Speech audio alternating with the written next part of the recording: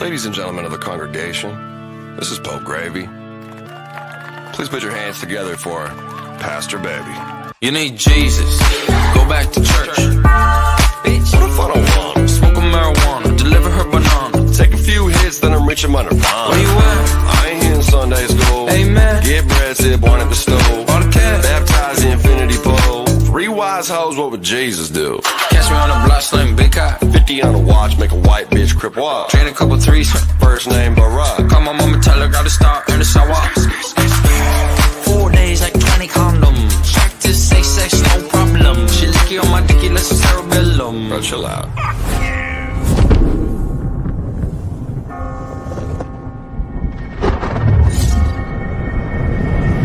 Honestly, you need Jesus. Fake news. Prance around the club on the Quaaludes. Oh my god, Gravy just came through. Like, what the heck did they pay you? Maybe I just wanna turn up with the homies and the honeys in Bahamas. I be in Hawaii just to pull up on Moana. Where how old is mom? Not a mil. Fuck that, I'll take her mama. You need Jesus, go back to church. Bitch, what if I don't want him? Smoking marijuana, deliver her banana. Take a few hits, then I'm reaching my nirvana. Where you at? I ain't hitting Sunday school. Amen. Get bread, sip one at the stove. All the cash. Baptize the infinity pole. 3 wise hoes, what would Jesus do? Yeah, first things first, I run an audible. Hair real nice, I saw my follicle. Break a sweat in her abdominal. Deep in the Mariana's Trench, nautical. Mother nature tryna fuck, I'm doing botany. Gravy by the pool, man, that shit is watery. Baby cash, got cash, won a lottery. I'm a G with a D again, P, that's economy. Como se llama? They call me Gravy, I'm hot like a sauna. Colita de rana, I'm in mi cama, just counting the commas. Say adios to your bitch till mañana. Y tu mama también. Hitting hot yoga off of Ambien. Wake up in the morning with a Tampa 10. Oh shit, and a friend. Wait, hold up. You need Jesus, go back to church. Bitch, what if I don't want him? Smoking marijuana, deliver her banana. Take a few hits, then I'm reaching my nirvana. Where you at? I ain't hitting Sunday school. Amen. Get bread, sip one at the stove. All the cash. Baptize the infinity pole. 3 wise hoes, what would Jesus do? If you can't walk straight, look him in the face, tell a motherfucker. If they hate your crew, cause y'all act like you're from a zoo. Word around town that we never turn down, hey, we don't follow rules. Yo, I just really can't seem to get enough. fuck with me.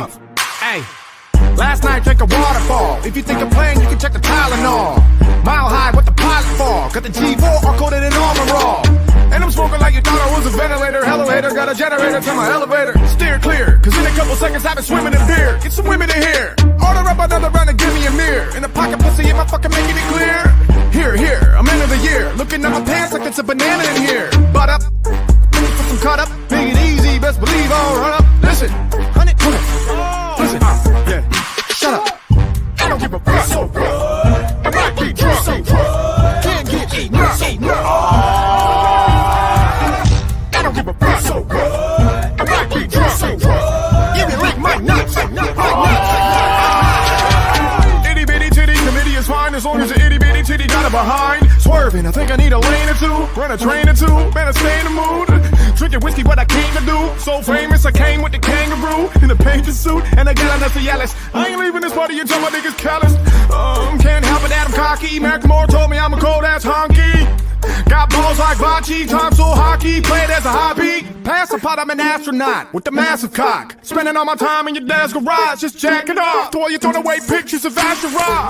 What? That's a boy with them pretty golden locks. Are you sure? I don't really care, man. I'll take about 4. Drop it to the ground, you can take it down, Lord. Pretty women that I can't ignore. I prefer 3 or 4. I just really can't seem to get enough. Enough. Yeah. So what? If you can't walk straight, look him in the face. Tell them motherfuckers. So what? If they hate your crew, cause y'all act like you're from a zoo. So what? Word around town that we never turn down. Hey, we don't follow rules. So what? I just really can't seem to get enough. So what? I don't give a fuck. So good. I might be drunk. So good. Can't get enough. So good.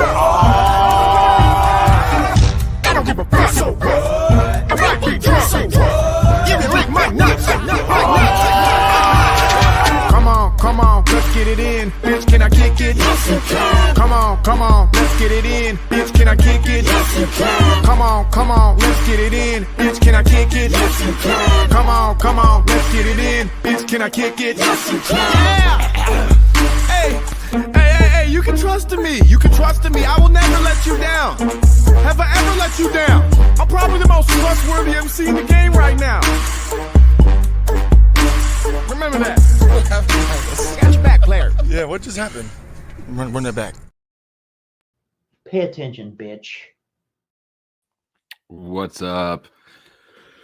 If you've never hosted a panel, just so that you know, in StreamYard, the host can see the people backstage, right? They've got little boxes here, and I can see someone's camera if they're on or off. Yeah, so Sasquatch has keys to my StreamYard. I don't have keys to his, but that's neither here nor there. But we were both back there just dancing like white boys. It was good shit. You guys missed it.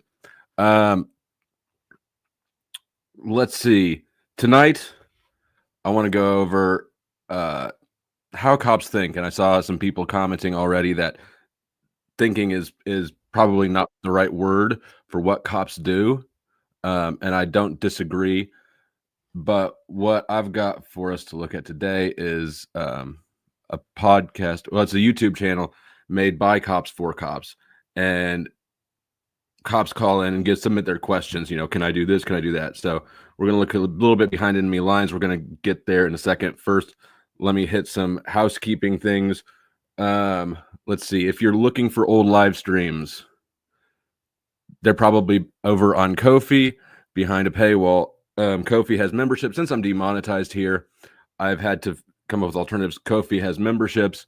And so the second tier, not the first tier, the lowest dollar tier doesn't include access to the old material, but the second tier and everything above it has access to all the old streams. I am in the process of migrating the old streams over there. So if there's something that you know that you want, you should download it now, if it hasn't already been moved over. Let's see. There's that. Little plug for myself. All donations are appreciated.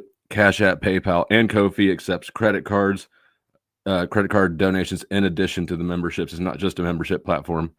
I had one come in already. Mr. Chuck in Tennessee dropped some bombs for the PayPal. Thank you, sir. When you hear the sirens or anti-aircraft guns, you must get under cover at once.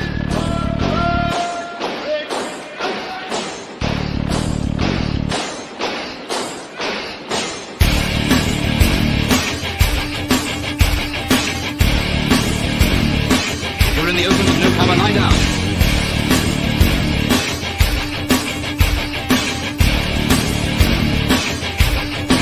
The most important rule of all is never to stand staring at the sky. If you don't take cover, you may get hurt. You may get hurt. And let's see. If you want to get immediate attention, if you want my immediate attention, the best way to do that is Cash App. If you have one, if you live in the U.S., because I know that they don't let them do it internationally, but Cash App is the one that gives me the most reliable notifications. Ko-fi also is good because it's integrated in the live stream chat. If you send a PayPal, I try to check it regularly, but the notifications are not they're not up to snuff with the other ones. So there may be a little bit of a time delay there. Let's see. This is what we're going to be looking at and going through some of the videos. But first of all, the top tier membership on Ko-fi called Club Owners get early access to the StreamYard link.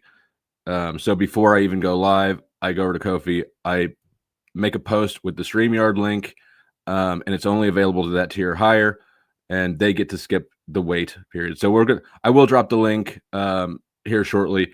We're going to watch a few videos first to get the ball rolling, but I'm going to bring up Sasquatch and Chuck. What up? What there up? You go. Early access, folks. Early access. I think it's $30 a month. So $1 a day and you don't have to wait. All right. Let me pull up this screen. I'm missing a Tyson fight right now to talk to you. Well, not really. It hasn't. I don't think it started yet. I expect actually this to be a little bit of a slow night because of that. Everybody's talking about it. Yeah. You know how I feel about events like this, right there. Yeah, where everybody's doing it. Yeah, but my point is I just walked away from somebody who paid to watch, who's going to be broadcasting it, so I can come over here and talk to you about how cops think. Isn't it free on Netflix? Probably. I don't know. I don't care about boxing. That's really why I'm here. Oh yeah, and Mrs. Flo loves it when Cash Apps come in. Greetings, El Perro. This topic should be up your alley as well. Big Jake's Ranch. Cops think we're gay, but it's because they actually are. I don't disagree. Hello, Izzy. It's been an eventful. Izzy is the last missing. Apparently, she's turned into a bit of a rock star. Izzy's a bit of a rock star, a bit of a controversial rock star. Izzy, I did post the, if you want to jump up, I did post the link to Ko-fi. So you have early access as well. Well, she showed up when the other channel and her boyfriend left. Her boyfriend? Who's that? I thought I was her boyfriend. She is. Oh, yeah.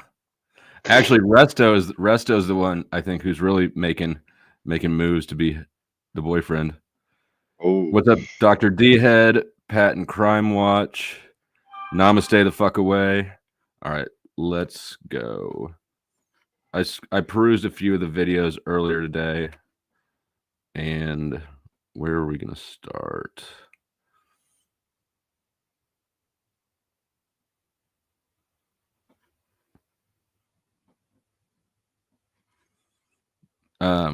Can you actually, let's start. Yeah, no, let's do this one. All right.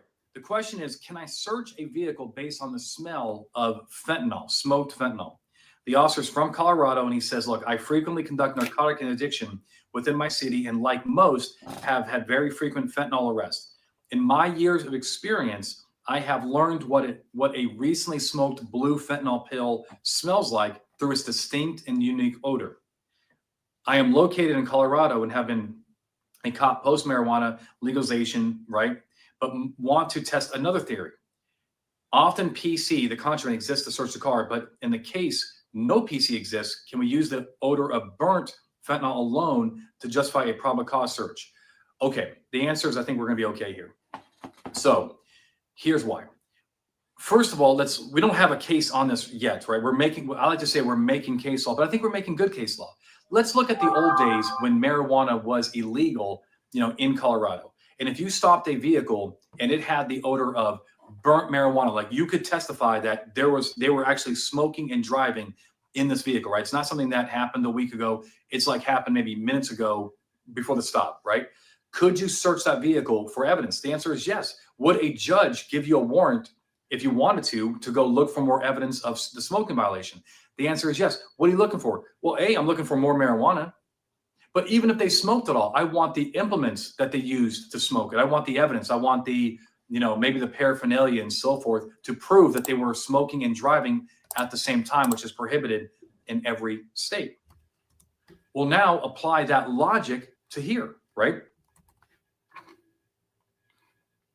So, marijuana laws. Obviously, everybody's familiar with the old "I smell marijuana" trick. Something I was super excited about is that because I don't smoke pot, so I don't care really about using it. But I was pleased to know that excuse for just unrestricted searches was going away. However, it looks like they've found another smell that they can drag out and claim, which isn't very surprising. But basically, we're back to square one. You can be searched at any time in a car for any reason. All a cop has to do is say, "Oh, I smelled something," whether or not it's true. Thoughts? I would think almost for to the day and age, there should be a portable device that's more accurate than a nose if they're going to go that far. That makes sense to me, actually. Although, you know what? That sort of creates new. Yeah, that would be preferable. But then if the Well, thing, I'd rather go to jail off of a tester than I would somebody's nose. right? You So know I what I guess mean? the other side of that, though, that I'm kind of stumbling over is if you have, let's say you've got like a drug test, right? And it gives you a false positive. Now, even though you're innocent, this is treated as additional evidence against you. Oh, gotcha. Yeah, so I mean that is a concern, but I still think it would be better. I would like, yeah, it would still restrict cops' ability to just make up a smell. Oh, dogs? No, absolutely not. Dogs are a nightmare. Dogs are okay. I think it's in Georgia. I'm not sure where the cases are, but there's over 600 cases of DUI being overturned because all of the results come up zero, and they arrested them anyway because they thought they were doing drugs. Right? Huh? Right. Well, the thing is that sobriety test that you do on the side of the road when you blow in the little machine, that is supposed to allay doubt, right? That's a voluntary thing that you do that is mandatory, or you lose your license and go to jail immediately. But it's Right. voluntary in the sense that it's forced through implied consent. So the implication is you have to be sober to drive, but they completely skipped the part of trust where, okay, well, if you can blow clean, we'll let you go, but that's not it. If you blow clean, they just send you downtown to do a blow. Send you downtown for what? Was Blood that work. you or me? I think that was you. I think that was him. I don't know. I don't have a weak signal thing going on, but Okay. Something cut. yeah. Tennessee had over 609 false cases from pigs for real. Yes, from pigs. Oh wait, no, yeah, no, they were doing. Is he talking about like actual pig animals smelling cars? Or are you talking about like cops? Probably cops. Drop the video link if you want, Firm. I'll see if I can find it. But I hate dogs. Like the dogs, when I got raided, the dogs were used to like how they justified cutting open my safes because when I got raided for drug warrants, I had all the drugs were in a safe, locked in a safe, and the cops came in and eventually I didn't give them the code. They couldn't get into it. They ended up getting people with cutting torches and they cut them open. And the reason that they did that is because they said the dogs hit on the safe, which of course dogs hit where they're instructed, where they're pointed at, right? The cops train them. But also I was told from neighbors who watched the whole thing go down that they never even got the dog out of the car. They just bring a dog along with them so that they can, have a record of having brought a dog, and then it's an excuse to do what they want. Now they had a search warrant for your house, but not for the safe, right? Correct. And I refused to give them the combination. The locksmith couldn't get it. They called a locksmith. He couldn't get in. They called the fire department and they couldn't get in. Why didn't they go for a warrant then? Because they got a warrant. The cops didn't know as much as they would purport to, right? They didn't know I had safes in my house. They had some flimsy evidence, and a lot of the evidence for the search warrant affidavit was just perjury, right? They made it up. They were just getting too gung ho. So, like the trash pulls, every one of my raids, all three of the search warrants affidavits said that they had found drug paraphernalia in the trash. Well, they hadn't. I knew that my dumpster was being pulled, right? There wasn't anything in there at all. And on the last one, they even referenced as a piece of evidence from the trash paraphernalia they had taken at the first raid, right? So, anyways, yeah, the reason they didn't put the safes on the search warrant is because they didn't know about them. But I'm saying, even after they got in the house, if they wanted in the safe, they should have went back to the judge and got a search warrant. Correct. What was my? I would think that would be the proper way to do things. So would I. But apparently, I don't think they would have had probable cause enough for it. Maybe they would have, but whatever. They decided to go this route. The dog did it. Let's see. Is this audio out? No. Oh, Sasquatch. No, I'm looking for Firm's video. He dropped it there. Let me. And then this is one that the whole supervisor thing, because there's a lot of Sov sits around, which I'm Lord. not right. Please. But what you always hear is, "Give me your supervisor." And so this, and again, this is a channel made by cops, and their audience is cops. This is inside of the industry. It's called Blue to Gold, Fair Use. Here, I'll drop the links to this. And so people call in with their questions. Cops call in with their cop questions. Can I search a car because I say I smell fent? Those sort of things. So this is a pretty good look into. It's a good predictor of how the cop that you interact with is going to respond.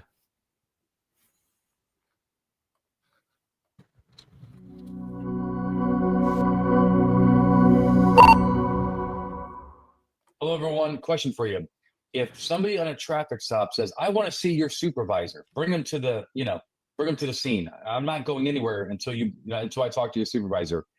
Do you have to call your supervisor, or can you take care of business and tell them to go down to the police station, for example, right? My name is Anthony Bandiero, bringing another Right Side Chat. I'm broadcasting from a nice little hotel in Mount Pleasant, Texas, where I've been teaching Texas DPS and surrounding agencies this week. And I really just, I love my Texas cops. And doesn't mean my Alaskans. This dude just rambles for way too long. Oh, Lord.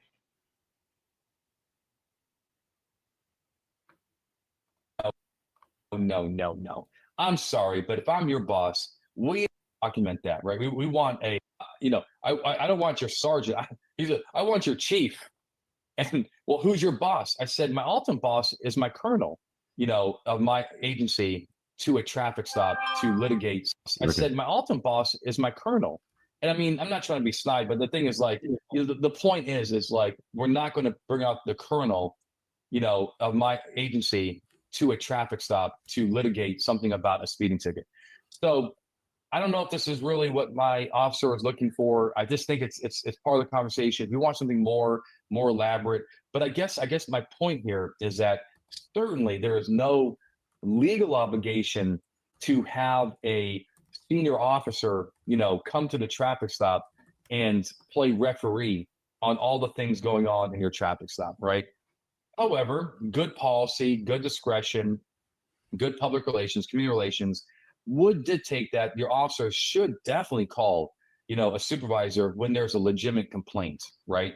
Something that is probably not going to be litigated, but it's something, external to the actual stop itself, right? The excessive force claim, some kind of sexual harassment, maybe racial profiling, those things we probably want to resolve as soon as possible, because if we don't do something about it, then we can be accused of, not being responsive to very serious complaints of misconduct, right? Those are the type of things that we want to kind of resolve, right here and right now. And if there's any truth to it, then we open up an IA.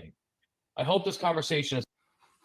All right. So what he took 6.5 minutes to say. Wow. There's a lot of nonsense story fillers.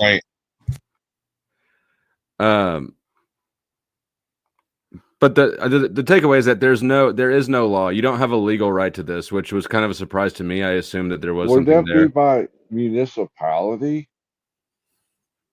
I wonder. No, I mean, this is not a municipal specific channel. There's no requirement that they bring a supervisor to anywhere. Some cities do it to try to mitigate whatever problems are happening with law enforcement, but it's not a requirement. That none of those people have to do that. And you see it happening a lot on the auditor videos, and that's probably why, right? Because since it is a public relations sort of measure.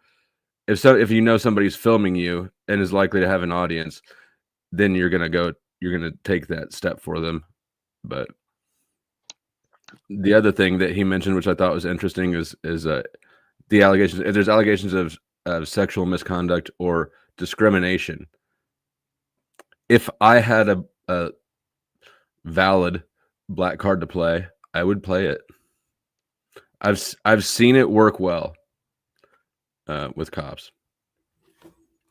And one thing I used to do is I'd tell, if we were going somewhere, some of you may have heard me say this before, if we were going somewhere, then this was back in the day.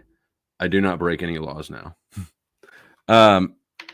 I would tell, and if somebody was riding with me, I would tell him, if we get pulled over, I'm grabbing your hand, we're holding hands, and you're playing along. And that was the thought process. I'm a white guy. I don't have any card I can play. But dude, I would creep you out so fucking hard because I would go so hard into that with just the very first statement. If you were riding shotgun with me, I wouldn't have even told you until we were getting pulled over. You would not have gotten a pre-warning. Don't need it. I used to do it improv, dude. I'd lay until you start whispering in your ear, blowing, and pretending I was drunk. They try to get us out of there real quick. I never did have to use that, but I was ready for it. Reach around. You gotta sell it, bro. You gotta sell it. Go hard or go home. I'm glad I never had to sell it, but I came up with that after I saw saw the black card work. So I saw a buddy use the black card amazingly, and I was like, "Holy shit! You just scared all those cops off." So I came up with sort of the best. Depends where you're at. Let's see. What's up, Naomi? Naomi's been eyeballing Mrs. Flo. In Illinois, it's a policy to get a supervisor. Did you hear her voice? You ever heard her talk? Policy. Yes, policy. No. That is not a law. And it right. How you going to make them? You're standing on the side of the road. What are you going to do? Call his supervisor and tell him to get his ass over here? I'd like to see that. And this channel actually has a segment they do regularly called the Search and Seizure Show. What? Yeah, right. Yeah, and the if you're looking at the screen, the frame in the bottom right corner, that's the Search and Seizure Show from October 15th. I think it's weekly. And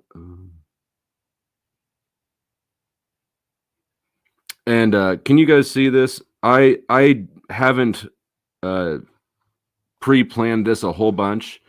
I did watch those two already, but I figured we're just gonna go from here. And I watched this one earlier, wherever it went. Can law enforcement no.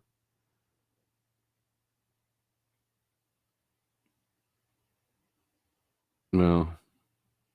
Anyways, I don't know. Oh yeah, this one. Can police demand ID during a consensual encounter? And the answer to that was basically no. You can't just like stop and ID somebody. Yeah, in my experience, asking an officer if this is a consensual encounter usually ends the encounter immediately. Does it? I've had it happen twice. At one point in time, I had this random dog catcher who's deputized. Right, she's not a cop. She's our fucking dog catcher, and we had some words one afternoon about somebody else's dog in my yard, and she came up being a bitch, and I told her to fuck off because it's not my goddamn dog and not my fucking problem. So get the fuck off my property because you're a bitch. And so, like, the very next time she seen me walking around during one of the parades here in public smoking a cigarette, she walked over, got in my face, told me I needed to put it out. And I looked at her and I said, "Is this a consensual encounter or are you detaining me?" And she turned bright fucking red and walked off. That's good to know. I don't think I've ever actually used it. It forces them to think about it for a second. Yeah. Well, and it also it doesn't let them play in the ambiguity, right? They're trying to play in the ambiguity of am I detained, am I not detained? Yes. And if you force them to answer that question out loud, once they say you're detained, you act like you're detained. Right. Which is what they don't want you to do. Right. Which means that you shut up. You stop talking. Yeah. Yeah. No, that makes a lot of sense. I've got a pretty good mouthpiece if I need to, and so I'm inclined to talk to them because I think I can sell it, which I know objectively is the stupid decision to make. That said, okay, let's back this up. 50% of the people on Earth are dumber than half of the people on Earth. Correct. So, statistically speaking, some of those cops have to be smarter than a ball-peen hammer. Not really, because they're cops, and I think that there's a demographic. I hear what you're saying, but there's got to be a genius in there somewhere, right? And it all depends on whether you land that genius or not. Now, a moron will run you through the system just as quick as a genius will, but the genius will know why he's doing it. The moron will just do it because that's how you do things. And that's what they want, is people to just do it because that's how you do things and not consider the legalities of it. But when you start asking them basic questions like, am I detained or is this a consensual encounter? It forces them to think in legalese and not policies. Right. They're not standard operating procedure. I'm definitely not standard operating procedure. Yeah. You cannot arrest me if you can't stand up from laughing. Yeah, because most of the time, what the cops want you to do is feel like you are restricted in being able to leave or end the conversation, but not shut down communication, which is what would happen if you're under arrest, right? So they want you to play in a little. They want to have one foot on each side. They want to straddle the line of that, but that question takes it straight away from them. Right. Or it gives you the freedom to do whatever you want with it. Because if they say it's consensual, you can just wander off. You start talking about the birds, tell them a story about a goat, whatever. Can police enforce out-of-state protective order? Let's watch this one, just only in honor of the Thorpes.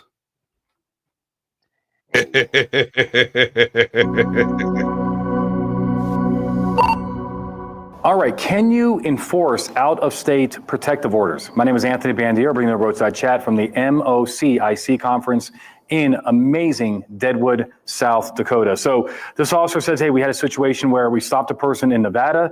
They had a protective order issued to them and served on this person who was hanging out with the protected party.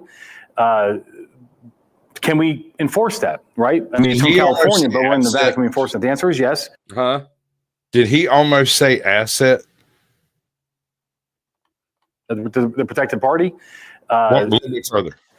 Served on this and served on this person who was hanging out with So this officer says, hey, we had a situation where we stopped a person in Nevada. They had a protective order issued to them and served on this person who was hanging out with the protected party. Can we enforce that, right? I mean, it's from California, but we're in Nevada. Can we enforce it? The answer is yes. There is actually a federal law on enforcing out-of-state protective orders, and they're given good full faith and credit under the Violence Against Women Act. And this means that you can enforce all, state protective orders. There you go. There you have it. Sorry, Ben. Stuttered a lot. Yeah, he tripped right over the. I think that he tripped over reading the email or whatever. An asset, and people who have our darling Chuck here, and probably a lot of people in the chat don't realize how many. If you're doing drug stuff, how many assets there are on the police force or working for them. I've known a few. Have you ever all right, and this was something we stumbled across the other day. I don't even remember who it was that was talking about. Oh, it was Cynthia. What's up, Cynthia? Talking about the homeless guy with nice shoes who sits under the overpass every day. And I was like, that dude's a watcher. She's like, what are you talking about? I mean, he's there to call them in the event that the cops roll through that particular street because it goes to 6 trap houses or whatever, and they got other people in other places watching other intersections, and they know the cops are coming before it becomes an issue typically. Right. Yep. Well, I mean, here, but yeah, that would be not an asset in the same sense that I'm talking about. Yeah, it'd be an asset for the other side. Counter assets. Yeah. the cops do the same thing. That same dude probably gets a kickback from the cops. He's been shook down 24 times, always has a little bit on him. And he's like, nah, man, like I just sit here and talk and tell them shit, you know, and then he gets his little rock back and gets to sit back under the fucking overpass every night. Yeah. And just watch inmate rosters if you're doing that stuff. If anybody who gets out of jail for no reason when they certainly shouldn't, right? If you get hemmed up on 3 drug charges with and you're already on probation and then you're out the next day. Yeah, bro. They better have a good story for that. They better have a rich parent or something, you know? We used to have, back in the day, I don't know if they still do this anymore, but you used to be able to get a daily email with all of the overnight arrests that came in. No way. It was fucking cool as hell, dude. Like, I got my little update every morning, went and checked it out. If I had to go to my damn library, I'd go and check that freaking email if nothing else. The county where I got in my shit, and they discontinued their inmate roster portion of their website, which is, it's a bummer for the people who are still out there doing that stuff, you know, which is probably why they did it, of course. But yeah, but I always thought that I don't know, man. I'm not a huge fan of the controlling aspects of government. The beneficial aspects I don't have an issue with, which I think everybody can agree there are certain things that government just does better protecting theoretically. Yeah, I'll agree to it theoretically. Things like protecting borders, building interstate highways, international trade. In a way, couldn't those things all just be a function of the fact that the state exists, right? I don't know. Anyways, that's a different discussion. Go ahead. I'm sorry. But you were saying something? Yeah, no, I'm just not a big fan of the controlling aspect. It's all stood up by force. The cops are going to show up and beat you down if you don't do whatever it is that the laws say to do. And that, I don't think that's the punitive, nothing but punitive measures makes the society we see today. Right? Carrot and stick. And also what crimes they're prioritizing, right? Cops love crimes like drugs, where you just get caught with a thing, right? You don't have to investigate a crime with a victim. Just did you have this thing? That's why they like going after illegal guns, and they like going after illegal drugs. But possession of anything it's not properly and morally, at least what I believe, it's not a crime. It is legally, but there's no victims of you having something unless you stole it. These are all derivative. These crimes are all derivative of a victim. You know, the justification, well, drugs cause X, Y, and Z. Well, the drugs, the concept there is that the state is the victim because you didn't pay taxes on your drugs. It literally said on one of my some of my paperwork that society, where there's the who's the victim box, it said society. Yeah, that makes sense. How? No, it doesn't. And in America, our legal system was initially set up with victims in mind specifically. They didn't want to put a single innocent person in jail. Better that 10 guilty men walk free than a single innocent person spend a single night in jail, right? And it's been turned on its head. At this point in time, you're guilty of something when you walk in that courtroom. If you don't plea it down or correctly, your ass is going to the big house, buddy. I think we need another tier of justice to deal with this. I kind of like the idea of stockades and public shaming. You know, people who stand that. Well, people misdemeanor type crimes where there's necessarily no direct victim and there's no major monetary loss. You don't do restitution or whatever, where it's not a monetary figure, but you did some naughty shit. We'll put you in a fucking stockade out in front of the damn courthouse, give it and let the vendors in the square freaking sell rotten fruit to throw at you. You're still, I mean, didn't they rule that was cruel and unusual punishment? I think they were wrong. Just flat out. Shaming is something that has been completely. So what crimes would you do that for, though? Because I feel like the crimes that would be appropriate for shouldn't be crimes. Well, no, I'm speaking specifically like misdemeanor type crimes where you raided a store and stole some stuff, right? But it's less than a felony, so you're not going to the big house, but you might have to spend a few hours out here in the stockade every weekend. And if you don't show up, you get charged with the felony version of that crime and you go do it. That's your freaking choice, bud. You can either be charged with a crime and go to jail, or you can be charged with a crime and stand outside the front courthouse saying that I'm guilty, man. Have all your charges listed right there, the whole nine. Stockades, bro. I'm sort of okay with that. I'd have to think about it more. But see, most of the crimes that would qualify for that sort of thing, like you gave a nice example, but most, I would legalize everything that doesn't have a direct victim. Well, I'll admit the case that I'm talking about has a direct victim, but that's a corporate entity, and it theoretically would be international and somewhat. Right. No. A victim is a victim. I'm not really making that distinction. Like, well, it was Walmart, so it's not really stealing, right? I get that, and it was a bad example for that. No, it was a good example because it is a crime with a victim that does not warrant jail, but should be illegal. The victim is us. Us regular folk have to pay for it. You just said society, and I'm not going to go with that, Chuck. Yeah, I don't think society is ever a victim. I think Walmart is the victim, and Walmart has a right to be. I think that business entities are owned by the shareholders, right? So that is somebody's asset. Walmart is just spread more evenly, but there is direct ownership there. Somebody got stolen from. So also underage offenders. And I'm willing to go a little bit into felonies on that, assuming that the circumstances of the public shaming are mitigated to alleviate the issue of like adult and children contact type problems. We can't have people out there throwing rocks at a kid. That's not going to fly. But the same concept of shaming, but implemented some way different. I'm not sure. Largely to protect the child in this case, which is an oddity considering that I'm willing, like I said, to go a little bit into felonies when it comes to kids to keep them out of prison. Because when you go to prison, you just learn to be a good criminal. It's criminal college.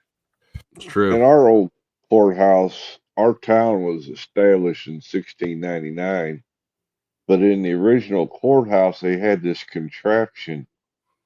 They would hang them by their thumbs.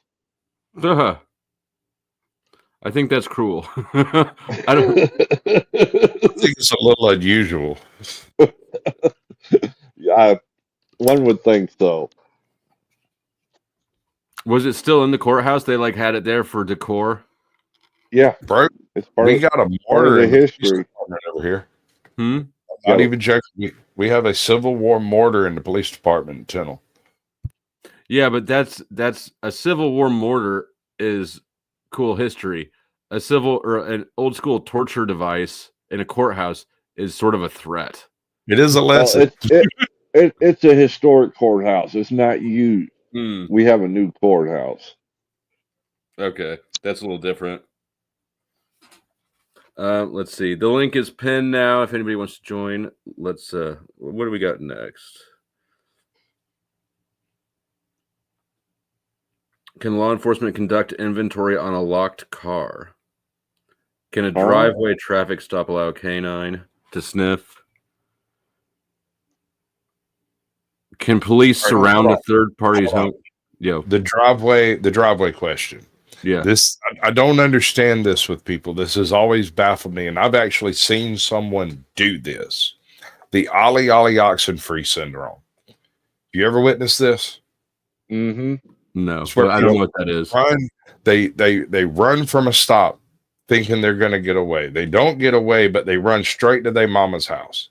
Pull it in the driveway and think jump out of the car and say, "You didn't pull me over. I'm on private property." And this is not hide and seek. That is not base. We are not playing freeze tag. Your ass is going to get shot. What is wrong with you? And your mom's going to watch it. Right? You just brought your murder straight to your mom's feet. Shame on you, sir.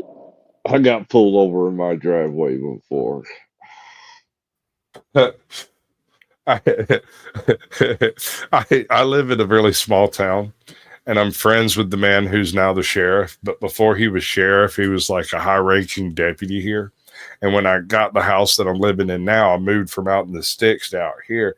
No one had been caring for the yard for years. And so I came in and had to remediate the yard. So when I first moved in, I was out there like every 2 or 3 hours doing something, like round the clock, bro. Like just trying to get the grass to grow and everything to be like a normal lawn and the rest of the place. And I had this cop walk up on me at 2:00 in the morning while I was watering my lilies and asked me what I was doing there. And he scared the shit out of me. And my response was to, "The hell are you doing on my property? Get the fuck off before I turn the hose on you." And he was like, "No, calm down, sir." I said, "Calm down. Shit, I live here. What the fuck are you doing here? Go back to the sidewalk, the public, and I'll come talk to you." And when he went to the sidewalk, I turned off the water and went inside. But I found out later that the guy who's now sheriff actually sent that rookie over to come talk to me because he thought it would be funny. And I was like, that's not funny. Let's do this one. Can a driver lock their door if told to get out of the car? I think we've all seen this played out on enough soft set videos, but we'll see what they say. Can you lock your doors during a traffic stop? Hey guys, my name is Anthony Bandiero, attorney and senior legal instructor for Blue to Gold Law Enforcement Training, bringing the roadside chat. So this question came in on our chat on our website, and the person was asking, "Hey, all right, let's say that we get pulled over. The car does not have a legal tint or anything like that, so you can kind of like see in the vehicle, and the driver rolls down his window ever so slightly. Some drivers will play that game. This guy is not And succinct. The officer gets a little perturbed and says, "You know what? Since you're going to act like that, get out of the car." Well, we know that cops can get you out of the car as a matter of routine in most states, right? Why? Because the Supreme Court has said that it's really de minimis. It's so minimal upon your intrusion that you've already been seized. So really, is it that much more intrusive just to tell you to get out of the car? That's their viewpoint on it. So they get you out of the car. But here's the question. Okay, fine. You have to get out of the car. But can you lock your car behind you, right? Absolutely. The answer is absolutely. The officer can't do anything about that. They cannot prevent you from locking your door. And if the officer is going to get into that car, they would have to have either your consent. They would have to have a recognized exception, like there's you're armed and dangerous and there could be a weapon in that vehicle. They could then open up your car and search those areas where you have access, where you can access a weapon, or they would need probable cause, right? Generally speaking, there may be some other ways into the car, but that's the three main ways. And if they don't have that, then you can lock your car. Is it a factor that the courts might consider as part of reasonable suspicion? Maybe. It is kind of odd to do all this, to act like this. It's not typical. It's not illegal. But it's something that the cop could consider in the totality of circumstances about whether or not the person is armed and dangerous. Certainly, these facts alone would not dictate a pat down or a vehicle search for weapons, but there are factors. So keep that in mind. But that answers the question. There's certainly no prohibition on it. I hope this has helped you get. All right. Well, that was a little bit different scenario than I thought it was going to be originally. And I don't even. If you're outside the car and you lock a weapon inside the car, you're not armed and dangerous. That is true. And you're not in possession, as a matter of fact. Yeah. If it's in your car, you're in possession. Right. Yes, but they have to get into the car to find out about it, which they're either going to have to get a warrant or consent. But if they just arrest your ass, they're going to tow it, and God knows what happens after that, really. And they have to, if they tow it, they got to inventory it, right? I'm not sure. That depends on like the municipality you're in and the types of tow services available. Some cities operate tow services or have contracted tow services that tow to a particular location. But like here, our tow services tow to their own yard. So gotcha. until it's brought in to be inventoried, usually the next morning or sometime the next day. But If you can get out and get your car that night, you can just go up there and like put your key in it and drive away. They don't lock them up or nothing. And so a lot of these are like this one, enhanced search and seizure at the police officers conference, right? This is over a 3-hour long webinar. Obviously, I'm just trying to stick to more concise clips on this stream, but some of these might be worth looking at and seeing if there's something there for. There's a shorts list that might have it already picked out for you, and short little clips that are useful. Well, the shorts are just under a minute, right? I want to have enough to answer the question fully, right? Is there anything in there about a breathalyzer or blood test? Yeah, I can tell you Georgia has implied consent. If you don't do the breathalyzer, they will get that blood. I got stabbed by a cop in the fucking middle of the road. Can a suspect revoke consent for blood test analysis after collection?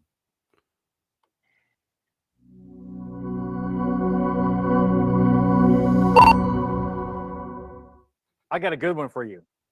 If a driver consents to a blood draw for a DUI, can they later tell you that they don't consent anymore and you cannot do the blood analysis, the forensic analysis of the blood?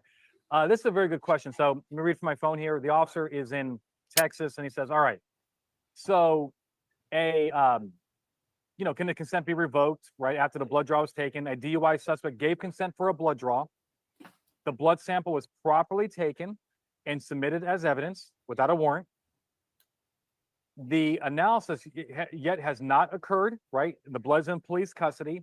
The suspect's attorney calls up and says, hey, you're not getting my client has revoked consent. Do not test that blood.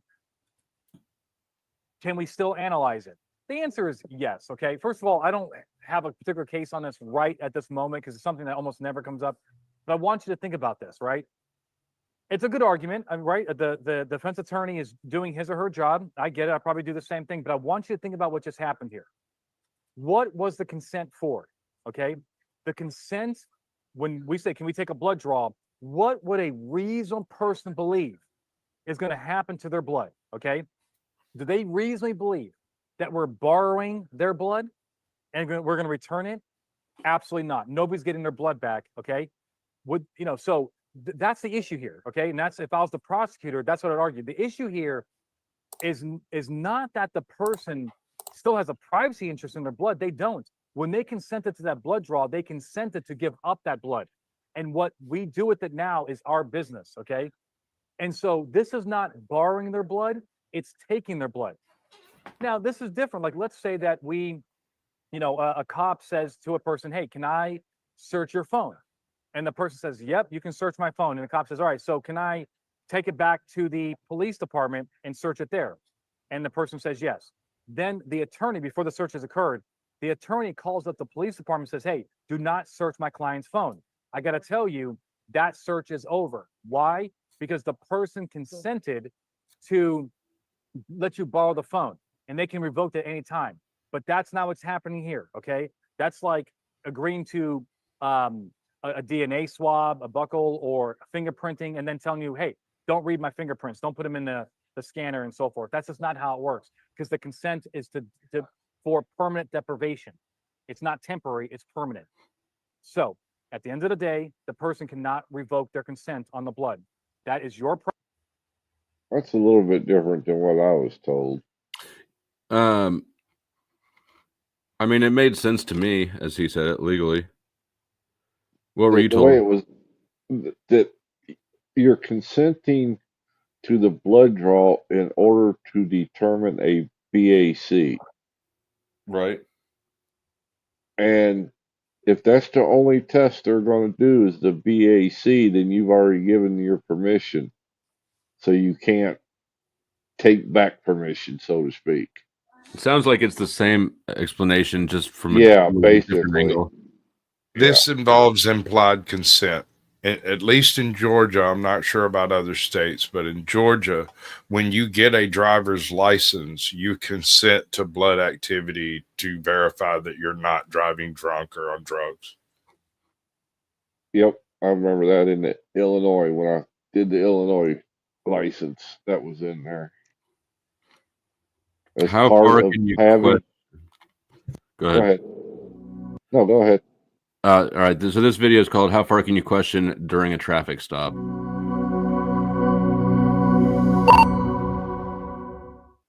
you hear me? All right, you there, David? Yeah, can you hear me? Hey, loud and clear. All right.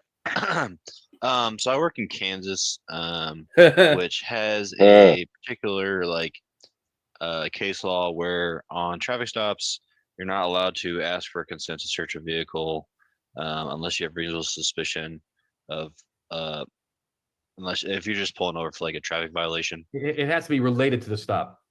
Yeah. So Correct. my Did not know question, I that. guess, is how far are you allowed to go with asking questions, like while they're like grabbing their insurance or while they're getting their registration, stuff like that during normal course of a traffic stop? How far are you allowed to go into unrelated things with so you pull more for equipment violation, and how far are you allowed to go into like, hey, where are you coming from? Where are you going? Have you had any criminal history? Like, are you on probation, parole? Do you have anything illegal in the vehicle? Any weapons, drugs, stuff like that? How far would be reasonable or constitutional to go into that based on a Kansas case law? Yep. You're with KHP too, aren't you? No, I'm with Olathe. Okay, you know the KHP got all smacked around on That's right. This dude's in my fucking city. that. Yeah, but that was The Trooper two-step. yeah, but from my understanding, wasn't that they would do their traffic stop, and then basically redo their whole stop from there. Kind of. Let me explain. Yes and no. But let me explain the 4 ways to. I like to say the 4 ways to pursue your hunches in Kansas. Right. That's what we're doing here. Right. I mean, you can't call it reasonable suspicion, because if you have reasonable suspicion, just extend the traffic stop and just take care of business. Right. Yeah. So it's the 4 ways to try to be like, how am I gonna like quench my thirst over here? You know, I know there's something going on. I just can't put my finger on it. And here it is. Number 1 is multitasking, right? Multitasking is kind of what you were inferring to about, hey, can you come back to my car? Can I talk? Can I do this warning in my car or whatever? And this is pretty much what the interdiction guys do. This is like their main, method of pursuing their hunches or trying to build up reasonable suspicion, is they will write the ticket and talk at the same time. Okay, that's number 1. So far, so good, right? Yeah. Number 2, downtime. This is where you are, and there's cases on all this, of course, right? But this is where you are waiting for something to happen, right? So probably a classic example is dispatch, right? You want to wait for the guy's return to come back before you start scratching a ticket. I mean, hell, if he has a warrant, you can scratch a ticket, maybe, I don't know. Yeah. And if he has if he has no criminal history, maybe you feel good that day, and give him a warning. So, as long as you have a reason for waiting, courts may ask you, hey, officer, I know you're waiting for dispatch, but why aren't you starting to write that ticket? Were you going to give him a ticket regardless? And if you're like, yeah, regardless, I was going to get a ticket, you got a problem on your hands, right? Because why aren't you starting to write? But if the officer's like, look, I got discretion, I want to hear what the dispatch has to say. If he's going to jail, then I'm not, then we don't write. I'm not going to write my ticket, whatever it is, right? So, right, and then so that's downtime. Downtime can also occur when they are looking for their paperwork, right? So you pull over, the person who has a very untidy car, and they're looking for their paperwork, their license, registration, insurance, and they're just taking a while they're looking for that paperwork and going through all the little, pieces of paper in their mail and stuff like that. You can say, hey, just clarify. You said you're coming from, Kansas City. Like, what were you doing in Kansas City? Oh, you're visiting your uncle? Why did you visit your uncle? Right? And then you can start getting that. So that makes sense. So that's number 2. Number 3 is hold on. Oh, backup officer. So this is my favorite. The backup officer is where, and by the way, the reason we're talking about all this is because U.S. versus Rodriguez, or Rodriguez versus U.S., where the Supreme Court said that you can ask unrelated questions as long as it does not add time to the stop, right? If all these questions are unrelated to the reason for the stop, you got to be very careful. In Kansas as well, it's all about time, not topic, right? Except that's consent to search issue. So the backup officer is my favorite, right? So David, I'm working the stop, I'm writing the ticket, I'm running dispatch, I'm doing my thing. You are at that car talking about whatever you want to talk about. Why would they be driving instead of flying? All this other stuff, right? Mm-hmm. And the last one is the Kansas two-step, right? The way that the judge thought, the way that the judge articulated that, KHP was not doing those transitions correctly was essentially, she believed that Kansas was making them feel like they were not free to leave, like the stop wasn't over, like they were just essentially continuing to detain them while seeking this stop. And that's something worth mentioning about Kansas is that if you consider the state, it's the I-70 runs east to west right through the middle of it, and on either side. In Missouri, you've got legalized marijuana. In Colorado, you've got legalized marijuana. Colorado was one of the first states to legalize it.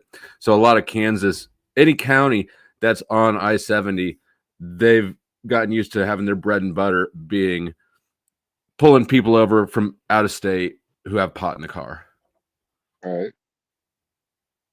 That's one of the reasons why she now requires KHP to tell people in no uncertain terms that they are free to leave, and then they can seek additional consent and so forth, right?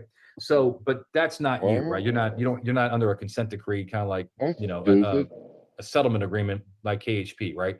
So they have different rules because they were found to be, according to the court, abusing the system. So, but that is still a viable technique in Kansas. As long as the stop is over, you return all their stuff, they feel free to leave. Like, I'm very clear about it. I call it the clean break rule. It's, hey, I appreciate your cooperation. Here's your warning. Do you have any questions, comments, or concerns? No, you have a good day. And I turn around and I'm like, hey, can I ask you a question before you leave? And then that's called the two-step. No different between me going up to them at a parking lot saying, hey, can I ask you a question before you leave? The Kansas two-step. Yep. And what that is like you just explained, if you weren't paying attention, is where a cop does the traffic stop right, and then they're done, and they turn to walk away, and then go, oh, wait, hold on. Can I ask you a question? Right. And so what they think that they've done is they've technically ended the traffic stop and then started a voluntary interaction, but they do it in a way that would make the driver think that they're still stopped for.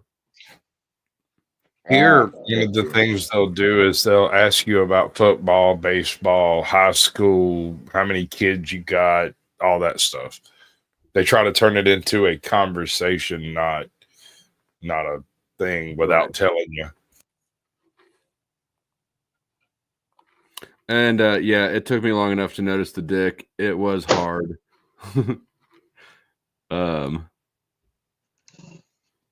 Might have a screenshot. I actually, just before we started, I that video's processing. I trimmed out that portion. So I was just recently looking at it. Lucky you, right? And then I starred this really quick. Missouri's government-elect Mike Kino is considering pardoning former Kansas City police detective Eric J. whatever the fuck that is, who planted a gun on his black victim. Fuck the police. Hadn't heard about it. Can't say I'm surprised about it. It is outraging. So, yeah, I don't know nothing about that one. But I'm glad that somebody's out there spreading that around, because that would be absolute bullshit. And if you have that, then you have a consensual encounter. Those are your 4 ways in Kansas: multitasking, downtime, backup officer, the Kansas two-step. Cool. Yeah, that works for me. I appreciate it. Well, what's the purpose of going back there? All right. Question? The purpose is that legally the cop can say they ended the traffic stop and initiated a voluntary interaction. For what purpose? Because when somebody's detained, if you get pulled over for having a taillight out, the cop is not allowed to just hold you forever and rummage around.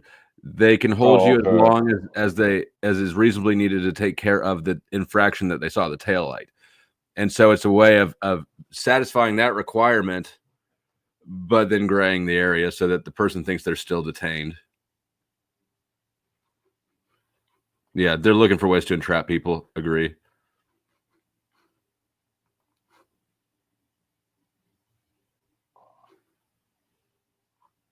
Maybe watch one or two more.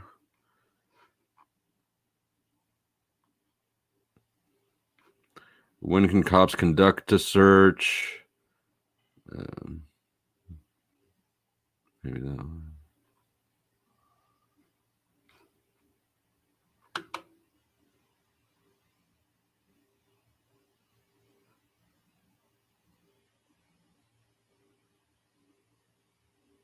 That good faith in the Fourth Amendment. What was that? This is one of the longer things. Is Never mind. Never mind. It caught my eye too. Good faith in the Fourth Amendment webinar.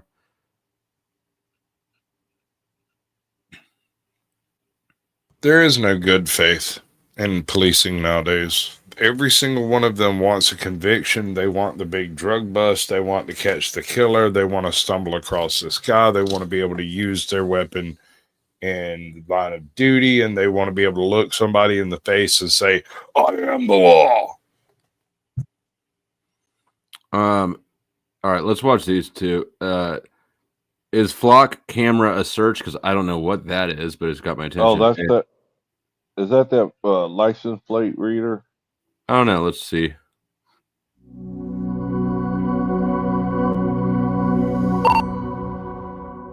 Hello, everyone. It's Anthony Bandiero here, bringing the roadside chat from beautiful Anaheim, California, where I'm at the National Interdiction Conference.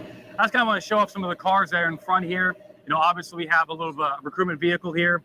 And as I show you a couple other cars, I want to tell you about our question of the day. So this question comes from an officer in Colorado, and he says, hey, I'm hearing that flock cameras could be potentially a search under the Fourth Amendment, especially if those cameras can search or track people around the city. All right, so the answer is that our main case here is going to be Commonwealth versus McCarthy, a case that originated out of Massachusetts a couple years ago. And they really went into LPRs, license plate readers, and so forth. And here's kind of the idea. Generally speaking, information exposed to the public is not a search, right? So that license plate is obviously exposed, it's visible, and running that license plate is not going to be a search on the Fourth Amendment because a person does not have a privacy interest in DMV records, criminal records, NCIC, and so forth. That's not their data. Also, the way that these LPRs are deployed, flock and so forth around cities, there's just no way right now that I'm aware of to really track a person like a GPS tracker. However, will that day come? Absolutely. There will be a day when flock and private cameras and security cameras are feeding, maybe consensually into a central database at the local police station. The cop can put in ABC 123 license plate, boom, it pops up, and then this aggregate of cameras is able to show people's paths and where they go and so forth. When that day comes, I think that we have a very good argument that a search occurred on the Fourth Amendment. And I know that technology exists. I've not heard it being deployed around at a city yet. But when that happens, that's when we have a problem. But right now, also where this officer works in Colorado, they don't have that capability. They have a lot of flock cameras, but they don't have nearly enough cameras to replicate a GPS style, response from the system. So we shouldn't worry about it. But that day will come eventually. It's just not going to be today. I hope this question has helped you get it right every single time. If you have anything else for me, something you mentioned on there was private cams voluntarily fed in or voluntarily handed over. Ring cameras, the doorbell cams. They have an option. Agreement. Yeah. Well, no, what they have is they have an option where you can, because I don't have a doorbell cam, but I have Ring brand security cameras that are not pointed at my neighbor's house because I'm not a douchebag. I swear to God, I hate Ring cameras. I hate them.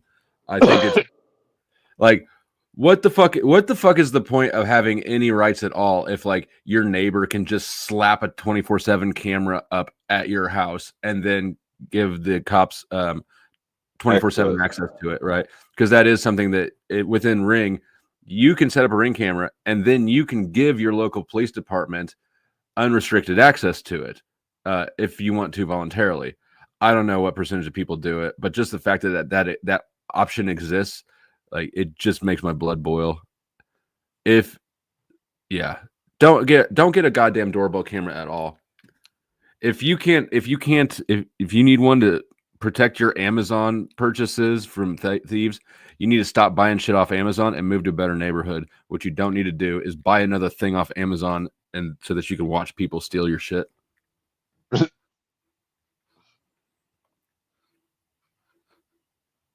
Or maybe a little.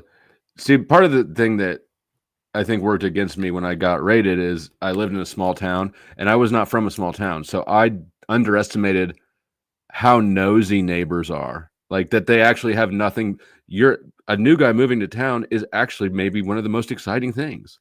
Yes, sir.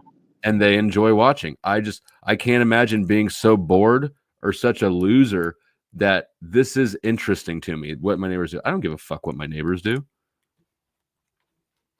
They do about you. They grew up there. I know they do. It's get a life. K9 units. When can they hand over a stop? This seems. I think it's basically anytime they have even the slightest excuse, right? Well, if they can say they smell fent, like we saw earlier in the video, then any time I would think. It's a short video, so he's probably going to say that. Hey, buddy. Hey, this is Jordan. Hey, buddy. Hey, buddy. My question was, I kind of missed out on a slide. I think the Cornejo. Yeah. Yeah, that one I kind of got confused because a few slots down, it talked about allowing a canine officer to let another officer take over his stop as long as there was no chit chat or unnecessary delay. And then, but I thought the Cornejo one said that you couldn't do that. So I was just going to try to get that cleared up. If I'm not mistaken, that's the case where the officer took over the stop, and then the one that took it over held onto the citation after it was all done for 2 minutes. Okay. Yeah, obviously that's prohibited, right? I mean, now we're adding time, Right. Okay. Yeah, I stepped out of the room to get my DoorDash, so I missed out on that.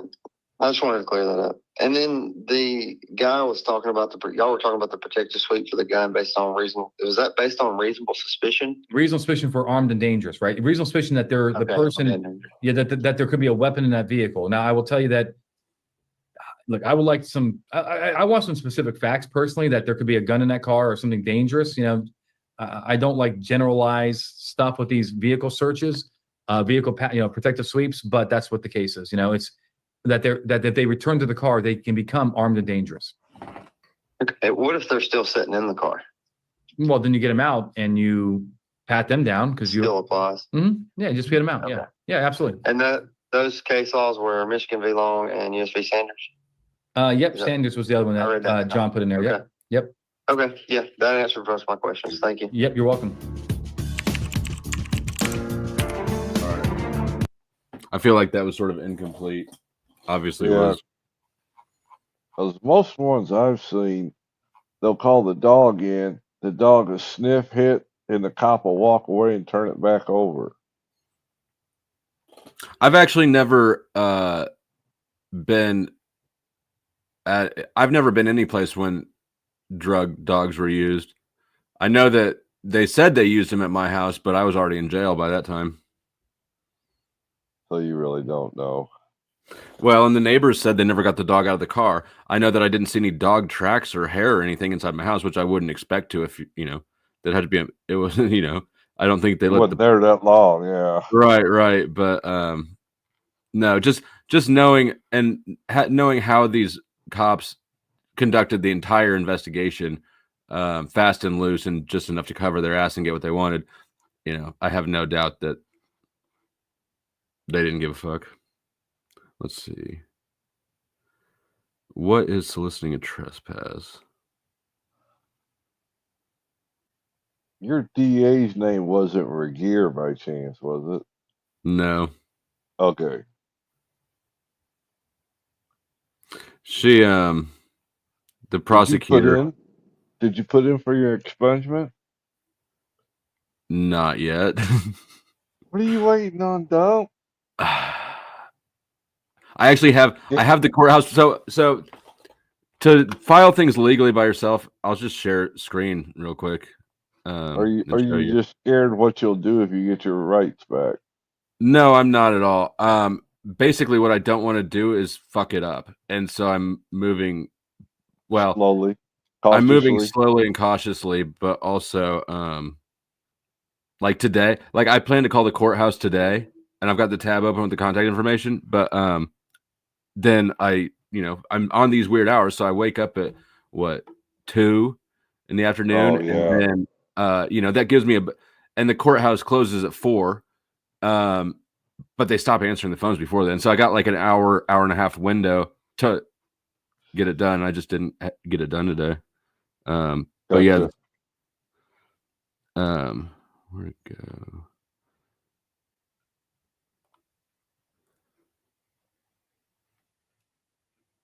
Well, I don't want you flashing none of your personal shit.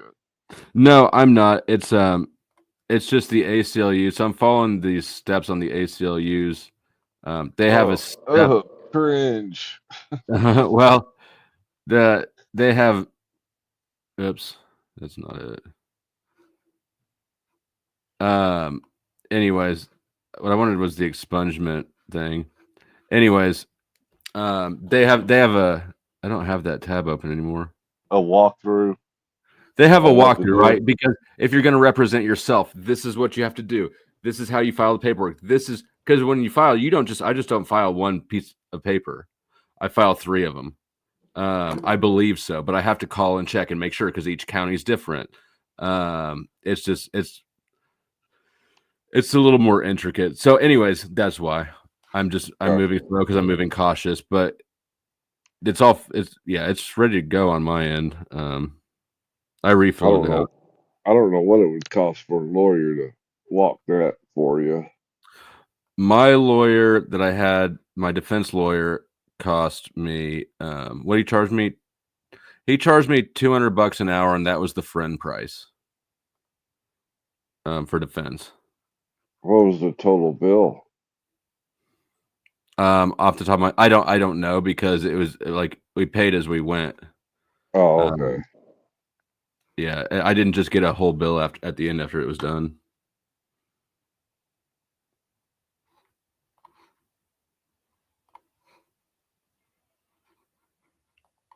The Bible says, "Woe unto you lawyers that place heavy burdens upon people and refuse to lift a finger." I don't think the Bible says anything like that. Yeah, I don't remember reading that part. It must be the New Age version. Can cops search your bag for shoplifting evidence? Yeah. Handling obstructions in public recording. Protective sweeps. Police authority during neighboring house fires. The fight is just now starting. Okay. 3 hours or 4 hours of pre-show before the fight. Jesus Christ. Guess I gotta milk it for all it is. Oh, for sure. Beyond narcotics, are gun detecting dogs the next big thing? I don't see how. Organized retail crime. This is only 30 seconds. You know that I'm banned for life from eBay. Yeah, because you trying to sell people. Right. So when they banned me, they also put me on the list of suspected organized retail criminals, and I had never heard of this thing before. Hey, what's up, guys? It's Kurt with Political Law Enforcement Training. I am the instructor for Retail Recon, Mastering Organized Retail Crime Investigations. I've been a law enforcement officer for 10 years, and a wide portion of that has been spent investigating organized retail crime. If this is something that you investigate or you wish to investigate further, my class is for you. That is the gayest promo piece. Yes, that music. Oh my God. That was wild. Organized retail crime. Yeah. We used to have a lot of that. And I suspect that was more tied to the fact that I had sold a lot of I'd gotten a lot of hits on eBay already for selling gun parts. I didn't think you. I didn't think you could sell gun parts on eBay. You can't, but but you can you can sell them under disguise, right? Like, Gotcha. Say no more. I don't want you to get in trouble. no, it's fine. This was back when I could. This was before I was a felon, and everything was. I'm still allowed to own gun parts. All the stuff I was selling on eBay, I would still be allowed to own now. It was like muzzle devices and quad rails, things like that. But you'd have to list it in sort of a cautious way, right? You couldn't put like AR forearm. Yeah. Automatic ban. Mm-hmm. I used to have to when I had my vape business going. Your vape business? Yeah, VAPE vape. Yeah, when Yeah, vapes I didn't first know you came had a out. vape. Yeah. Okay. Go on. Yeah, I had an online store. No shit. Did a Why lot. haven't you told me this shit? You never asked. Well, fuck. I don't know what I don't know. There you go. You just think y'all think I'm just a dumb hillbilly. We know you're just a dumb hillbilly. Tell me about the vape store or the vape business. But trying to sell through eBay, at first it was a walk in the park. And then when it hit the main spotlight and the big push about the anti-smoking thing hit, well then it was the same way there. We had to get a little creative in order to sell we were limited on what we could sell. We couldn't sell you the whole apparatus. We could sell you the battery or the battery pack, but we couldn't sell you the cartridge, the container that held the liquid. Right. So how did you get into that? When I went to the doctor and they wanted me to quit smoking, and my doctor gave me a vape device, and that was early on when they were really crappy. And I knew there had to be something better, and that's about the time when everything first started taking off, and got interested and started researching, and then got involved with a couple other guys across the country through a television program that was on internet TV. Ended up doing a TV show twice a week. Yeah, it was. But you didn't say the show that you guys did, was it on it was on YouTube, or it was? This was pre-YouTube. Really? Yeah, we had to use Google Hangouts from a television website. And what was the show about vapes? Was it like infomercials? Yep. Or it wasn't infomercials. It was information to help people. Like if they had questions, how to use it, what did it do, what device goes with what device, what kind of battery do you recommend? List goes on because it was brand new. Right. I mean, I had direct contacts over to Chinese factories. That was going to be my next question. Was how did you figure out your supplier side things? They actually started getting a hold of us when I guess they seen the television show, and the representatives from these vape companies or these vape factories in China started getting a hold of us. So let me back to. So you were given a vape by your doctor, and then you started making the show just as a hobby. Well, first I got into trying to find a better product, which led to me meeting a couple other guys and researching and trying to figure out a better device to use than the cheap shit that was out there. And then one of them was at this startup of the program at this internet television show, internet television site, whatever you want to call it, and pitched the idea.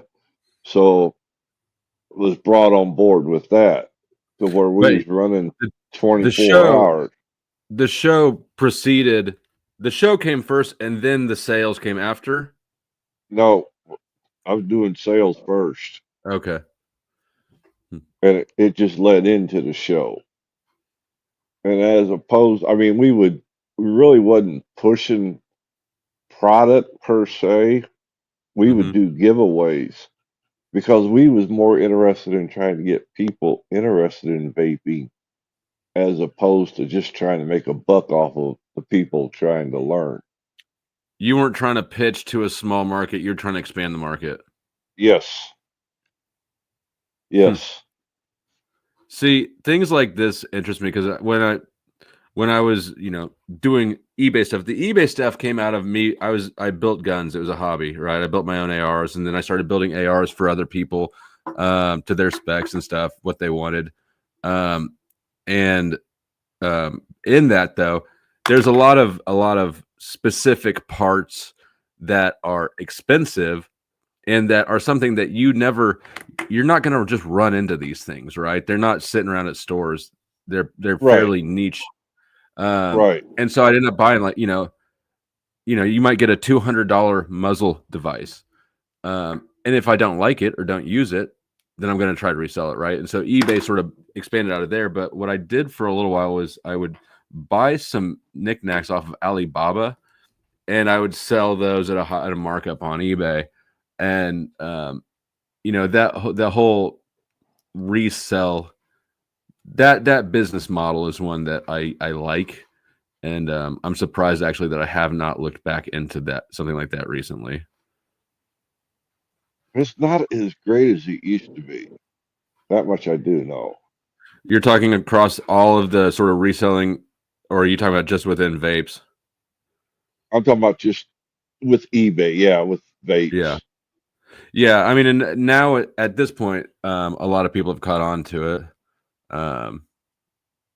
Yeah, because at the time we had the next coming product before anybody else would get it. At the local, there wasn't local vape shops like there is now. There's one on every corner. Before everything was mail order, and we was getting stuff before some of the bigger mail order houses were. So we were able to get out in front and make our buck in front of everybody else. Right. Yeah, that's the way to do it. And then when eBay cracked down, well, because of the government crackdown, that hurt. Oh, I'm sure. There went 50 to 90, not 90, but about 50 to 70% of the sales right there. Yep. Yeah, you can really only. There's like Wild West sort of industries, right? Like new ones that are unexplored or unregulated. Right, and that's what vape was at the time, was the Wild West. Yep. But we just wasn't pushing crap product either. We didn't want anybody to get hurt. We used to use those. Trying to explain this without violating anything. Anything that you can dissolve into that liquid can be smoked with a vape. And so we used to use, we used to buy, I used to buy they're like the 30, their Greenleaf was the brand. It was like a $30 pen, and that stuff that I was mixing into the liquid, that would burn up a coil in about a day. But you gunk the coil up bad. Depending on what you put into it. Hell, I still make my own vape juice. I didn't know you. Did I know you vaped? You smoke, don't you? Both. Okay. I had quit for a long time till my house burned down, and then my nerves got the best of me. I lost 15 grand of vape supplies when that happened. Did you have insurance on that? Yeah. Welcome, Grid. I'm scheming. And Chuck's. I hear that. What's up, man? Thought I'd raid you. Grid? Oh, did you raid me? Yeah, I raided you. Yeah. Well, I appreciate the raid, and welcome to people from Grid 1.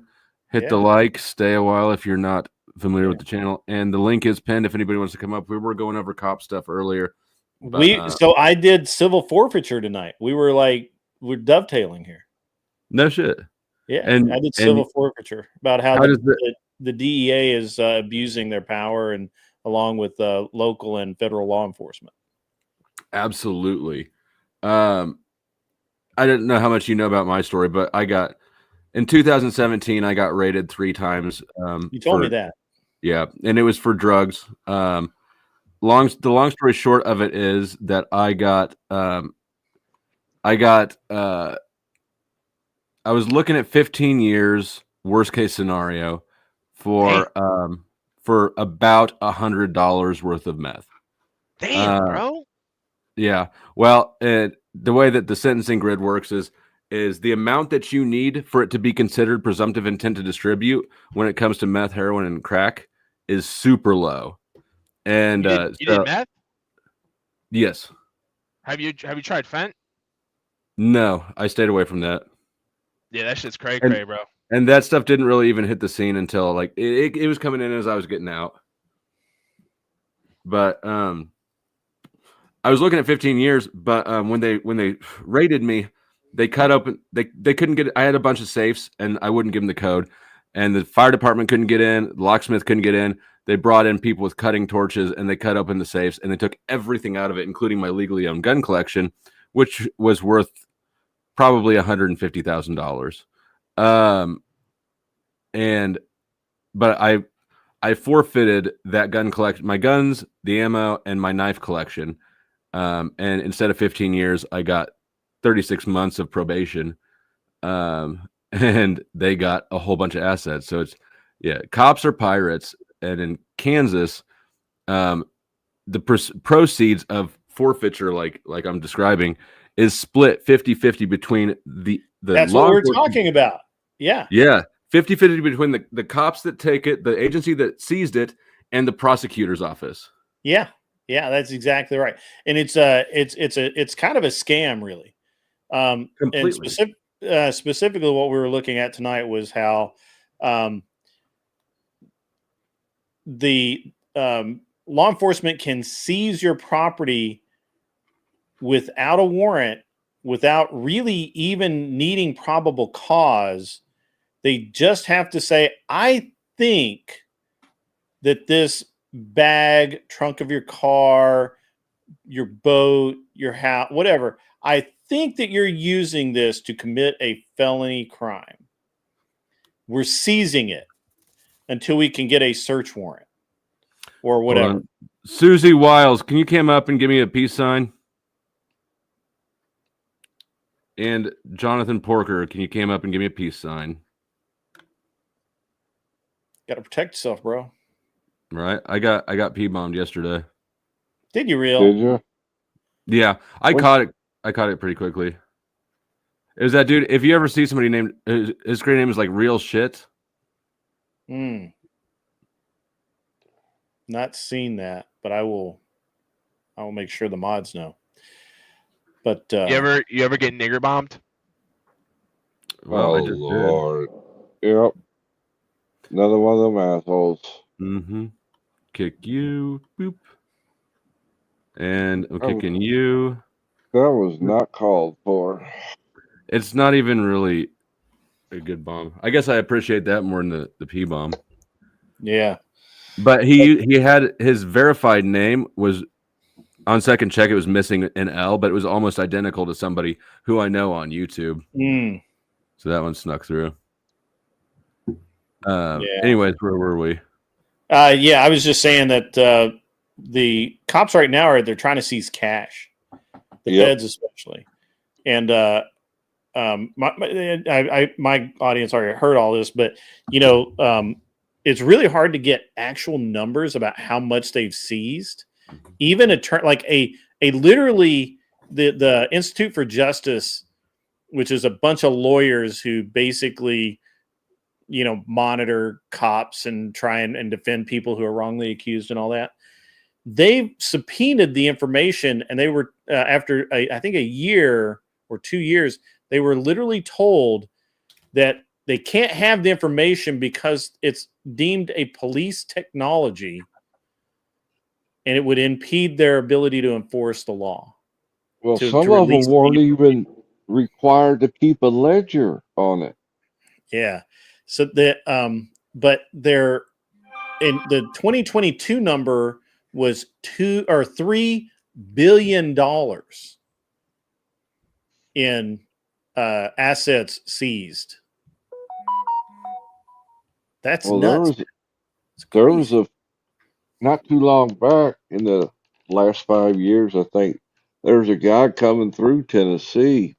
He had 14 grand. He was on his way to buy a car. Right. They took it. They took his 14 grand, and they said, "Well, you're welcome to go to court and try to get it back." That's right. That's exactly what we were talking about tonight. Is that you're not safe traveling in your car. You're not safe anywhere, and they will literally tell you your choice is to either go to jail until they can figure it out, or you sign this waiver giving us possession of your cash. Yep, and then you have to file a lawsuit to get it back. That's right. Real quick, hold that thought. Yeah. Let me thank Mr. for the big $50 cash app. Whoa. He says, I don't like these D heads bombing channel.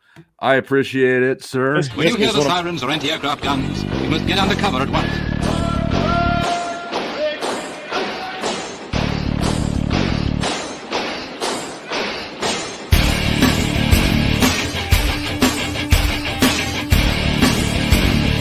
If you're in the open with no cover, lie down.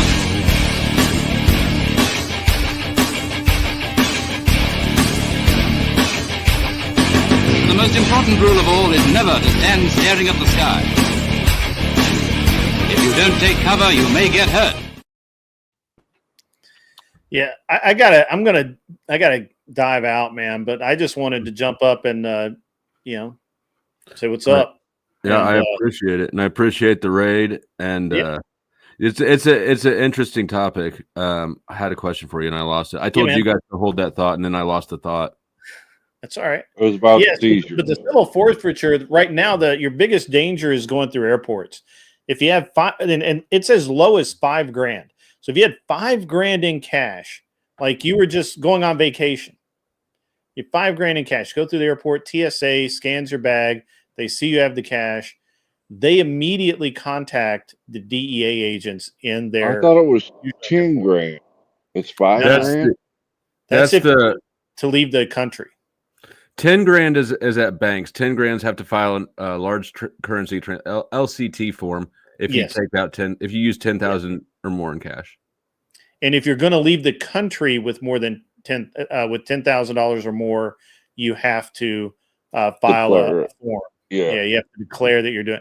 And if you're bringing it in, technically you have to declare it. But there's some room there. I didn't And think that there was a floor on civil asset forfeiture.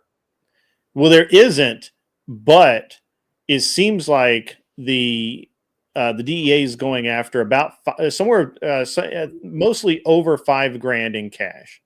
If you have more than $5,000 in cash, you run the risk of them seizing your bag or whatever, and not giving it back.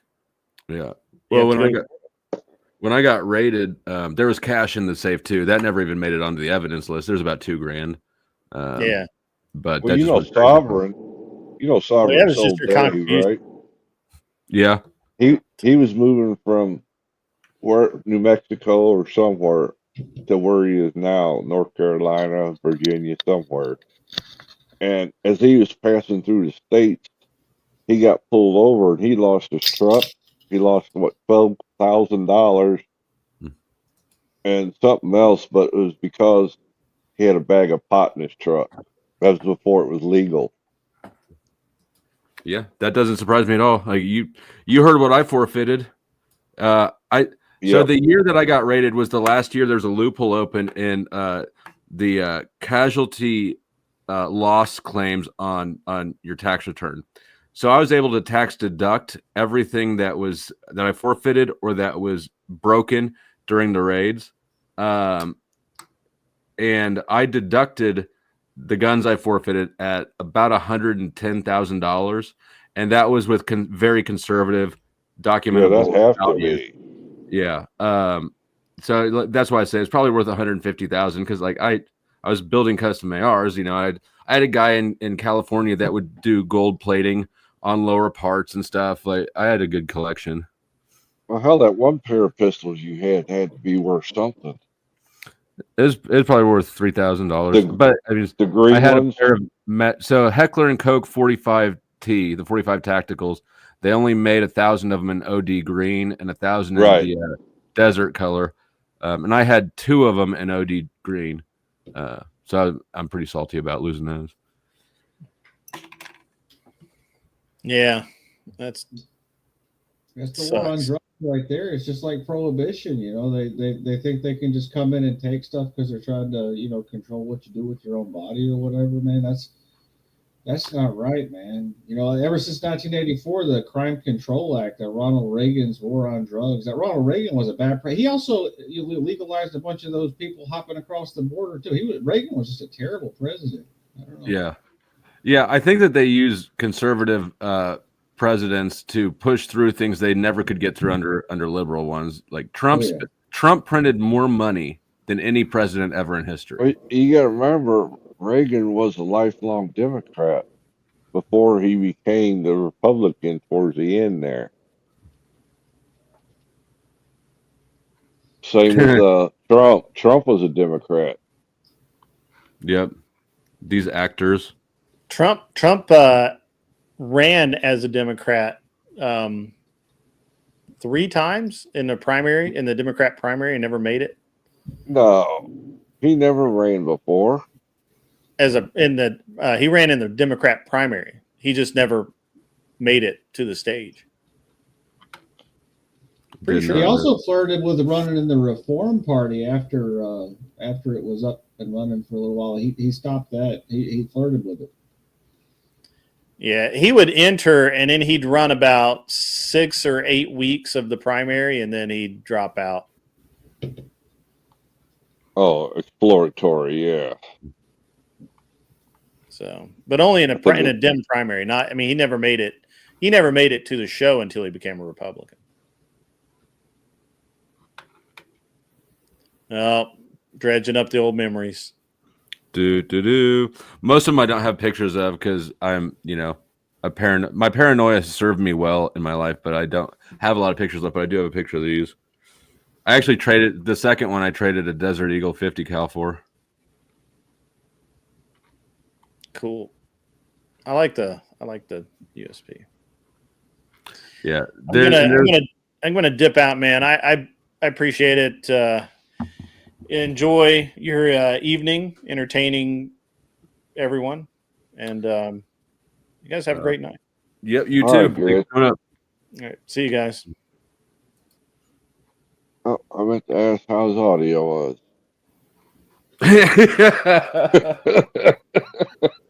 Just, oh, it's kind of an inside joke that yeah, never mind. Yeah, that Grid has issues getting his audio right. How's my audio sound? Yeah. That and his stupid autofocus cam. He's got a pretty good cam though. Yeah. Yeah, I can. So the rules on YouTube is that you cannot touch a gun during a live stream. That was clear. Corbin. That was clearly a photo though. But yeah, they got a good haul and I watched the newspaper because they're by law they're supposed to have to when they auction off things they're supposed to take the forfeited items and auction them off and then the proceeds get split. And they're supposed to announce the auctions in the newspaper and I never saw an announcement for it on their newspaper on their website, nothing, because I wanted to have somebody there if they're going to be selling my FN PS90 off for $200. I'd rather have a friend buy that than a cop who took it in the first place. Yeah, I don't know, man. That's messed up. I've done some of the political side of this, the civil asset forfeiture stuff working with the Young Americans for Liberty to do candidate trainings for people. And one of the questions that we asked the candidates was whether or not they would support reforming that. But the problem is that if you get the state laws changed, they can still go through the federal laws to get it done. That's what's happened in a lot of the states where there has been some reform progress. They do the same thing with a bunch of other stuff too, like wiretapping. If they don't have a state level wiretapping law, they just go through the feds to do all that stuff. It's if there's no state that covers it, then the Fed covers it. Yep. Because what's the Fed arrangement for civil asset forfeiture is that they'd split it or something, right? If a local law enforcement, the local agency seizes it and they turn it over to the feds, and then the Fed kicks them back half or something. Yeah, well, yeah. There's a sharing arrangement. There's actually a really good article on the Institute for Justice's website about this. I was reading it earlier. Are you familiar with the Institute for Justice, Flow State? I recognize the name. I'm not a very politically involved person. I'm kind of jaded out of it. Yeah. But they're not political. They're like they're a legal organization that goes around suing the government for infringing on your individual liberties. They're kind of like what the ACLU used to be before it turned into a bunch of lib idiots. You said Institute for Justice? Yeah, IJ, yeah, Institute for Justice. They're a really good organization. They've been fighting for this for years and a bunch of other stuff Frank. too. Yes, Frank, as long as you don't have a hand on that firearm, it can be. Yeah, if you've got one mounted on the wall or something behind you, you're allowed to have that. I just dropped the link to the Institute for Justice down there. I don't know if you guys got here in time, but before a grid jumped up here, I was just going over. I'm filing for expungement of I've got, of course, a drug felony, and I'm filing for expungement for that. I'm eligible now. And since I'm filing myself, I'm not hiring an attorney. I'm having to learn all this stuff myself, but the ACLU has a pretty good, I know that they're not much of an organization anymore, but they've got a pretty good step-by-step guide through this stuff. Yeah, you shouldn't have to have your criminal record follow you around after you've served the sentence of whatever it is that you were given. If you're reformed or whatever. That's a big problem with our justice system, man. I agree with that. They make it hard for people who actually serve their time to move on with their life and get a job and do what they need to do to be productive. It's the justice industry because I think that all victimless crimes should be legal. I think all your drugs, all your gambling, all your prostitution. I don't think anybody has the right to tell you that you're not allowed to make bad decisions. What you're not allowed to do is to create victims against their will, is how I see things. And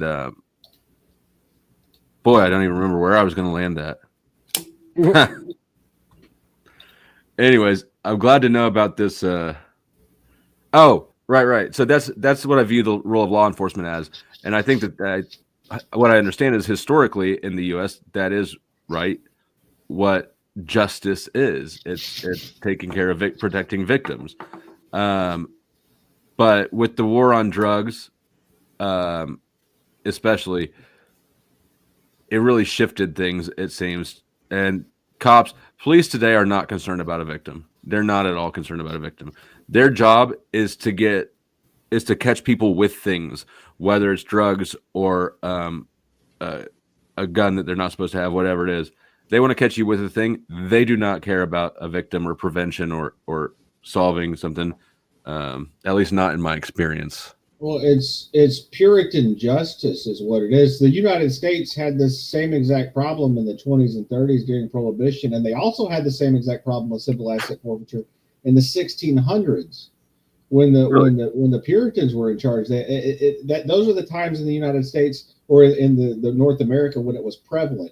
Other than that, it hasn't been a problem, and it's because the government's trying to restrict things that it shouldn't have the right to restrict because it's the purview of the church or civil institutions to really regulate what morality is and what people shouldn't do using shame and other things that are very effective. Much more like burning of the witches.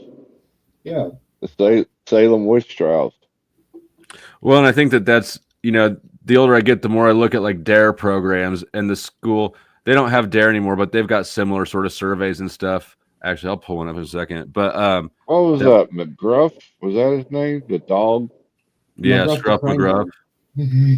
Dog. But I look at it as conditioning, right? In both directions.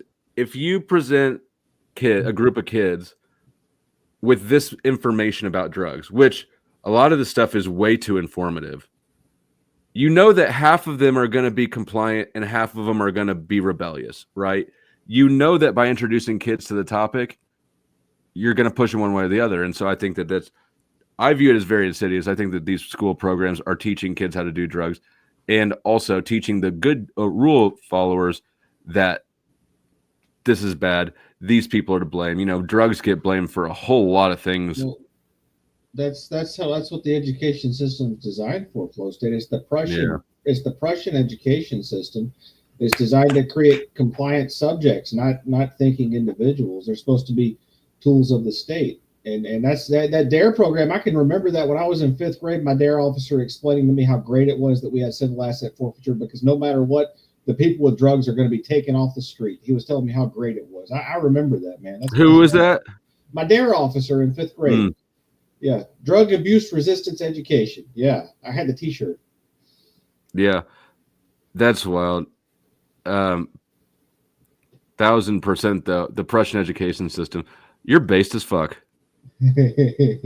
Hold on. I'm looking for my daughter's she's a freshman in high school this year, but a couple of years ago that she brought home the survey that she had I remember that. You remember that? Some of these questions showed us. were insane. Yeah.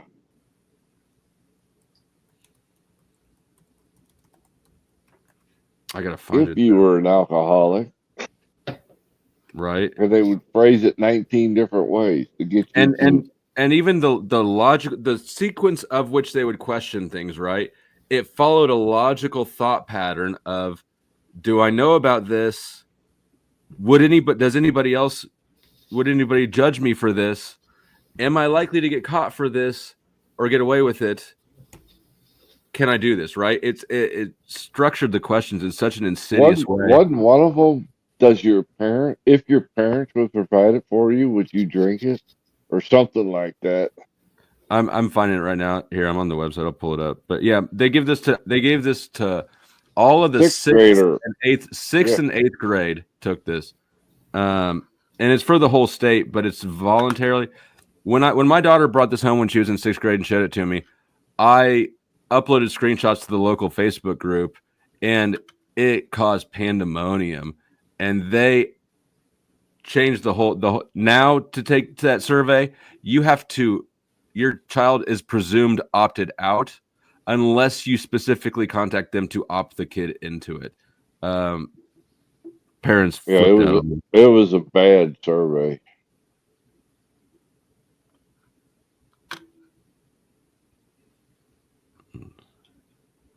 And Demolished Doctrine, if you're still in chat, I've been reading your paper. I haven't made it all the way through it yet, but I've been reading it. Thank you for that. Oh yeah, he's a thinker. See, and they make it hard to. I'm on the right website. It's the Kansas Communities That Care website, but it's they don't make the test really easy to see. Sasquatch, were you coming up? Yeah, bud. Now you are. Yeah, I just went and watched like 7 minutes of a fight. And I don't know. Here it is. What it look like? I feel like it was a bit scripted. That's about all I'm going to say about it. I feel like Mike Tyson's fights have been scripted since at least the night that Tupac was shot. I swear to God, if you ever go back and look at that fight, the last time I brought this up on a live stream, like I ended up getting in fights the rest of the night about it because people, Mike Tyson's one of those celebrities that people are devoted to.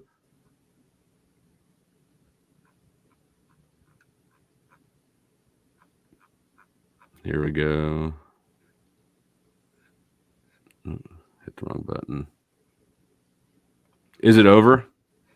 Yeah, dude. It was only 8 rounds, 2-minute rounds. So Who won? Who? Paul by decision. By decision? Yeah, he went the full 8 rounds. Well, they were short rounds though, weren't they? 2-minute rounds, but yeah, still though. I mean, Tyson's 58, bro. But there was a huge difference in their fighting styles for one thing. Which is Logan did he was doing the whole can't remember what they call it in boxing, but you hold your hands lower to conserve energy and only bring them up when you come within arm's reach of your opponent. Mm-hmm. Whereas Tyson was doing the full face coverage the whole time, and it was a fight. Yeah. All right, here we go. Find it. Yeah. Here, I'll full screen it. I don't know how well you can see this, but general questions, just the introductory questions. And then, let's see, it's mental health questions. Tobacco. Now we get in the tobacco section. For each of the following, please tell us whether you've ever tried them. You got cigarettes, e-cigarettes, dip. How frequently do you smoke? Right. So they kind of go through these. Do you plan to stop smoking? When do you plan to stop smoking? How frequently do you use these? Right. So this is just cigarettes. Or tobacco. There's nothing huge here. Gambling. They go through the same thing for gambling. Alcohol. A bit more the same. The drug questions are really the interesting or the outrageous ones, though. On how many days, if any, have you used the following drugs in the past 30 days? And they have it broken down by category. Prescription pain relievers such as Oxycontin, hydrocodone, Loratab, or Vicodin. Right, so they're naming them all out. This is informing kids. Tranquilizers such as Xanax, Valium, or Ambien. Stimulants such as Ritalin, Adderall, or Concerta. Were these? Let's see. They do it again. Tranquilizers. Oh, here they also list Ambien. During the past 30 days, how did you get them? Right. So now they're teaching the kids to think of ways that they could score drugs. I got them from a stranger, a friend or relative. I bought them from a friend or relative. I took them. Okay, so you could buy, steal, or take them, I guess, from a friend or relative. I got them from a drug dealer. I got them on the internet. If you wanted to get prescription drugs, such as pain relievers, stimulants, or tranquilizers, how easy would it be for you to get some? Joe Cool's backstage. Want me to add him? Oh, yeah, please. Do you currently have multiple prescriptions? Have you used any of the following within the past 30 days? Marijuana, heroin, LSD, or other psychedelics, cocaine or crack, MDMA or ecstasy, methamphetamines? Have you used 2 or more drugs at the same time? Have you taken drugs by injection, such as heroin, coke, or amphetamines or steroids? So they're teaching them what they can shoot up. Who was just asking all these damn questions? This was when my daughter was in 6th grade. This is the survey that she told me about that the middle school gave to all the 6th and 8th graders. All right, let me pay more attention. And what I'm pointing out is how insidious these things are. They act like they're taking surveys so that they can help kids. All this is doing is informing kids. It's teaching kids how to get drugs. That's what. At least. And what to get, right? These are 6th graders. How old is that? That's like 11 or some shit. And any information harvested will be used against these kids in their future. It won't be used to help them. I'm more concerned about the information given, right? And if you go to the website, which I have, I was looking for the purpose of this survey, right? What would justify Right. this degree of information sharing? Right. And the reasons that were given were pretty vague, just off memory. It was I was like, gonna say they kind of have yeah. a good answer. Yeah. No, it's not a good answer. It's very ambiguous. Like, well, we need to know how to help communities. Right.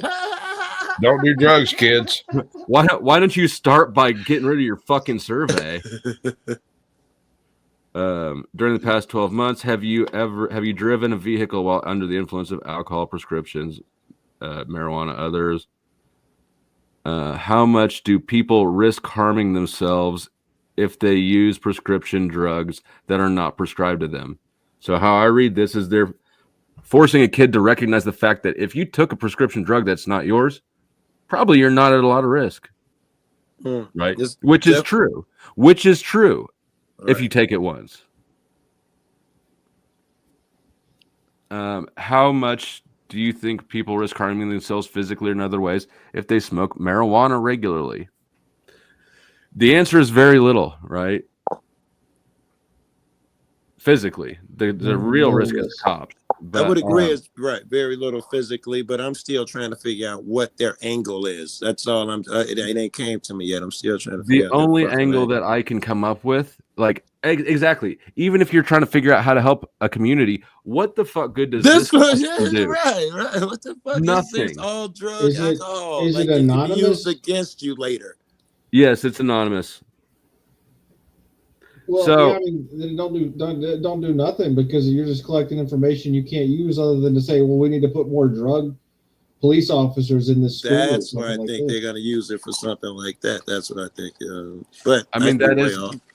that is likely, but what for sure is happening is that with this question, for instance, it is forcing every kid who had never really thought about it to recognize that the risk of smoking marijuana regularly probably not that high. And if you know how to access it, if you got a brother or something, right? Like then that forces you to recognize, well, like, oh, Joey does it every day. It's asking you, where do you get your drugs from? Do you get it from the cabinet? Do you get it from Bob? It's these, bro. Thanks. I was wondering where to get myself. Have you checked in grandma's medicine If you cabinet? say grandma's medicine cabinet is very dangerous. Stay out of there. What the fuck? How wrong do your friends feel it would be for you to use prescription drugs not prescribed to you? So again, this is forcing somebody to recognize that probably they wouldn't care that much if they knew it all. Right. Yeah. And it's a speculative. This isn't even proper information. Like this is a speculative. You're asking a kid to speculate. Yes. Their opinion. It seems worthless. I'm still trying to figure out. Well, no, it's not worthless because the kid will go home and Google this stuff and realize, hey, wait, I can talk to my friends and we can hang out and 100%. That's going to happen. Know how to get the drugs now. They kicked off the conversation. They're going to talk about, hey, that drug test. Did you know? Yes, they definitely kicked some shit off with it. That's for sure. This is not the same form. They must have changed it a bit. I love the way they broke it down, let the kids know, hey, this drug does this for you. Speaking of broken down, did y'all see Tyson get broke the fuck down? No. No. Oh, here. Which best describes your sexual orientation? Straight, gay, or lesbian, bisexual, or pansexual? That was coming. Oh no. Questioning, not sure, prefer not to answer. If your orientation is not listed, please identify. So in the version my daughter had, which I think was the year before this, this was the very first question. What is your gender? And it's a male, female, non-binary, or gender queer. Questioning, not sure, prefer not to answer. If your gender is not listed, please identify. It's you skipped one, didn't you? Asexual, pansexual. That wasn't on your kids. You skipped over one. The asexual, pansexual is on which describes your sexual orientation, which was also there. That was on my kids. But the very first question after was, what is your gender? I don't think it had a name because it was anonymous. What is your gender, right? So look at the next one. Well, that's your clue. Then I was trying to figure out their agenda. That's my clue. What they come out the gate with. That's interesting. Crap. Do you identify as transgender? Yeah. Oh, this is some bullshit. Yo. What was that money question? Same question. So this is not the. I don't know what this is because it's what will your estimated income be? This is not the exact same form. Yeah, it has a lot of similar questions. but I'll see if I can find the exact one, because the exact one my daughter got was more egregious. Like, it listed everything. I learned about drugs. I'm a drug felon, and I learned about drugs off a 6th grader survey that I had never heard of before. Right. Well, even that survey, that first one you had, the alcohol walkthrough that it did just for alcohol was just bad. They don't have the one on the website. They don't have it up anymore for when my daughter was in school. But I have the pictures. I took screenshots of it, and I've got pictures somewhere in here. It'll take me a second to dig them out, though. But yeah, like, I'm getting heated all over again just reading that shit. No, you make a good point, though. Provoking the kids into some kind of decision within the questions. Mm-hmm. If they didn't have knowledge, they're going to have knowledge after those questions. Yes. It would be impossible not to. It's the same problem that I have with sexual education in schools for children. I agree. If we asked them and they weren't so ambiguous, what would they say they were going to benefit with this from? It had to be some anti-drug shit, more police. Well, how would they benefit? I mean, what would they say? I don't know, because what they do say is that it just helps them know how to help the community, basically. See, ambiguous. If I press them, what would some Sasquatch still up here? There isn't an answer for it. Right? Because if there was a better answer, they would choose a better answer. I think it's probably not a better answer. As an answer, it's probably too honest, and they can't come up with a better way to present it. I think that the real thing that they're doing is they're teaching there, because there's the war on drugs industry is massive, and you need to have two things. You need to have consumers, which means you're going to start young. When you're young, you think drugs are cool. I mean, the first time I did drugs, I was like 11, but it was just weed. I didn't know about all these things. No, I think I was 13 the first time I smoked weed. Well, at least you admit that weed is a drug. A lot of people say it's not. That's bullcrap. If it wasn't a drug, you wouldn't pay so much for it. Thank you. Yeah, I mean, sure. I basically agree with you, actually.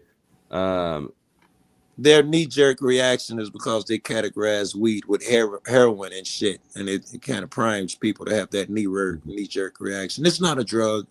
If they didn't do that, people would probably be quicker to say it's I've really pressed people about it, Joe, and they will insist it's not a drug. And I mean, a really high percentage of marijuana users will always say it's not a drug. I've heard it. Yes, too. it is. If you've ever done a dab, you know that it's a drug. Oof. A dab. What was that old commercial? Little dab will do ya? On your point about it being related to the war on drugs and the monetary economics of improving the cash flow for that operation, the questions about the gender and the orientation are also related to the war on drugs, because if you get confused about that kind of stuff, you're going to get hooked on psychiatric stuff, because that stuff makes you crazy too, and that'll make you a consumer too, you know. Yeah, valid point. I view the whole thing as a subversion thing. And who would want that? I don't know. There's a lot of people. There's a lot of people and a lot of reasons. Well, I can tell you right now that they probably take each section and sell it like to the anti-tobacco people. Here's our results, and they probably do the same for the drug companies. Here's our results. You're probably right. But why? But why would they? That still doesn't explain why they would phrase the questions in such an informative way. True. And it doesn't inform why they would spend that kind of money just so they could give other people data, like they're just being super helpful. Right. Oh, they probably made big money off of that. Selling it, if they get caught just grabbing the kids' data and selling it, I guess there's a way to do it. Don't put nothing past them. They can't do it outright, right? They can't let nobody know. That's some Brave New World nonsense right there, where you're basically trying to make people into something that isn't natural. So I don't know how well you guys can see this, but the first question is, what gender were you assigned at birth? Next, then it's, what is your current gender identity if it's different? It's like they trying to push you already. That's 1 and 2. I'm not looking. This but is if that's so. 1 This and is 2, actually the exact one they gave my daughter. These are the screenshots I took. Now back up to the gender question. Look how different that gender question is. Yeah, this what is you an read. older one, and it's more male, female. I do not identify as either, and I'm not sure yet. Can you make your share screen full screen so we can read them better? Yeah. So it got more woke. There you go. Let's see. I wonder if this does that stretch. Yeah. But those I questions went too there far. are a whole lot different. Ah, shit. What is your current gender identity, even if it's different than the gender you were assigned at birth? It doesn't give all those names they got now. You know, the PAN, the A, and all that. Where are you living? What language? Anyone in your family live with you? So this is just general demographic stuff. Mental health section. How do you feel anxious? Do you feel safe? Are you interested in your classes? Okay, that shit's a little better. Let's see. Which people live with you? Highest That's level of not education. At my school, students have okay, so this is more about that. This is now it's bullshit now. All right, now, let me. It's just I gotta pull up. information gathering again. Yeah, I got to pull up the next image. There wasn't much going on with that one. Yeah. Now I think, I think it's paid by some branch of the government, probably DEA or something like that. And it will be used against those kids in 10 years from now when they get out of jail and they get pulled over. They're going to have all this new technology, new weapons that would justify it because all the kids are getting high. This is anonymous, so it won't be used against a specific kid, but it Not will be used specifically, against, right. Just to get them their grants, their vehicles. Look at it. We had 75% of teenagers are doing smack now. We need more money. Yep. Let's see. There's bullying, some mental health. See, that okay, here we go. Now we're into the drugs thing. How often are you able to? Well, damn it, I didn't screenshot this one well. Or maybe I got them out of order. Let's see, what's this one? 26. Okay, I do. Bullying, 24. All right. Well, I cut off this question, but you can see the answers. Aerosol spray, inhale other gases or sprays in order to get high. So teaching them to huff. Taking methamphetamines, used phenodine, use prescription relievers such as Vicodin, Oxycontin, or Tylox. I'd be taking notes at this point. If I was a badass school kid, I'd be taking notes. Tranquilizers such as Xanax, Valium, or Ambien. Stimulants such as... good. It names them so you don't have any problem finding them. Oh, yeah. It tells you exactly what to look for. Ritalin, Adderall, or Concerta. Let's see. Do they really need to name them? I mean, I see your point. Right. Mm-hmm. Let's see. Have you used alcohol, used marijuana, LSD, cocaine or crack, heroin, MDMA? Oh, here's the first part. Sniffed glue, breathed the contents of an aerosol spray can, or inhaled other gases or sprays. You have to go ahead. Yeah, so Flow State, are you familiar with the concept of something called a push pull? No. So in politics, there's different ways of getting your message out, and one of the ways is to do a automated poll to people where you ask them to select from the certain candidates that are available. It circumvents a lot of the laws that prevent calls to cell phones.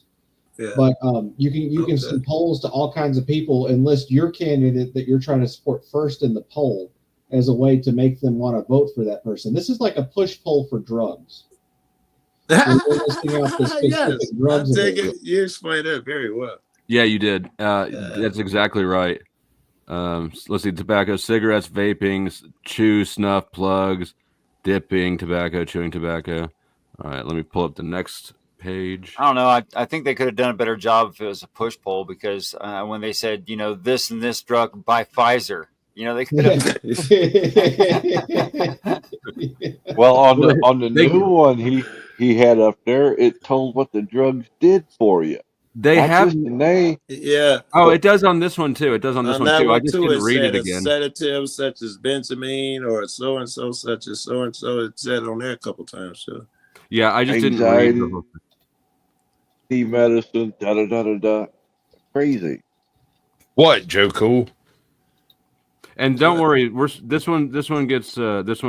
Oh, I had something I wanted to ask you. No way I remember it now, but I did want to ask you something. Well, it'll come back to you. No, it won't. That was a He's long too many time puffs ago. in. All right. Have you gambled for money in the past 12 months? How many times have you participated in any type of fantasy sports betting, whether for money or free? Spent any real money on games you can play on your phone or computer to buy credits, extra lives, or upgrades? I think it came back. I think it was this thing here at Sasquatch, and I wanted to know your angle. What do you think their angle is? About the why these things are being done. Yeah. Like what they would say if they were trying to explain it. The fact is, they don't have to explain it. They just send it to your kids, and you don't find out about it until later. We would agree with that. And Flo explained that their explanation was extremely ambiguous. If pressed, Okay, so I'm not sure there is a non-ambiguous answer that could be given that you will accept, because all of it involves statistically earmarking students in various areas by the way they answer this test. And of course, there are some guys out there who answer like in the darkest possible way. Right. So there's a more bad. There's at least an equal share of bad thing out there. So the good. I'm not sure I can think of very many good things that this would lead to. This is going to lead to more police on the streets, tighter regulations in schools, more metal detectors, possibly more police in schools. It's going to lead to you got to be kind to the transgender, queer, bisexual, pan anomaly. Somebody explain this question to me. Would you be seen as cool if you carried a gun to school without permission? Fuck yeah. How would you ever justify asking this to a kid? You didn't finish the whole question, Flo. Without permission or supervision? I mean, I feel like that's implied. If you wanted to, how easy would it be for you to get a gun? So now the kid is thinking through. This forces them to go through the mental steps of what it would take for them to get a gun. That's mom and dad. Yep. That's fucking outrageous. Yeah. They sneaking these in with regular questions. Hold on, don't lose track of the order of the questions. Would your friends think that you're cool? How could you get one? That's praxis. So I tried to give you an example of praxis at one point in time, and I couldn't come up with a good one. But asking those questions in that order implies a certain amount of planning when putting this together. Answer. It does. Implies. Yeah, so I looked up the not-profit organization that originated that survey. Have you been on their website before, Flow State? Yeah, I have, but I mean that's where I got the first thing I pulled up from. I haven't looked that deep at it though in a while. Yeah, have you pulled their 990 to figure out who funds them? No, I have not. Yeah, that's public information. If they're a not-for-profit organization, they have to supply the 990 for public inspection. I don't see it on their website. It's worth a contact, and then you can figure out who it is that's funding them, other than the government. It's probably a private organization. I bet it's government. Well, no, it's being handed out in a public school. That don't matter. I've had not-for-profit organizations that I've fought against for my kids' school before that were private not-for-profits. They just had an incestuous relationship with the elected officials. I had the DEA try to get us, me as an activist, as a young guy, to get encourage all the school kids to go count billboards and give them data. And they said they were building a computer system where they could look and see how many crimes occurred in my neighborhood, what kind of crimes, who paid their bills, who lived, if the landlord lived there or if they just rented out. I was like, well, this is fucking crazy, man. Why do you want all this fucking information? Next page. DA, Think by of the your way. 4 best friends. So now we're doing Yeah.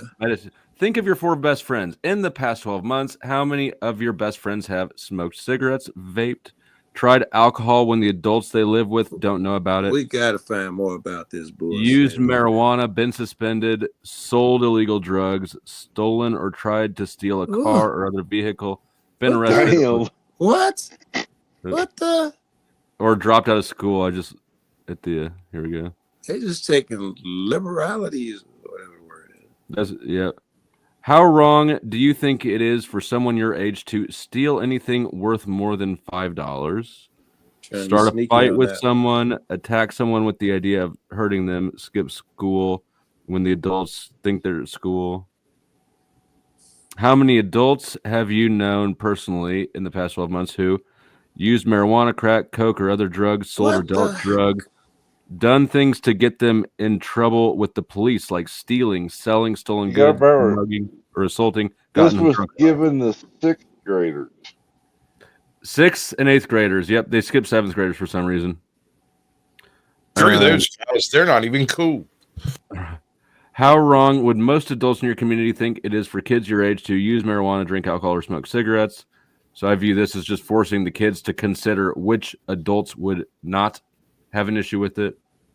Yep. Whose Would a house are we kid? going to? This one's insidious. Would a kid be caught by the police in your community if they used marijuana, drank alcohol, carried a gun without permission or supervision, or smoked cigarettes? The answer to all these things is a flat no. You're not likely to get caught by the cops if you do it once.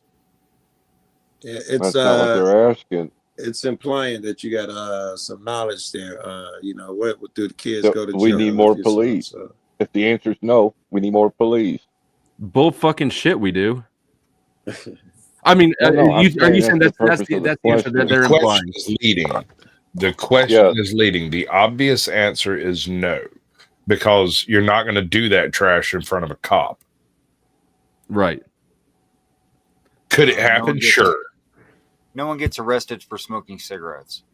I got a ticket for it. I think they're trying to be sneaky How'd and you ask manage you. We got pulled. I was riding shotgun and we got pulled over, and I threw my cigarette out the window, and the cop saw it.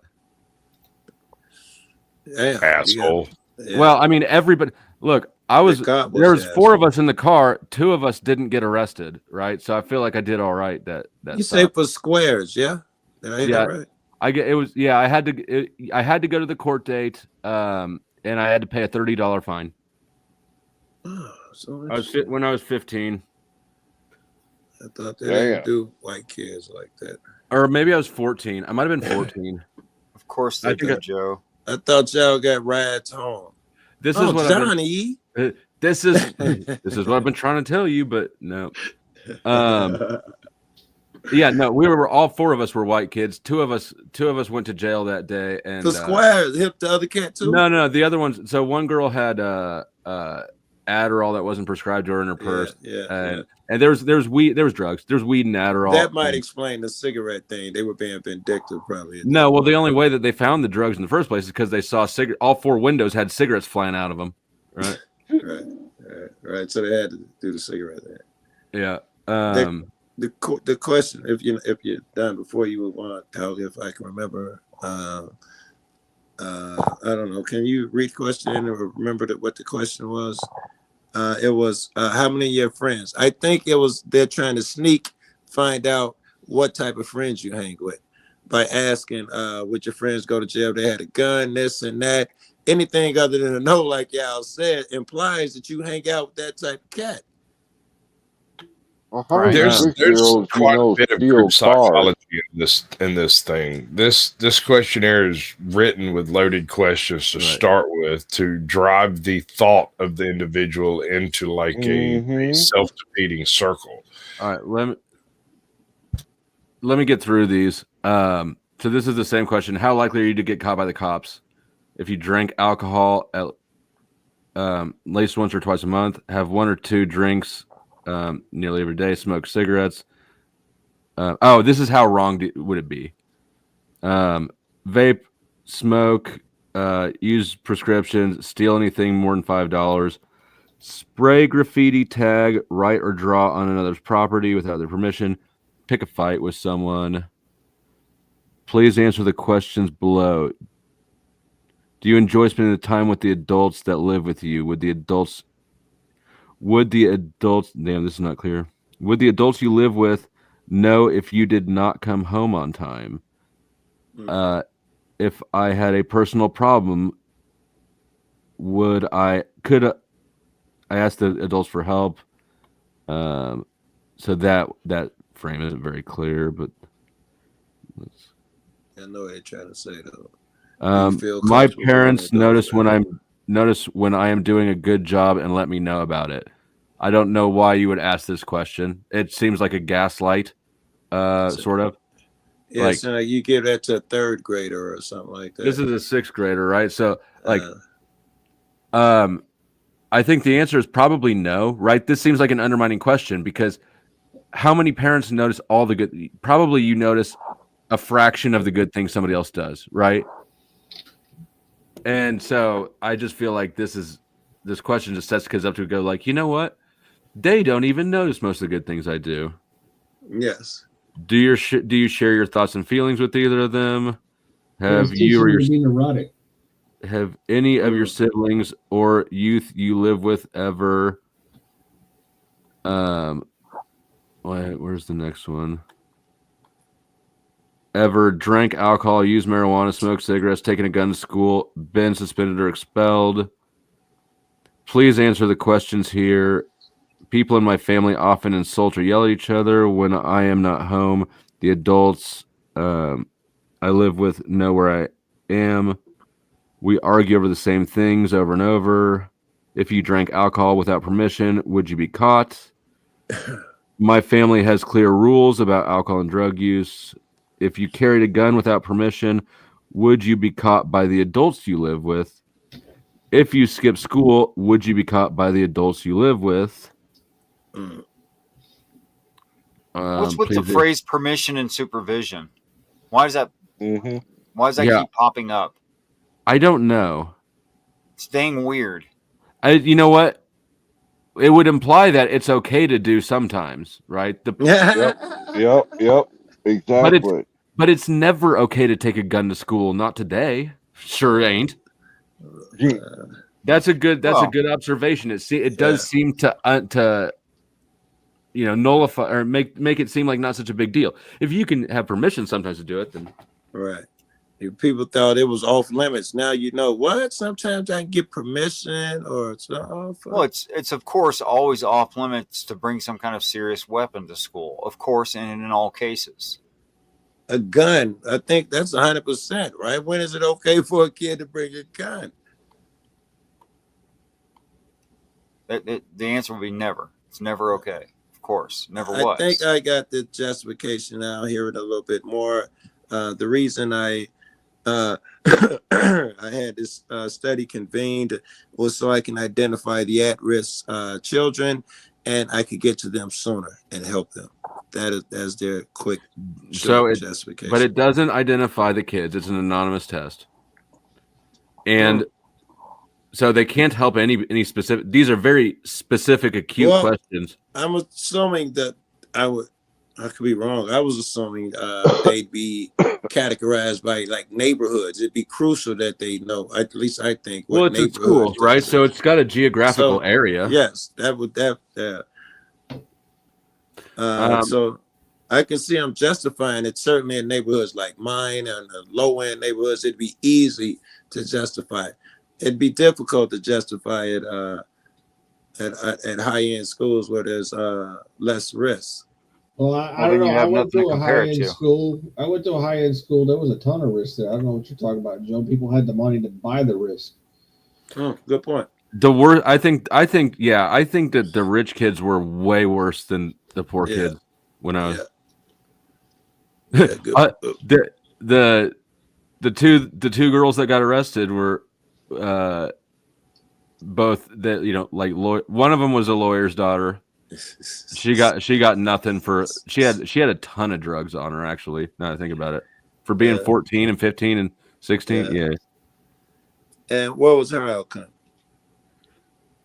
She got it changed to a fucking parking ticket. I was gonna she wasn't old enough to drive. She got caught with Adderall, which is like a Schedule 2 amphetamine or something. Yeah. And she got a whole bunch of it that wasn't prescribed to her, and she got it moved to a parking ticket. She knows people ain't what you know is who you know. Yep, that's all it is. It's the nature of power. Yeah. I'm looking at this website now, trying to figure out. So it's Greenbush is the organization that put it together. I looked it up. It was formed in the 1970s.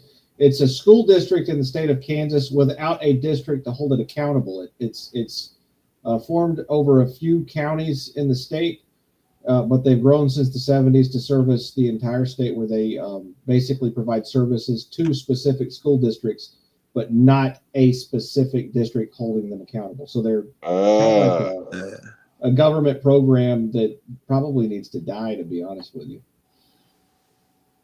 What did you start off? What did you say they started off with? Did they give a definition of what they? Yeah, you can look it up. It's Greenbush, Kansas. Before there was a school district. Oh, right. It started with 1 or 2 schools or something, and it was. I still don't know what it was for. Another thing about Kansas that I learned about that blew my mind is that the entity that, so when you get DCF involved and there's the Family Preservation Unit, right? Which they don't technically make decisions, but they do make recommendations to the judge, which judges are gonna follow this, right? Right. That the Family Preservation Unit function is outsourced to the same company that also is in charge of adopting out kids, right? That's everywhere. Talk about a fucking conflict of interest. No conflict of interest there, right?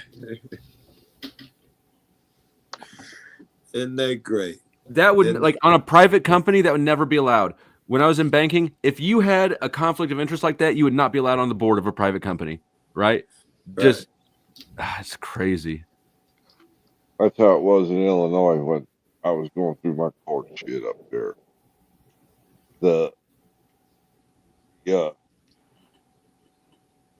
DCF just oversaw these private companies.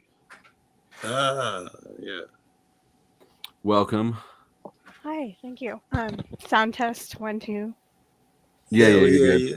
And how are you, Lance? I feel like I ain't seen you in ages. I know, I'm pretty good. Welcome, Lindsay. Pretty good. Thank you. Hi, Chuck.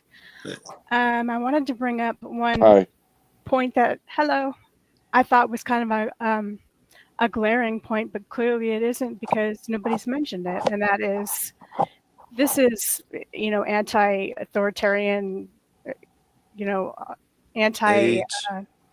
Orwellian kind of government rules, autocracy. But what we're talking about here, when we just elected Trump, and I got this straight from his mouth, not from Fox News, not from any news source, but straight from his mouth, is he wanted to give policemen greater authority.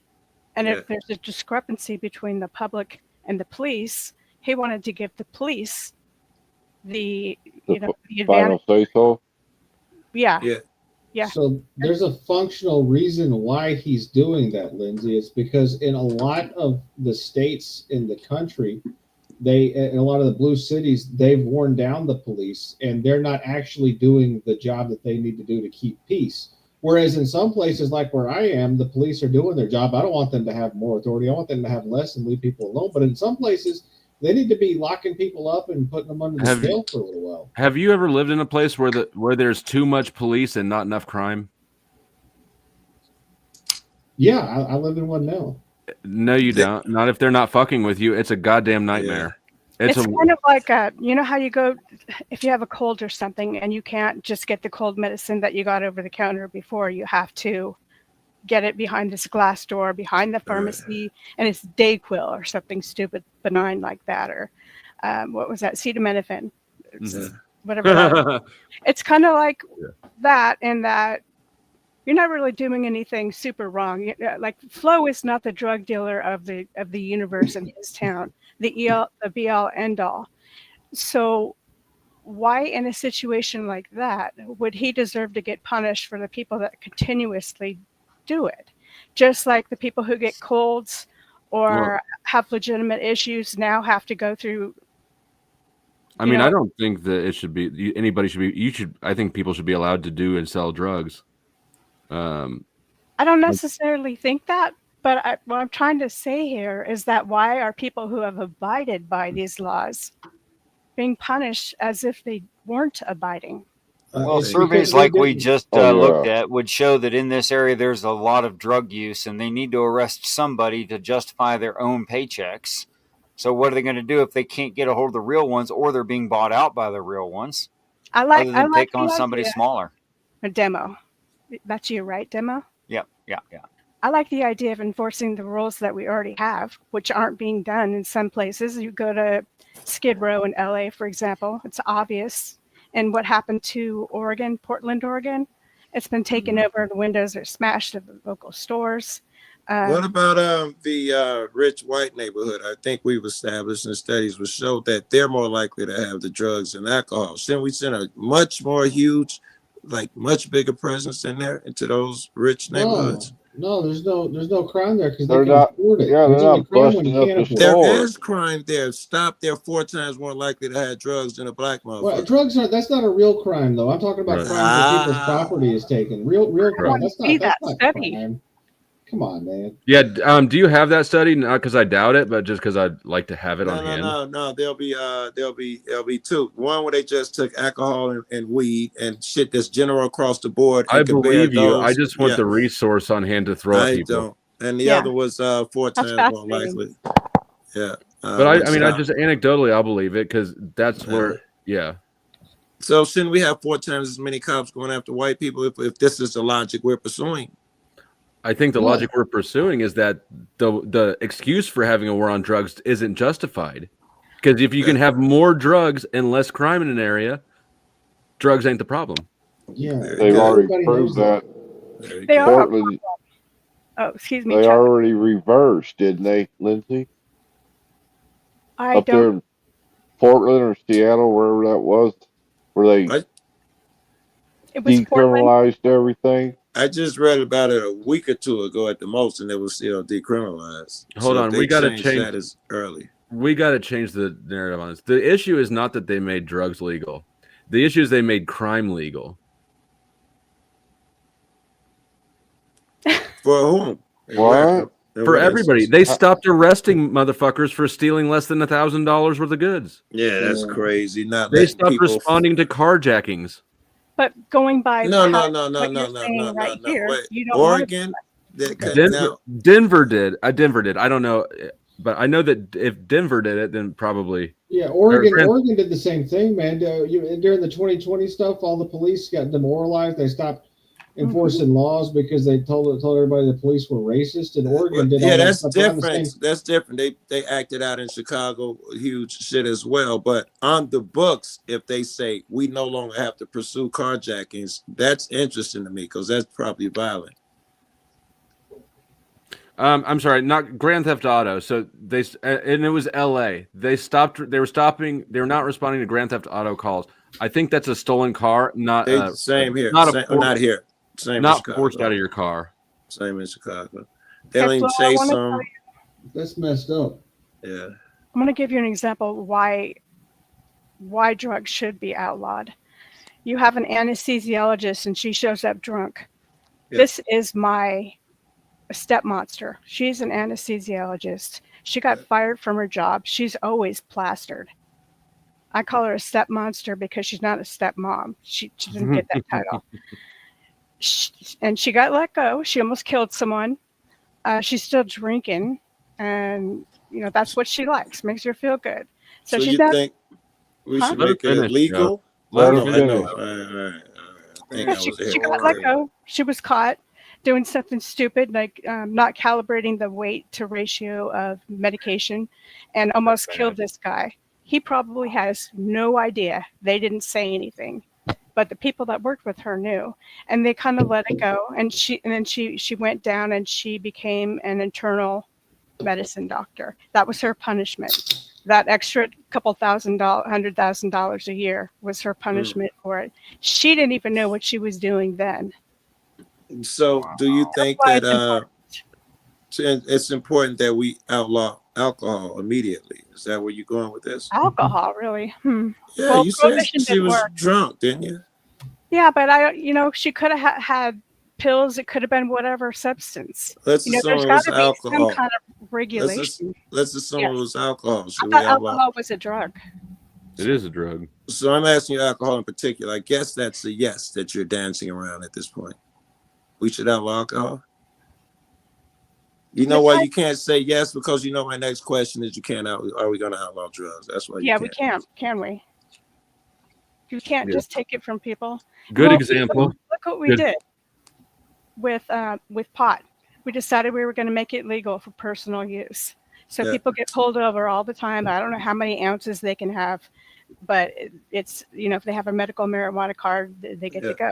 Well, they just did that to crack down on the black guys in the South. That's all that was. They wanted to get all the reefer heads down here. Well, the police unions were preventing legalization in all the states because they like to be able to say they smelled something. But go ahead, Lindsay. I hadn't thought of that, but of course it's logical. No, Joe's got me because there is no way in hell, realistically, that you can stop people from drinking. Yeah, well, and alcohol is the most harmful drug. And like basically every metric, there's nothing else that inebriates you so much and makes you more aggressive and belligerent. Most things either amp you up, but you're clear-minded, or they inebriate you, but you're drowsy. And alcohol gives you the what about the babies aspect because of all the car accidents. It gives you that shit that that bloody shit that that also make it you can cry out and say we got to get rid of alcohol, man. What about the kids just dying? A family of 8 died in a minivan.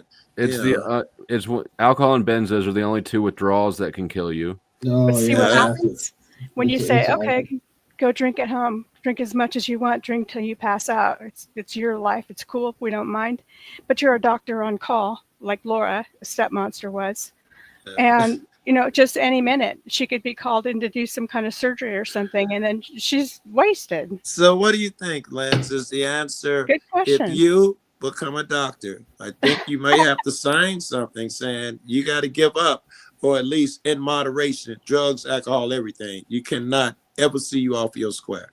Well, no, all those people that knew that she was using alcohol on the job, well, those people will be financially liable if she did anything wrong. I mean, that's the right way to handle that. You don't have to involve.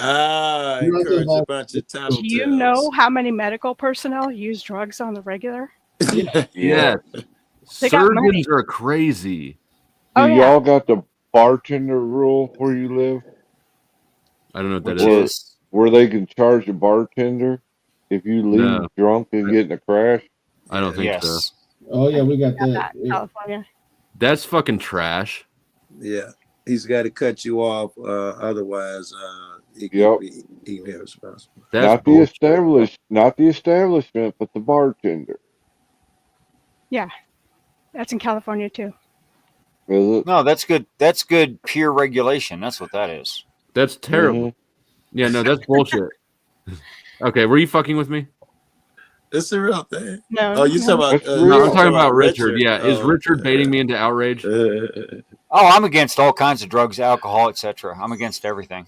I'm not saying they're good.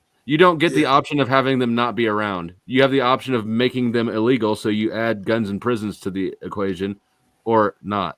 No, you Why just don't put they the make death them where they're penalty. not around? Hold on, Chuck. Say Well, again, why do Rich. they have to be allowed for? Why? Why would they? That's a hypothetical. Man, let me and him have the conversation, I'm guy. sorry, I'm an It's idiot. not just you. You're right. Why would we can't disallow them? Prohibition obviously doesn't work, right? Well, I suppose if someone put in the work and grew their own marijuana plant, and it was, a usable amount, just like alcohol, if they wanted to produce their own, okay, fine. You're that anomalous person wanting to put in the work, able to put in the work, and you're going to do it for yourself. What's wrong with that? That's first of all, your enforcement or your legalization criteria is arbitrary as all shit. But most importantly, the things are outlawed for a reason, right? Presumably there's a reason why you would go through the effort and the expense to enforce a law. So what is the reason that justifies blocking people up? How do you justify the law? Well, as far as I understand, American law is all about preservation of wealth, and nothing more, really. If you don't personally have wealth, you're still a credit to those who do have wealth, who are employing you. You are a force of income for them, right. And that's what they're really protecting is wealth. They're not protecting you. Right. None of it does. That's what they're really. But I'm asking you, what is the outcome that you think? Why would we allow you to propose drug laws? You wouldn't. I'm not. I'm forcing you to. I'm forcing you. You've got sharper logic than I do, but for some reason it's crumbling right now. No, it's just a personal bias. It's not about logic. I just don't think people should have such things. But you recognize that they do have. Okay, so let's deal with your personal bias, right? So, what is the outcome that you think that your personal bias is in pursuit of? Oh, a generally happier, more accepting of reality, more cognizant, more aware, more empathetic general society. And the war on drug. We can look at alcohol prohibition as a proxy, right? Because prohibition of alcohol, prohibition of drugs, they're the same thing. Organized crime exploded during alcohol prohibition. If you look at it, I wish I'd saved this graph. I can't find it now. But what you're saying is they found a way around it and they created a black market. Of course they did. You have newer, stronger products being developed. You have the graph of death, law enforcement officer deaths spiked, and then after prohibition it ended plummeted. Every single social ill got worse under prohibition.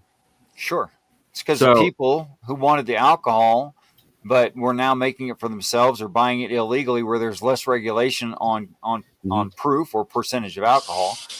All that regulation went out the door with prohibition and the ability to tax it. So of course they did all that. So I'm not talking about taking it out of people's hands. I mean, I wish they'd put it down. Well, sure, okay. As do I. I mean, like drugs are a social harm. Obviously, nobody's disputing that. Do you agree with drug laws? Is what I'm saying. Because I think that the outcomes that you claim to pursue, all of them are harmed, not advanced. I mean, I'm generally against it. It's tough, which is why it makes it such a great question, doesn't it? Mm-hmm. I wish people were accepting of reality enough, healthy enough, supported enough, loved enough, etc. enough that they didn't want that crap. Mm-hmm. That's not the world, though. Yeah, we're talking about fantasy stuff now, Richard. Yeah. Well, for now, it's fantasy. Yeah. If you applied that to, you didn't want any interruptions. Go ahead. I mean, I think that we're kind of done. Yeah, we're kind of done. Yeah, I was really the guy doing all the interrupted anyway. You guys would have been adding to the conversation. That's right, Joe. You did. All right, hold on. Lindsay, I love you anyway. Lindsay, Joe, Ansel. Okay, if we're going to use logic here, then why not make having too much food illegal rather? Because being overweight can cause stroke and It's heart disease. impossible to have also too very much food. Good thinking, girl. Also very It's harmful, and other addictions like internet addictions. Think of all the things I'm we sorry. all could be doing. Girl. If Well, we he said it's spend- impossible to have too much food. You should it's give him impossible to pushback have on too that. much food. It is And- very possible to have too much unhealthy food. So why don't we regulate that? If we're going to regulate things like drugs and say, well, they're bad for you, so we got to take them away. I think you're about If to we're get your gonna wish, say, actually. Take that Twinkie out of your mouth right now. I'm the cops. I mean, how far is this going to go? I can recommend a video. I love it, Lance. I can recommend a video where I think not the House representative, but someone in the House of Delegates, and a team of experts, including several doctors, people with personal experience, anecdotes, et cetera, was talking about that very topic today. I was watching that video, and I think it's a truism, and from what they've shown statistically, that there's no such thing as eating too much food. It's impossible to eat too much food. Your body will just set it aside. However, if you're consuming poisonous foods, glyphosate, and other such insecticides, GMOs designed specifically to accept glyphosate, and because of that does not have to be cleaned, and thereby we're consuming it, and highly processed foods as part of your staple diet, then you're going to become unhealthy. I mean, it's 100% What about success something rate. like white goo or So some high? are you calling for the food police? Are you calling for the internet police? Are you calling for Yes. any sex police? Well, food police, one topic at a time. Food police, yes, most countries are already doing it and seeing benefits to the general public and health. According Reduced to who? costs of statistical data. I'll give you for instance. There are artificial dyes used in Kellogg's Fruit Loops in the United States. Everywhere else they ship to, they're not allowed to use them. They have to use natural dyes. Right. Now, these dyes are known to be carcinogens, which is why the other countries have outlawed it. There's already a formulation to make Fruit Loops without the dyes. The Now, red are they dye- as pretty? No, they're not as pretty. We kind of fell out of order, but since Well, it was I thought it was along the lines because we're talking about addictions and naked. no, I mean I tried to. Angel's the only one who actually listened to me at all. Angel, go ahead. Yeah. Yeah. So what I was going to say is, Richard. So I'm going to attack this from a conservative perspective because I think it might resonate with you a little bit more based on your the bias I perceive from you. The first of all, just the basic rights argument. Nowhere in the Constitution does it give the federal government any right to regulate drugs, which is why they had to make a constitutional amendment for prohibition. So it doesn't make any sense that they can regulate drug use without a constitutional amendment. That's the constitutional argument. Second, in order to say that you approve of the prohibition of drugs, you have to say that you also approve of the economic impact of that actually occurs, because the economics of black markets are well understood. And some of the features of black market economics are that there are illegal gangs that rise up in order to service that black market because it can't be serviced in the white market. And so what you see is gangs like MS-13 becoming really strong in the United States simply because they are being funded by the black market that we created with the prohibition. Second, another feature of economics in a black market is that the product has to become more potent and stronger, which is why we have fentanyl now. Fentanyl exists because it is so much easier to smuggle. So the only reason people are dying of fentanyl overdose is because of the war on drugs. 1000%. I disagree. How? It's because people are weak. Okay, but we know that. That's a prerequisite to them dying. The war on drugs didn't. I mean, there's no policy that's going to change that, right? The policy that will make their weakness fatal is the war on drugs. They could, if they wanted to do a real war on drugs, they could. Who? Oh, the government? Yes. I agree, but So I what are you actually saying? agree. They should do one? Is that what you're saying, Chuck? They should No, no, do no. a I drill? said they Okay. could. No, I heard what you said. I wonder if you're trying to imply What something does that look with like, that. Chuck? They would. All you So have to do is declare a national emergency. Put all your troops that you have in the states Oh God, that's not what I was thinking. every entry point, and the drugs would never get in.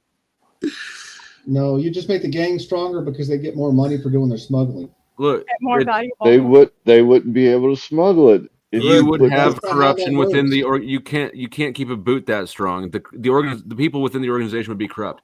You already have prison guards smuggling in contraband. I've bought cocaine off a uniformed cop. He was still in his fucking uniform.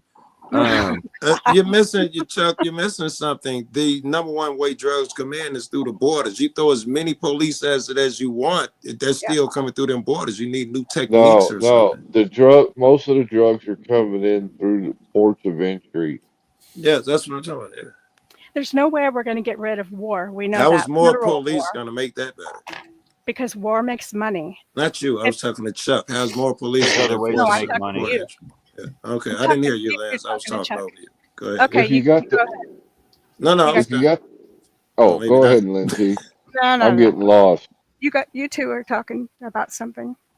Oh, I don't. Fuck, I done forgot his question now. I don't remember either. Go ahead, well, then Lindsay. in that case, Anson Knowles had made some points to me that I would respond to. And the I first think time I've Lindsay ever was seen in you line. I in think person, Lindsay was Anson. already talking. Yeah. Well, I'll leave that up to Lindsay then. Lindsay, go ahead. I was going to make it quick. I think that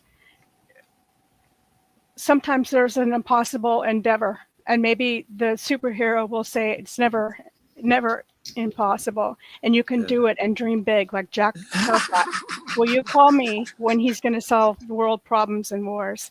But I'm thinking, if you're a realist, what do you have here? You have a legit problem that you can possibly work with.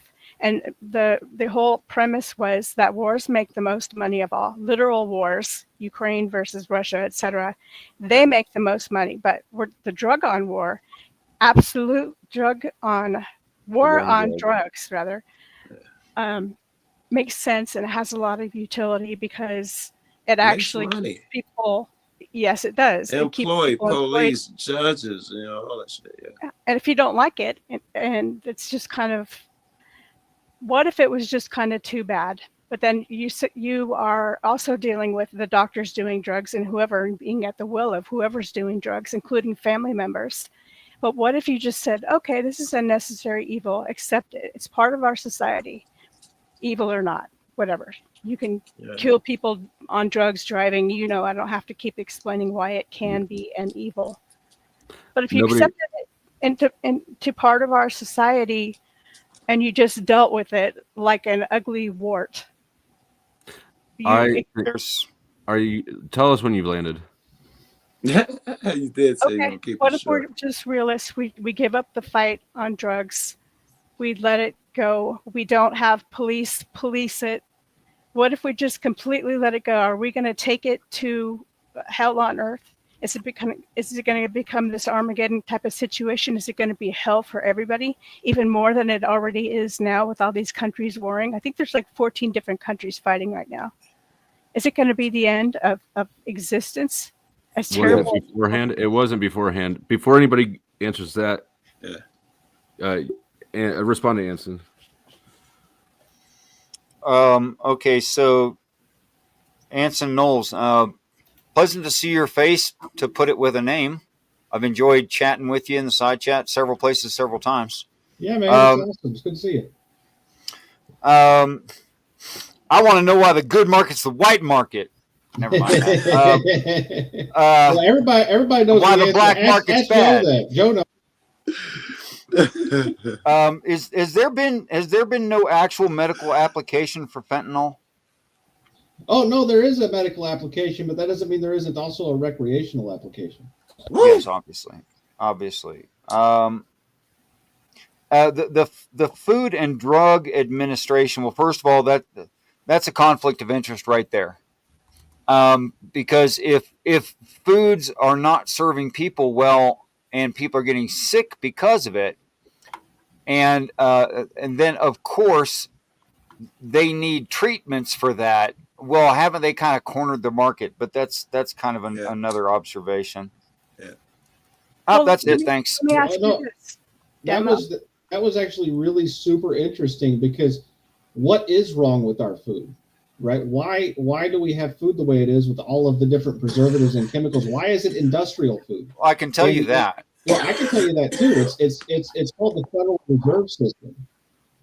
So the reason why we have that is because we have to make our food a hell of a lot cheaper than it is normally, because our currency has been inflated to the point that we don't realize how poor we are, and we're eating garbage because we don't have the money to pay for actual real food anymore because of the distortions in our economy that have been caused from the warfare state that was funded by all of the inflation.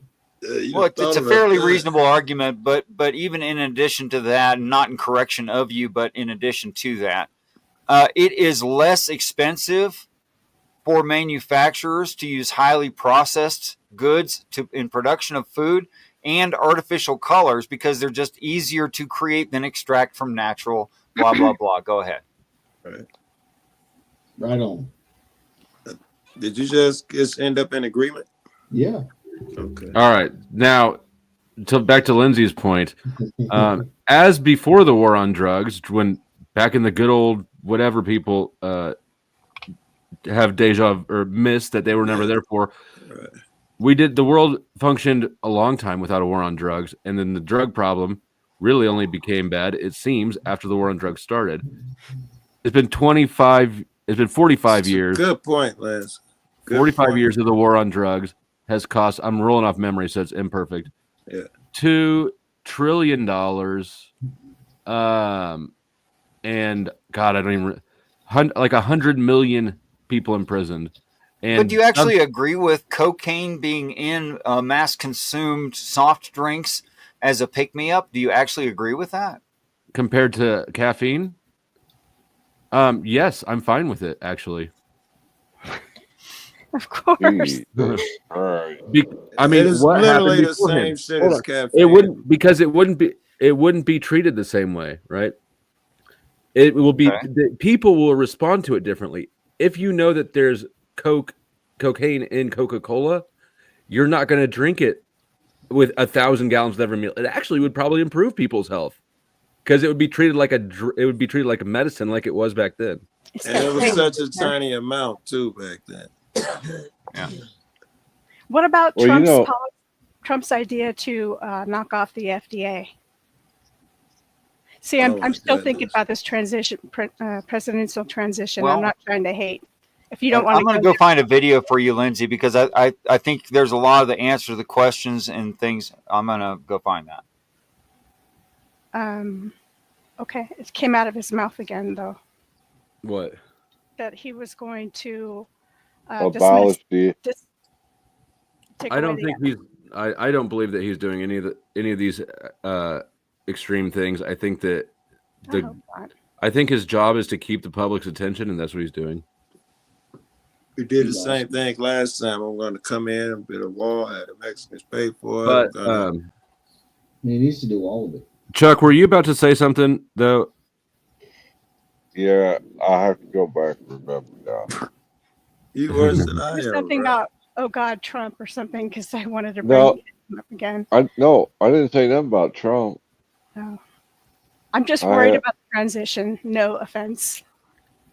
Well, he can only do so much as president. He couldn't do shit last term, except like he couldn't stop the lockdowns. But it's loaded. Never mind. We can't get. I will totally derail the conversation, so I'm not going to. So, Lindsay, I found a link for you. It's RFK and a member of, I think, the House and several experts talking about plans that they would be implementing under Trump when Trump had not yet been elected. Okay, I see it. Thank you. So I think it would be informative, which is not the same as I don't agree with you. I just think this is informative. Are you telling me you don't agree with me? Well, he picked RFK to be the Health and Human Services in charge of healthcare. Yes, this was before that pick. What Okay. about that Matt guy? Matt who? Matt Gates. Gates. Yeah, that guy's awesome. Is that the one border that guy? slept with underage girls? No, Well, that's the all a lie. FBI did a year-long investigation, and it turned out that wasn't true. I got to tell you, I slept with several underage girls when I was underage. W. I hope nobody clips that too precisely there. Right. If you're gonna clip it, clip the whole idea. That's all I'm asking. But I mean, first of all, does anybody who on the panel trust the integrity of any law enforcement agency? When you say the FBI found it was untrue, I go, who the fuck cares? That's a good question. I think the way Chuck phrased it was, and the FBI found it untrue, or where we phrased it, it kind of closed the window. I like to think of it more as they gave their opinion, as everybody else has opinions. And Yeah, I mean, just because a law enforcement agencies, I mean, and that's why I asked it that way, because I don't trust any law enforcement agencies, and I think go ahead. Let me finish my statement. The FBI closed it out. However, the House Ethics Committee was getting ready to hit him with charges. And this was Biden's FBI was even telling them, just leave it alone, which really confused the hell out of me. That was political because Matt Gaetz led the charge to oust the prior Speaker of the House. Matt Gaetz. McCarthy. They had a hard on for him. It was a political hit. That's how it works in politics. If you have the power, you take out the people that are weak. Yep. And as for the trusting of a government agency, when you say, do I trust a government? It's just no. But that's not the question in this situation. The question is, do you trust whatever's being said about a public politician who is controversial more than you trust a government agency? And the answer is you flip a coin because they're probably both lying. Good. I would say the government agency has even a higher chance. The guy could be cheating on his wife and still be more honest than the government. Hell yeah. I like you, Joe, man. You show up on the panels to argue with you. You're pretty cool. I got a theory about that because I think everybody is a person first. All your titles later. Doctor, gas pumper, mechanic, iron worker, teacher, professor, all of these things are secondary to who you are. And you're bound to be imperfect. You have the same temptations all of us have. And so why would we expect anything different out of anyone? I have a judge in the family, and so I have some pretty good stories about how corrupt some cops are and some law enforcement. And I think the answer to your question, why would we think anything different, would be because we must have been taught that way. And if it's a judge, be quiet. If it's a doctor, he's a god. You got to do what he say. Not only that, he's going to be more honest than the average guy on the street. Well, we have an appeal to authority, and that's how we were raised. Yes, we were raised to trust cops. Well, some of us. And raised to think teachers know the truth, right? Professors know the truth, and you can learn from them. Doesn't matter if they come from a communist background or whatever it is that may be adamantly opposed to your own beliefs. We trust them. Yeah, it was probably a positive back in the day. It was probably a positive thing. He's a free thinker. Woo. That's also a feminine trait too, is to follow whoever is in charge. That's not necessarily a masculine trait. Even if you look at the voting record of women compared to men, you can tell that they just sort of go. It's a human trait. There's differences between the gender that are discernible in the voting records of people when they're actually going to elect people. Like what? What demonstrates that a woman is more likely to just follow? So they vote for security over freedom more often than not. What would be a solid, concrete example of security over freedom? Laws that create more power to regulate your life. Okay, so you think they cancel out men's desire to have less law involvement? Okay. I mean, I think I mean, Lindsay, do you agree? I mean, women do pursue safety is a more pursued feature, I guess, of life for women than men. Do you agree?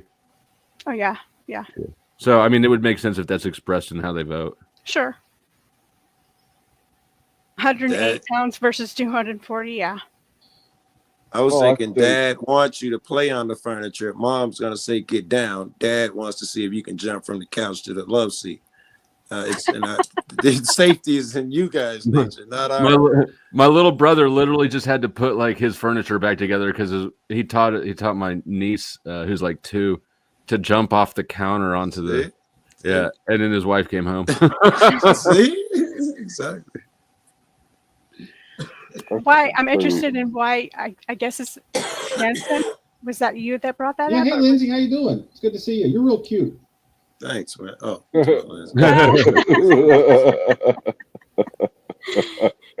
Well, thank you. You're in the dark, but I'm sure you're pretty handsome. Oh, we got to No, stop I'm this, ugly, huh? but thanks. Okay. That's why I'm in the dark, damn it.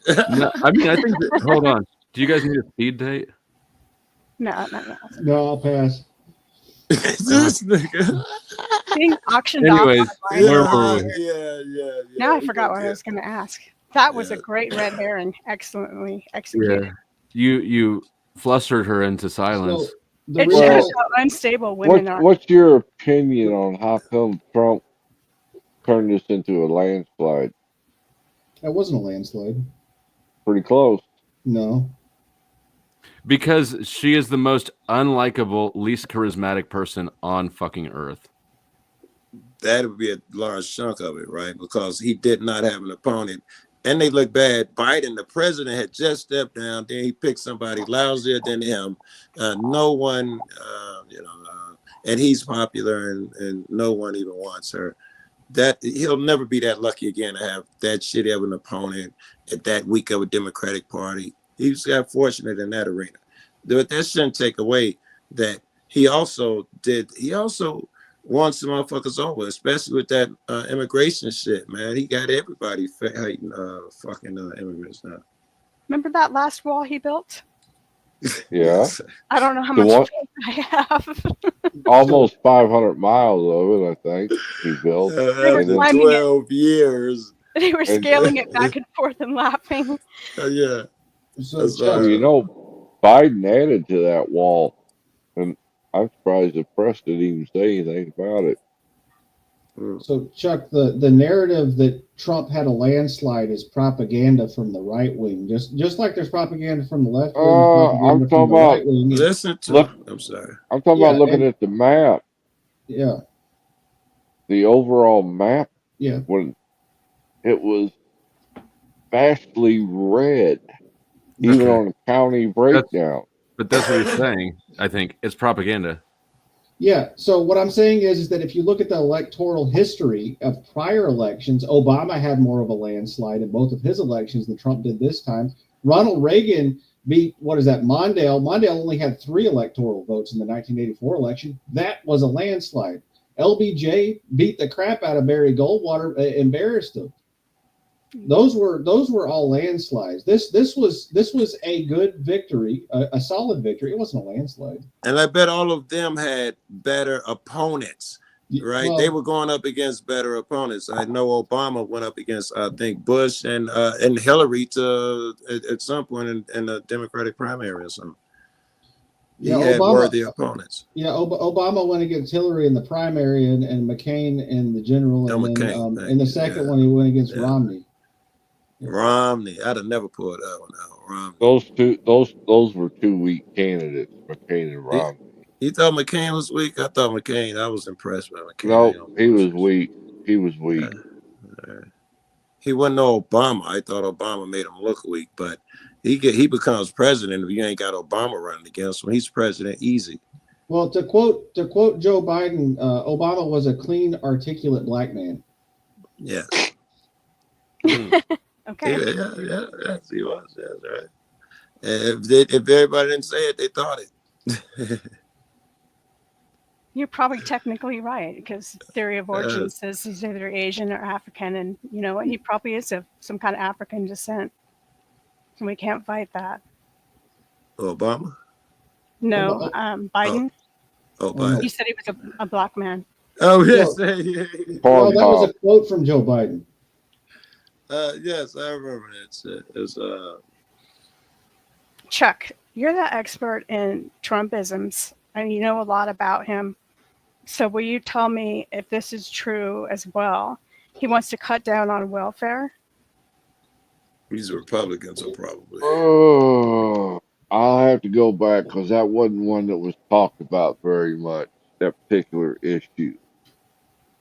I know the party as a whole is definitely anti-welfare. Yeah, not big. Unless Right. it's corporate welfare. I imagine if all these people aren't going to get welfare anymore, they're going to sell some drugs, maybe, possibly, or be Steal something. more Well, because no, sure. The I mean, slippery. Republicans believe you need to work for what you get. I understand. A hand up instead of hand out. They sell that. Roosevelt planned that. He planned it to go that way, to just be a helping hand rather than give me all. Yep. You know? Yep. Yeah, but that's not how people work. That hand up instead of a hand out is not connected to reality, because we know the people that need the hand up, a lot of them will take the hand up and then not stop taking it, right? It's just not. It's not. It's an logical, ideal man. that's not grounded in reality. So Right. it's a bad suggestion. But do you see what's going on here? We each can't keep saying each other is stupid. You can't trust each other. Da da da da da da. But we never come up with a good solution, because as soon as somebody has an idea here, you go, no, that's stupid, or that'll never work. No, that's fair. I would say we just haven't come up with any winners yet. We haven't even come close to even doing that. We still hashing out just dumb shit right now. But there's plenty shit we have not examined. If we were going to do it, I think what you're asking, let's say the welfare shit that you were talking about, anything, you could have picked homeless or whatever, you probably wouldn't set the system up the way they do it. So you'd have to set it up sincerely through the gate. For instance, to stay with the welfare shit, the one Flo pointed out is dumb to set it up that way, because who can't use an extra $150? Who going to admit, and they barely scraping and scrapping, you feel like, you're over the hill, you've had your hand up. No, I still need that $150. And they set it up that if they gave a woman, that's when it started off, when I first familiar with it in the 70s, if they gave a woman's welfare X amount of bucks, and she got a boyfriend or someone lived with her, she couldn't get it. If he gave her a gift, if he gave her a toaster, she had reported, and they would take it out of the money that they give to her. My point is, they set the shit up to fail. We couldn't help but do better than them if we came up with our own system. You're like rubbing your microphone or something. Well, I remember back when welfare was based on more kids you had, more It still money is. you got. Still is. Oh, there's not a. I thought there was a cutoff. I mean, I don't know. I think that The sex police are going to go after the ones that have, just one too many. I am the sex police. That's true. Oh, but your camera's on, so it don't count. Yeah, I think I'm ready for that speed date now, Flow State. Whoa. That was a joke, man. Come on now, you're making me blush. This is gonna be Okay, good. Get her undressed and we'll do this thing. Yeah, that sounds good too. Yeah, she got to take off her camera though. That ain't gonna work, Flow State. She might really be ugly behind the photo. I have no idea what she actually looks like. Ugly behind that photo. Yeah. Are you catfishing me, Lindsay? That's right. Yep. First it was Crispy, and now it's me. So I'm really 72. You come around here often? Yeah, all the time. Somebody needs to police Flo. Yeah, I know, right? Oh, let's see. What's another one? Oh, if I told you that you had a beautiful body, would you hold it against me? Now, what do I say to that? Well, for how much? I have PayPal. All right, another one. Did you wash your clothes in Windex? Yeah, sure. Because And I you can can't see deliver the line. Okay, I can see myself in them. Ah, so cute. There we go. So you're gonna look. You're gonna. Isn't look that a sexy. cross? Didn't you just say that you're a cross dresser? Yeah, Yeah. well, actually, I've done that to get laid before. That actually works sometimes if the girls The are sweet enough. Windex one? No cross dress. I mean, I said that. Wait, which do you use the Windex line or are you cross dressed? Both. I like the Windex one. Never tried that. I'm just Yeah, I don't assuming I think heard that that would go over wrong. well. I'm not even, my brain hasn't, I'm assuming I heard it wrong. I mean, well, Richard, that's why you didn't get as much pussy as the rest of us because we were all cross dressing for It's it. cross-dressing with Windex and plain Yeah, the leave, window. leave It no shoots stone female unturned. now. That's not good. You might be right. I mean, I can count the women I've been with on the fingers that I have on my hands. You could always do a package check if you're unsure. It's not too late.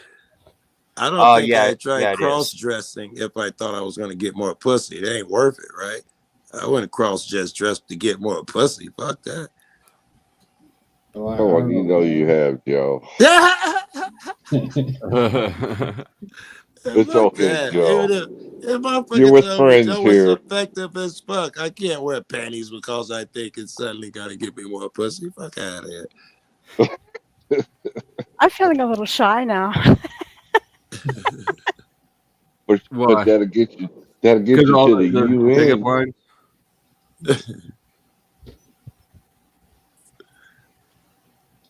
It's because we're being dirty men doing. That was such a good silence.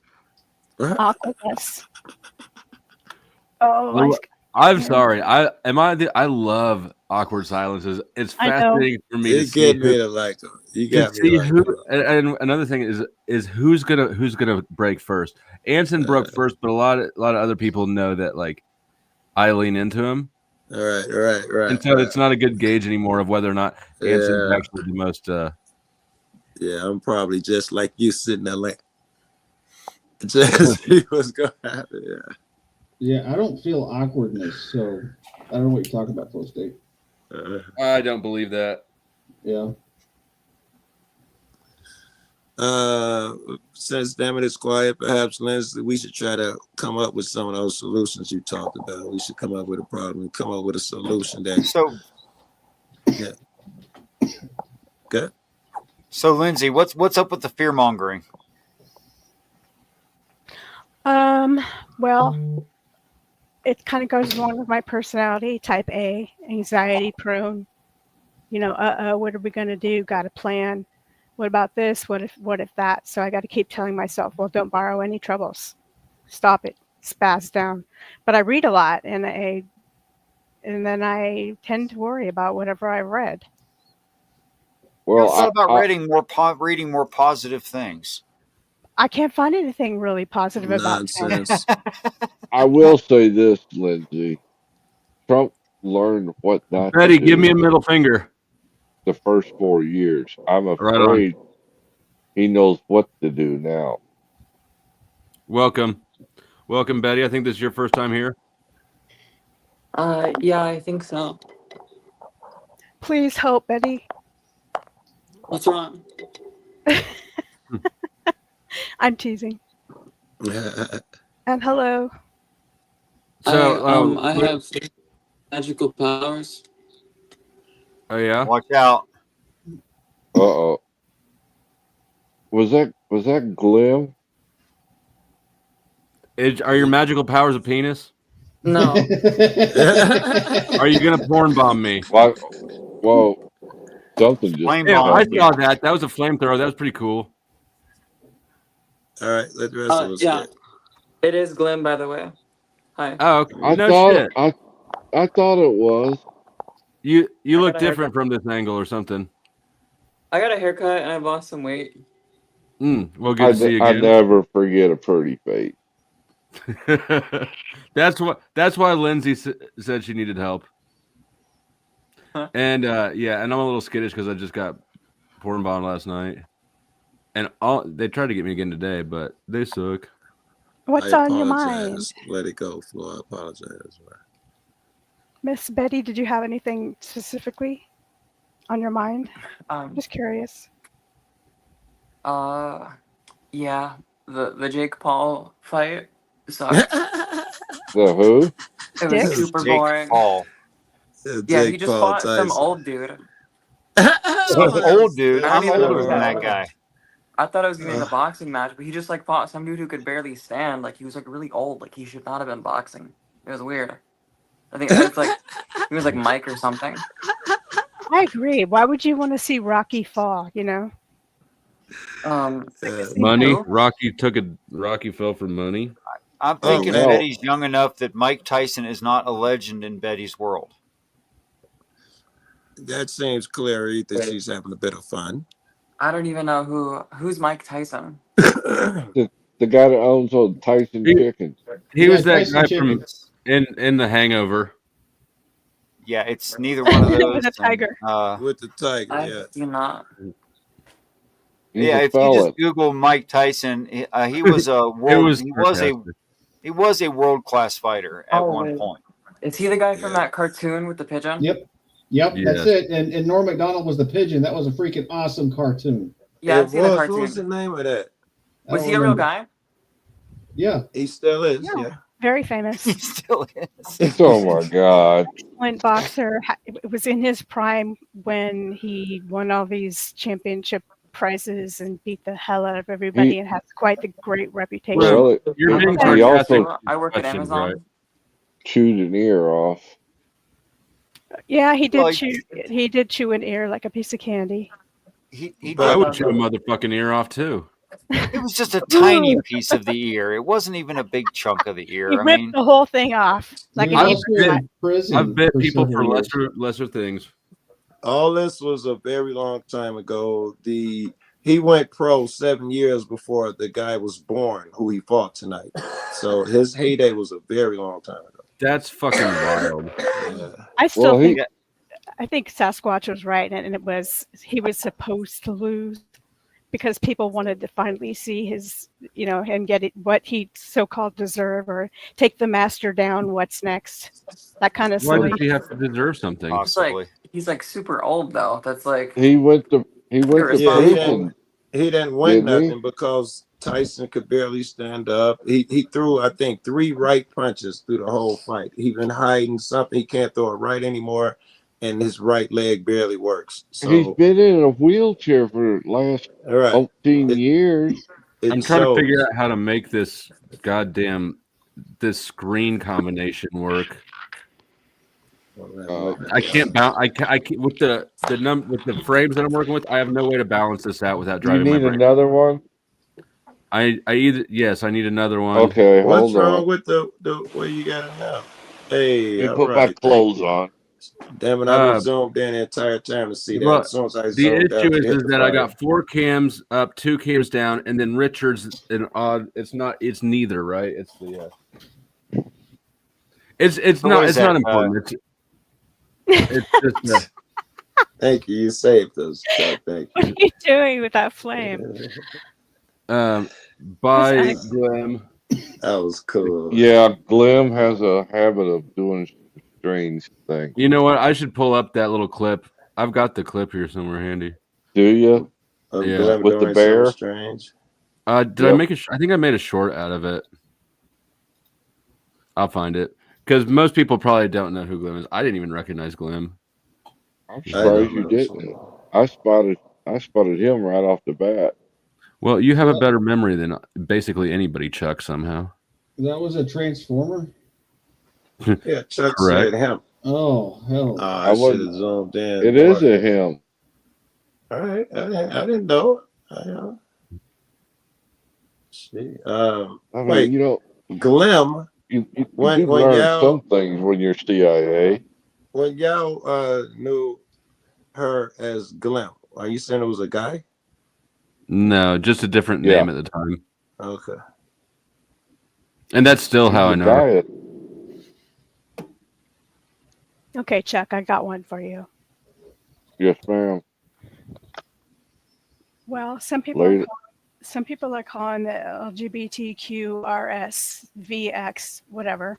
They're calling it fascism, and they're saying that it's directly the cause for the division of the United States and other countries too.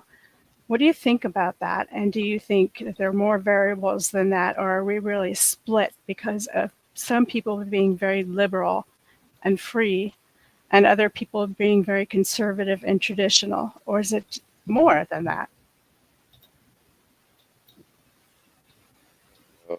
You're trying to say it's the LGBTQRS alphabet people?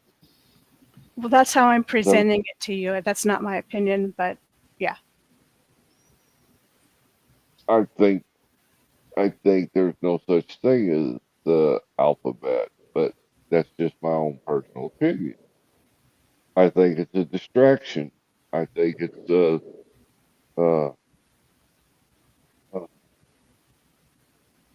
debauchery, the whatever the word is, to get people all It's mixed up. debauchery enough And the to more be- people mixed up, the easier our. What's that? As a man who loves another man, would that be actually in the DSM for people that have mental disorders, or would it be? It used to be. I don't know if it still is or not in the DSM. That's an appeal to authority. That's irrelevant. What? I'm just The trying DS to get Chuck Yeah, no- to say something about his opinions. My opinion, I'm a conservative, but It's you know, not easy, people Lance. people I've got been there. people got a right to live how they want to live. What people do behind closed doors is their freaking business. Just don't force it on me. Right. You know, in the Yeah, same me way, I trying. got. You a Christian, Chuck? Damn, that's Some a people long say pause. no. Some people I didn't say I ask some am. people, motherfucker. I asked you. I'm not a churchgoer. I'm All right, so spiritual that's a though. yes. Yes, I think You are you're saying you're a definitely Christian. I think you'll go a little further and say that you're Christian. Okay. The Nothing wrong with that. Just the admit it. gay cats, the gay guys. I don't want to get too particular, but you think they go to heaven? Limit Tommy, for instance. Can they get to heaven? I don't know. You had an The opinion? Bible says no, Good. but I love that you give me other motherfuckers' opinion first. You I'm sorry. I know- don't mean to be a dick. No. I'm trying to get your opinion on stuff. I can read the Bible. Joe I Cole, don't know. actually, most people can't read the Bible. I haven't. Oh no. I haven't been to the gate yet, so I can't tell you what the requirements are for entrance. I wouldn't I'm ask you as just if you've asking been there. about I just ask your opinion, right? You Right. can't foretell the future, but I can ask you who you think gonna My win the Tyson opinion? fight. And I think you're a dick if you was like, Okay. can't tell the future. I don't have an opinion. Hey, Furby. No. I used to believe that gayness was sick and wrong, and they should be exterminated. And now you just think it's wrong. Yeah, I still How many think have you maybe killed? 2 out of 3. No, it's just what I just said. What they do behind closed doors is their business. But when you See, try there's to an force opinion. it, what's that? I said, see, there's an opinion. Was it that hard? Well, he hasn't given what he believes now. You know, Joe Cool, this is not to Lindsay's question, but Joe Cool, since you commented and made a question, and I happen to be a student of the Bible. Yes. Yeah.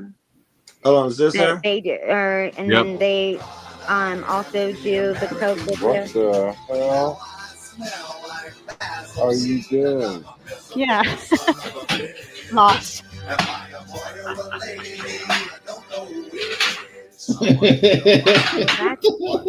What is happening here? I don't know, hon. I think he was about to get porn bombed. I'm not sure what's going on. She Gwen? was filling up a teddy bear with the water jug Oh. and held it up so that it would pee. And when it Oh. started peeing, she jumped up and fell against the wall like she stoned or something. I'm not sure. Yeah, I didn't even know what was going on. Well, thanks for coming up. It's a golden shower thing. How did we get here? I think Flo brought us here. Oh, I was chilling, man. Where's the music? That was awesome. Was that Frank stick. Zappa? Was that Frank Zappa cover? It was Frank Zappa. Thought so. Can we interrogate Chuck a little more? Yeah.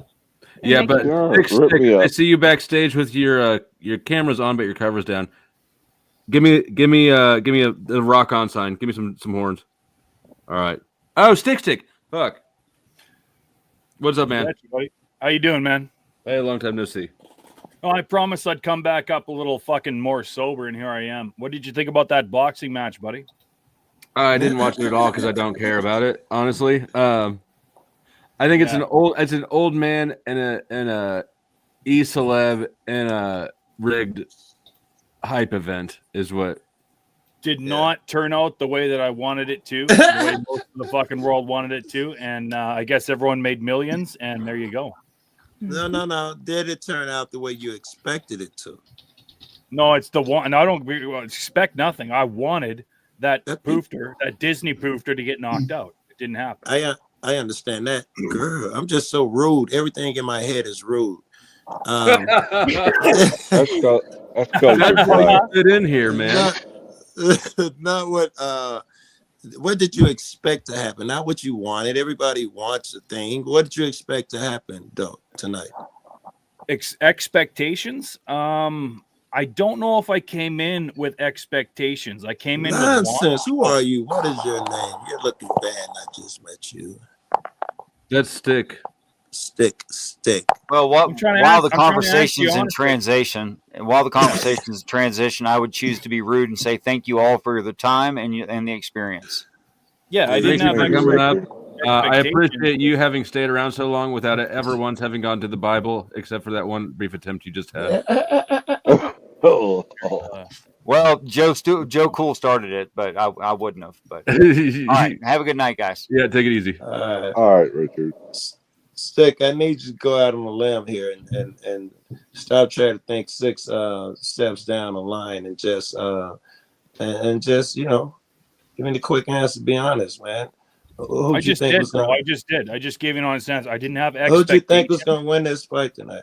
Okay, you're saying you had no idea. Or 50-50. You knew reasonable. about the fight. It's not You're reasonable. asking me a He walked question, in and here you're not saying, "What do you think you're not about the letting me fight?" answer Meaning your he question. thought about it. Meaning he had expectations. It is not reasonable. Okay. You're asking me a question. I'm trying to answer, and you keep talking. I'm sorry. That's all good. I like you. It's all good, man. Joe Cool. Fucking A. I didn't have expectations about the fight. I didn't have expectations about the fight, but I had hopes. And my hopes were that Tyson would get in close and throw one of those right-hand uppercuts and end the fight. That didn't happen. Yeah. I think That's your answer. I No think most of expectations, just hopes. Good answer. It's not. Stop it. Don't encourage that. I think most people are like you, including myself, wanted Tyson to win badly, wanted him shut up badly, and all of those things. But in reality, I'm 57. I know what 58 is like. And in reality, most people, even though we love him, expected that old man to get beat up by someone literally half of his age in boxing. Well, and that's what I was saying. Like, even on my live stream and shit, I'll say it again here. I think Tyson wins the world. I think he's 56, though. He's 56. He's 58. Is he 58? Am I wrong? Yeah. Okay, he's older than 58. I am, yeah. That being said, though, he jumped in the ring for the last time for all of us to watch it in our lifetime. thank That's you the for last that, time you're going to Mike. see Iron Mike Thank lace you up for the that, glove. Mike. Yes. And I think, you know what? He didn't get knocked out, even though he lost on points. Yes. Mike Tyson, Iron Mike, wins the world. Glad I got to see it. Mike wins the world. Yeah. That's what I'm hashtag. saying. I'm glad I got to see it. You know, He won everybody's hearts when he came out. Everybody booed Jake and and applauded him, loved him, and all of that stuff. It was his big night, bro. And most people didn't expect a whole lot from an old man, but he didn't go down. He had Jake scared in the beginning. Jake was running like a son bitch. He ran through the entire fight. He was until the last moment. He got up some courage and started smacking Mike around. okay, bro. But Let me say this though. Let me say this Yeah. because this is fucking crazy. This his opponent, Jake Disney Poofter Paul, fucking threw a bunch of great, beautiful shots, and Mike Tyson at 58 years old Good point. walked Good point. right through Yeah. them. Yeah, good Didn't give point. a And fuck. The only stutter he had because his leg was bad. He caught his balance, but he never dazed him or anything like that. Not even 58-year-old close. man. 58-year-old man walked through a 27-year-old shots to the face. Yeah, And didn't he care. ran from him. Oh, nice to meet you. My name is Christopher. I'm not shaking your hand. What's my most traumatic experience? I don't know, but I know what yours is. I fucking love that. Yep. That was great. No, I mean, that's crazy, man. 50. I don't even expect to make it to 58. And for that man to walk through those punches like it never even happened. Yes. You know, Jake has knocked out big guys, right? He's knocked out MMA fighters with that punch, right? So hats off to your 58-year-old ass. You know, some people are just genetically built different. And Mike Tyson was built genetically to be a killing machine. And he still is at 58. Even if he had his knee, I think it was his knee, it clearly the right leg. If he had that knee, right it's leg, a different fight. It's a different Shut fight. up, nerd.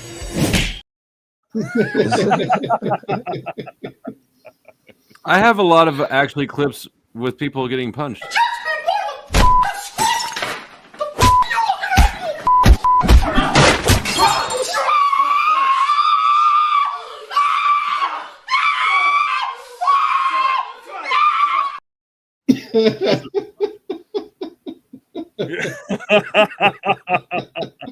Shit. Did you see the earlier fight with I think it was Ramos and Rubio? I think it was name. I can't think. I think it was. It ain't coming to me. I don't think that was it. But that was a good fight. It went the distance. It was a split draw. It's the most exciting shit you ever saw. The champ won the first half of the fight. The other guy won the other half. That was like it was so great, man. That was a good fight. It balanced Stop out. fagging out. Yep. I be wanting to jump Jeff. Just seeing that. I just want to jump him. Just seeing that. Why? Because I have a lot of criticism that I can never put out because he's so fucking sensitive. Stop fagging out. I know what you mean. Yeah. Hey, I'm here to Do you hit have on criticisms as well? Oh, did you get it too, Lindsay? Of his anger for no reason, yeah. Yeah, all of that sensitivity. I missed that one. Test 1, 2, 3. Test. I got it too. He's Test. human. What can we say? We can hear you. We're just rude talking. Yep. Roger that. I'm here to hit on Lindsay to piss off Chuck and make Flo money. Oh my God! You let this gay guy. Yeah, fuck you, Chuck. Hi, Lindsay. You wouldn't like it. You wouldn't like it. I just lay there and sweat. Lindsay, you like This is actually gay as fuck. This is the most homosexual thing I've ever seen, and I've seen two crackheads do weird shit to each other. He was one I of the mean, that crackheads. was coming from another homosexual, and you know what? How do you know that's even Lindsay's fucking real picture? I think she's catfishing us, yo. Totally. Yeah, turn She on that can't cam, look Lindsay. like that. Let's see it. Let's see it. That's Lindsay's headshot. Yeah, she's catfishing us. I'm sure of it. I'm sorry, camera slip, right? She's First like, nerdy. I don't know, about Hey, Lindsay, 265, 270. catfish me anytime. Don't worry about these other morons. Oh, what a simp. That was simp. For I Lindsay, should leave fuck and yeah. come back with a female picture and then see what he says. Oh my God! love you after that. You should leave and don't come back. Yeah. If you can't put up with the stigma, then don't be a freak. Well, I was just on panel with him like 2 seconds ago. He's on Harley Dad's panel right now. Peaches, the Kazoo? little Peaches camera's Yeah. not on. And you're picking on, and Chuck, his not on. And Scott to Kazoom's be, Kazoom's a good dude. Good dude. He's I reserve the right to hide. You No, just go I'm ahead. really ugly. I'm fine with you thinking that. I'm about a 1.5 out of 10. No, listen, Really? Lindsay, I tend to believe that the guy below this dude is a peach, the other guy's a flag, the other guy's a fag, and I tend to believe that that's you. Oh. And what?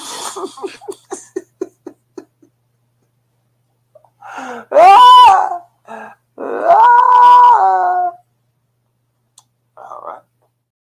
She fell out of the ugly tree. She hit every branch on the way down. Just Good run away. That little one RBR. came quick. That one came quick, didn't it? It hits different a little bit. All right, let me take this awkward time in dipping audience numbers to remind people donos are appreciated. Hit the Cash App, hit the PayPal. Ko-fi accepts credit cards. And if you're looking for an old stream, it's probably on Ko-fi under the memberships section, which is where I'm moving. I'm migrating things over there. Second tier and up gets access to all the old streams. And on that note, if there's something that you know that you want that has not been moved over yet, you should download it sooner than later for free. All right, keep creeping out, Lindsay. I don't know. No. I'm going to change up a little bit, but Lindsay probably the one I answer. I don't. Well, hold on I a don't know minute. if anybody Just a minute. here. Let's Yeah. get this over with real quick. All of you have seen me on camera and live, no? I mean, I've told him Yep, you're yep. 265. She's kind of darker than she looks here. She's kind of Mediterranean looking with big lips, and about 265. She's just nasty. Let's be Yeah. honest. Let's be honest. I bet she's nasty. She got like that little sweat at the top of her lips because she's getting kind of big. Really disgusting. I've seen you on Joe, camera. fat women need loving too, Joe. okay, now it's settled. All right, She's but marrying Lance, let me you. ask you guys about Trump. Do you think he said he'd get rid of income taxes? I think it makes a few other big claims. He's Do going we to get rid of the expect him to IRS. follow? Is what he's talking about. Do we expect him to get rid of, to not just get rid of IRS and income tax? Do we expect him to do any of the other big things? He never said he was getting rid of income tax. Surely he did. No, he didn't. Yeah, he did. In the last week before the election, he was going around saying that. Yeah. Well, that's not what his platform says. No, he was saying Said he that, was- but that's not what well, That's just campaign rhetoric. Yeah. So you guys are answering my question. Most of you don't expect him to follow through on that. It's going to be easier for them to get rid of him than it's Did- going to be for him to get rid of half of did them. he build a wall? Did he lock her up? Did he? Right. Did he build a wall? He sure was working on it. People who get emotionally invested in politicians or think that anything they say are true are idiots. Yeah, I got in trouble for saying that yesterday. I was on GS. That's where the fuck I was at. Oh my God! How'd you get Yeah. over there? I thought he hated you. Richard was over there. They were having an adult conversation. I went over there. It was adult for hours. So I got a little free there and thought that, and I was like, hey, listen, I don't want you to take no offense. And later, Guru said, Nick, if you got to tell them don't take offense, you probably shouldn't do it because they're the type of person that take offense. But he said some stuff about Trump coming and saving the world and then some about the Illuminati. I think the second part was brilliant, but I think the first part is dumb if you think so and so and so and so, and he got mad at me. And Did he call you? Did he call you the N-word, Joe? this is Joe the calls first him time. that. Yeah, it's the first time he did. Mm. Yeah, and I'm joking for anybody who know this dude or don't know. I'm joking. He ain't never said that shit to me. Oh, okay. Yeah. I wouldn't put it past him. I think you're saying you think he's a racist. I hear you. Yep. Look, for real, Trump is going to do the best he can. The world isn't. I do think that he's going to try and do. I mean, he's put together an interesting team. I mean, That's a good Hegseth start, for, right? Secretary of Defense. You got. RFK, this is Ramaswamy, Tony Elon They got- Musk. It's a guy. They got to make who's it through not the into Senate war first. So, Joe, the problem isn't what Trump is or isn't going to do. The problem is that there's not really any substantive change in the House or the Senate, and that's where any laws have to get passed from. So it's kind of irrelevant what Trump said. I know. So how do we do this shit? Mark? Good. We got all three of them. The House, the Senate, and the White House. No, you don't Or have them. reviews. The Republicans have a majority, but a majority of the Republicans are garbage. Senate. The whole House and the system is Senate, garbage. We got them all. The whole system is garbage. It's a Hegelian dialectic. It's a institutionalized Hegelian dialectic. Thin. The left and the right, and the left and the right, and no matter how you look at it, they're always going to move closer to the middle, right? Because if it's popular vote, that's where you're going to get the most number. Scott, I don't know if your mic's working or it's in and out, or you just talking in the background. I think he's just making noises. Okay. I'm only getting about every third word. Up and down. They'll fix that It's in and out. It's in and out. Machiavellian technique.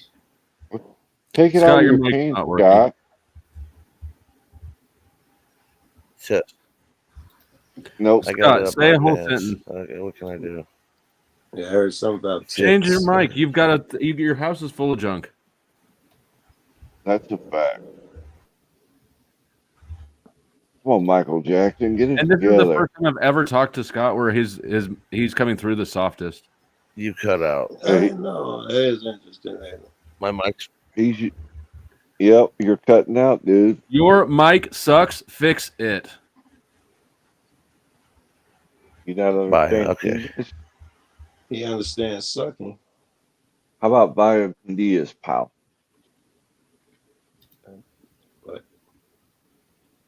What'd you say? I said Vaya Candias. I thought that was just said. Adios. Black-pilled ass Flo over here. Yeah, Flo, you will never change certain things. You're going to get bad apples, human nature. Your zero-sum point of view ain't true, though. That's true. No, that's not true. I mean, that's a general. You didn't present any sort of a. You know what? The link's right there. It's literally right there. One click away. He had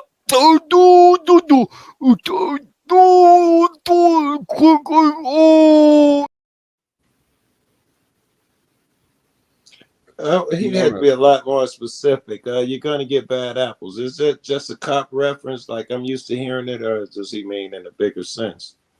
He's an apologist for the establishment because he's Cope. This is all him trying to explain away why there's a do nothing Congress. And Flow State did a pretty decent job of explaining it, because the inertia in politics is to do nothing, because that's the safe position for re-election, and that's all those people care about. Pretty much, yeah. You're boxed in. You can't go wild card because you had to make deals and shit to get to those positions, and you can't go against the grain at that point. You're locked in.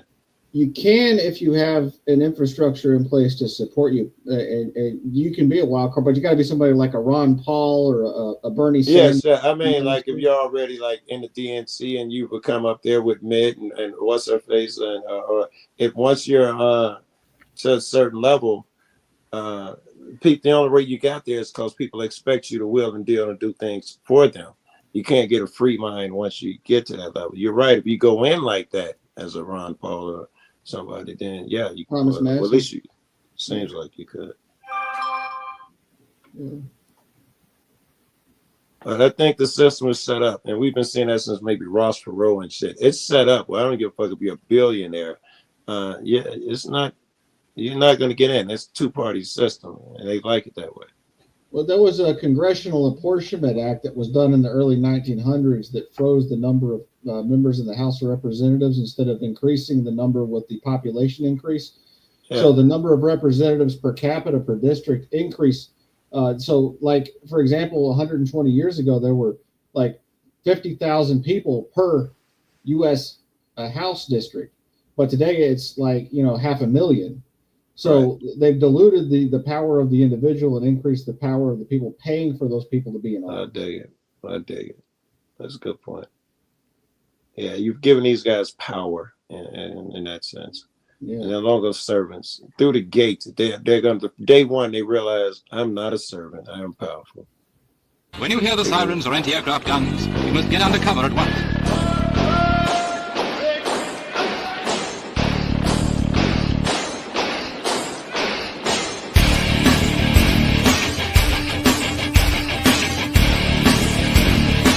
In the open with no cover, lie down.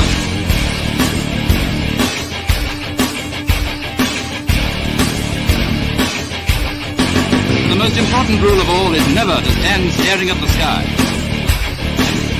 If you don't take cover, you may get hurt.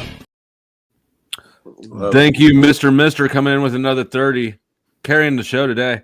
Mr. says, ask the panel about mass deportation plan. What do you think? Do you think it's real? Is it going to happen? Is it not going to happen? It's real. In fact, that's what Musk and what's his name? I can't even say his name. They're working on the plan for the deportation, the mass deportation. They're gonna at least give it a shot. And already they stopped coming in. They know that Trump ain't playing. You know, already the fucking flow is slowing down just because, you know.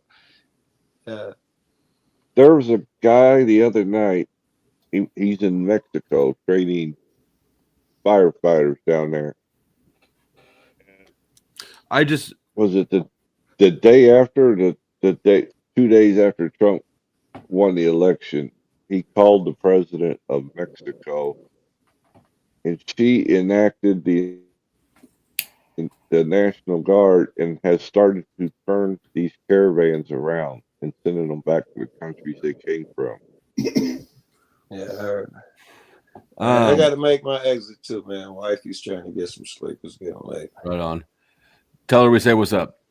I think it's a bluff. I think it's rhetoric. I think immigrants are, of course, I'm in Kansas City, right? So I'm not on the border. That said, I have not seen a single change at all in anything to do with immigration. All the people taking over apartment complexes and all the illegal this, illegal that. In my experience, it's entirely a paper tiger. Whereas on the other hand, what I have seen arise in is, say, homelessness, right? They're at every exit ramp of every intersection in the metro area.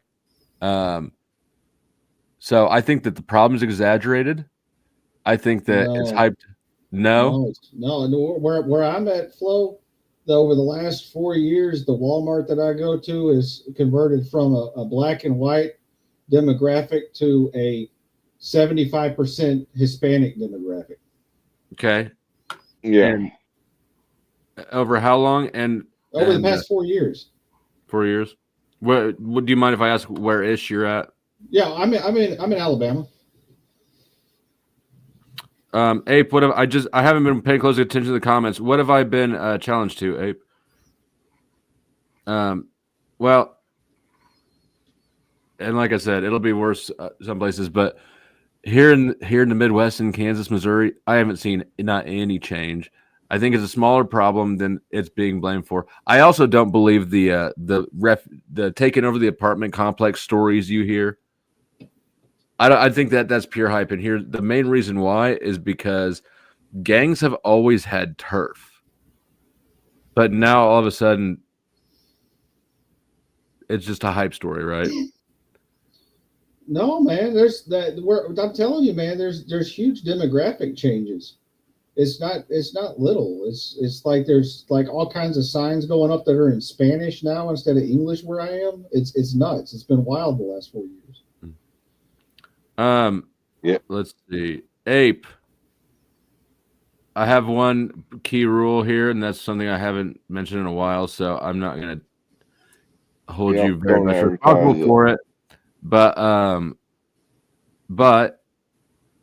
it is don't advertise other current live streams in my chat right now. So if she wants, she's welcome to come over here, but I'm not going there. It's easy, and that's probably what she's doing. She's just trying to pull, collapse everything onto Easy's thing. Mm-hmm. Yeah. So yeah, tell Shazzy to come on over then. And actually, I meant to reach out to Easy because the last time Easy and I talked, he had suggested that we have a debate about the war on drugs. But then I saw that when I was looking up his shit, I saw that it was Fight Club night, so I ignored it. But no, I'm not going over to Fight Club right now. All right, yeah, no problem. Yeah, it's more of like, it's not, you didn't do anything wrong. I just have like a weird pet peeve with that because a lot of people do shit like that. But no, I appreciate you. I appreciate you sharing it. Right, Monday, you're right. West Tennessee, Middle Tennessee, What was the demographics have Hey, changed. just out of curiosity, what is it that she wants to debate me on?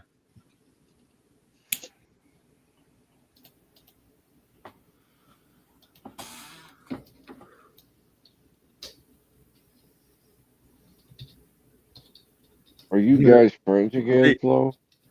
No, I would not say that, but I will beat him at a debate. I know there was a lot of hate at one time. I couldn't stick around for it. You have no idea. She didn't even say what she wants to debate. She just it's a trap. Yeah. No. Where was? Oh yeah, the hate. I don't think. I mean, I never had any hate. I don't know if he had hate. He would shit talk, and I'd mock him in shorts. But my position was and has always remained the same, which is, don't be a douche, right? Come correct and stop acting like an entitled brat. And what up, homies? What up? What's going on? Chilling. How are you gentlemen this evening? Oh, wait, where's my mic? Where the hell everybody fall off to? They just leave or what? I don't know. We had full panel a couple of minutes ago, and then I looked down and it's a 4 hour. We're 4 hours into a live stream. These things go. Okay. You've been around long enough. You know how these things wave. Cycle, yeah. Yeah. Hey, no, you're good. It's an interesting challenge. I mean, I appreciate you bringing that information. I just am not going to take the bait. But yeah, Shazzy, you're welcome to come over here and debate whatever you want.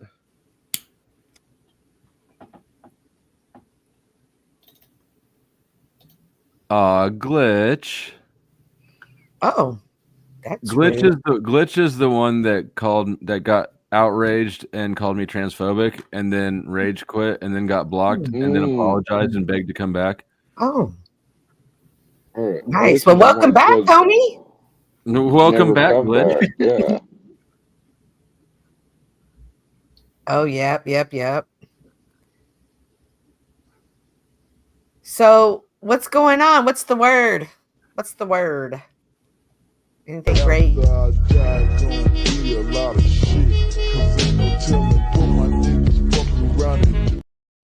I just got here. How is that already me? It was just the first one that I clicked on. No, not really a word. We went over some police shit earlier, and I disagree. Support the police. Yay, police. Yeah. Well, you're gonna get your wish if Trump makes good on what he says, because he wants to expand qualified immunity, which is insane. Oh, and all of my people are gonna be deported. Boy, y'all gonna hate life without Mexicans, though. Y'all gonna see. Are you happy to have them deported too? No. Then why are you happy to have police around, Cynthia? Because I don't know. Oh my goodness. Freedom. So sometimes y'all know I like to watch those body cam videos. I love to watch those and sometimes those cops, they really do deal with a lot of shit. And I think as much as we harp on them being pieces of shit and this and that, and don't get me wrong, there are some in there that are just total dickwads, but there are some in there that really they deal with some hard issues. And the younger these kids are swinging on cops now. They don't care. They're swinging on cops. Yeah, they're just taking orders. It's not their fault that the system's put them in that position, right? I don't know if it's anybody's fault, but it's the society we live in now that, hey, fuck, that don't mean shit. I grew up in a time where you kind of respected cops, but now that don't mean nothing. I'm talking 17, 18, 19-year-olds are swinging on cops. Are it's not even, and then they're confused why they're getting arrested. And that's just the society, fuck the police in the 1980s. Well, look at all the screwed up calls they go on day after day after day. Oh my gosh, and you're absolutely right, but also think about the job. That's their job. Why would I feel so bad that their job isn't to be mental health workers. Yes, it fucking is. No, it's not. It's to enforce the law. That's not a mental health worker. That's not an MHMR counselor. Yeah, we need more asylums so that they don't have to be mental health workers. We can It's just not put all even put all the asylums. crazy We need people where more they belong, so the cops don't have to deal with them. That's a great idea. No, you should actually have somebody. I've even suggested this on this app before. You need to have a team. I used to volunteer at the police department, and I was on the domestic violence team. I had a car, I had a radio, and anytime there was a domestic violence call, boop, I showed up. And Oh my goodness. and I did my thing, and I helped people in those situations. And I was also there just to kind of help calm the situations with the cops, because sometimes people don't always trust the police. So to have a civilian there, well, of course there is, but I think that if we all have issues, the first thing we're going to call is the police. Cynthia, Not me. Not me. Cynthia, think about it. Everybody that hates the cops is somebody that's had an issue with cops. True. Or people. Oh that yeah, like I was. privacy. I had Friendsgiving tonight, and we were talking about cop issues. And there was some white girls talking about that cops were pulling them over for BS reasons, and they were questioning, and they were saying, "No, you just pulled me over." But they concluded that the cops are pulling them over because they're so fine, and the cops just wanted to talk to them. It's the dumbest thing. That does happen. I But they don't get tickets, right? So it's not going to be. None of them talked about the ticket, but when I told my story and I told how I went to jail, they're all like, "What?" But yeah. How long were you locked up for? Oh my gosh, which time? I've been locked up. My house has been raided too, Flo, but not. I mean, did I know that? Damn. Mm-hmm. My You baby's damn daddy fella. called. My baby's daddy called and said that I was making porn in the house with our kid, and they showed up, and it would just so happen to be the same day I made a large purchase. Was it a camera? No, it was a large purchase, one of the largest purchases I have ever made, and I had to flush it all that day. But bro, I still mourn that moment. But they smelt it, and I ended up going to jail for it. But I went to jail for you didn't have any stuff. possession. No, I went to jail for other stuff. Wasn't for that, but that got them. Yeah. That got them in the house. Well, lucky that you had that. It was close enough for you to get out and get into the I woke up floating out the front door in handcuffs. Bro, that was a moment though. That was a defining moment. If I would have been caught with that would have been a huge case. I know somebody who flushed ounces on ounces upon ounces upon ounces on a false alarm.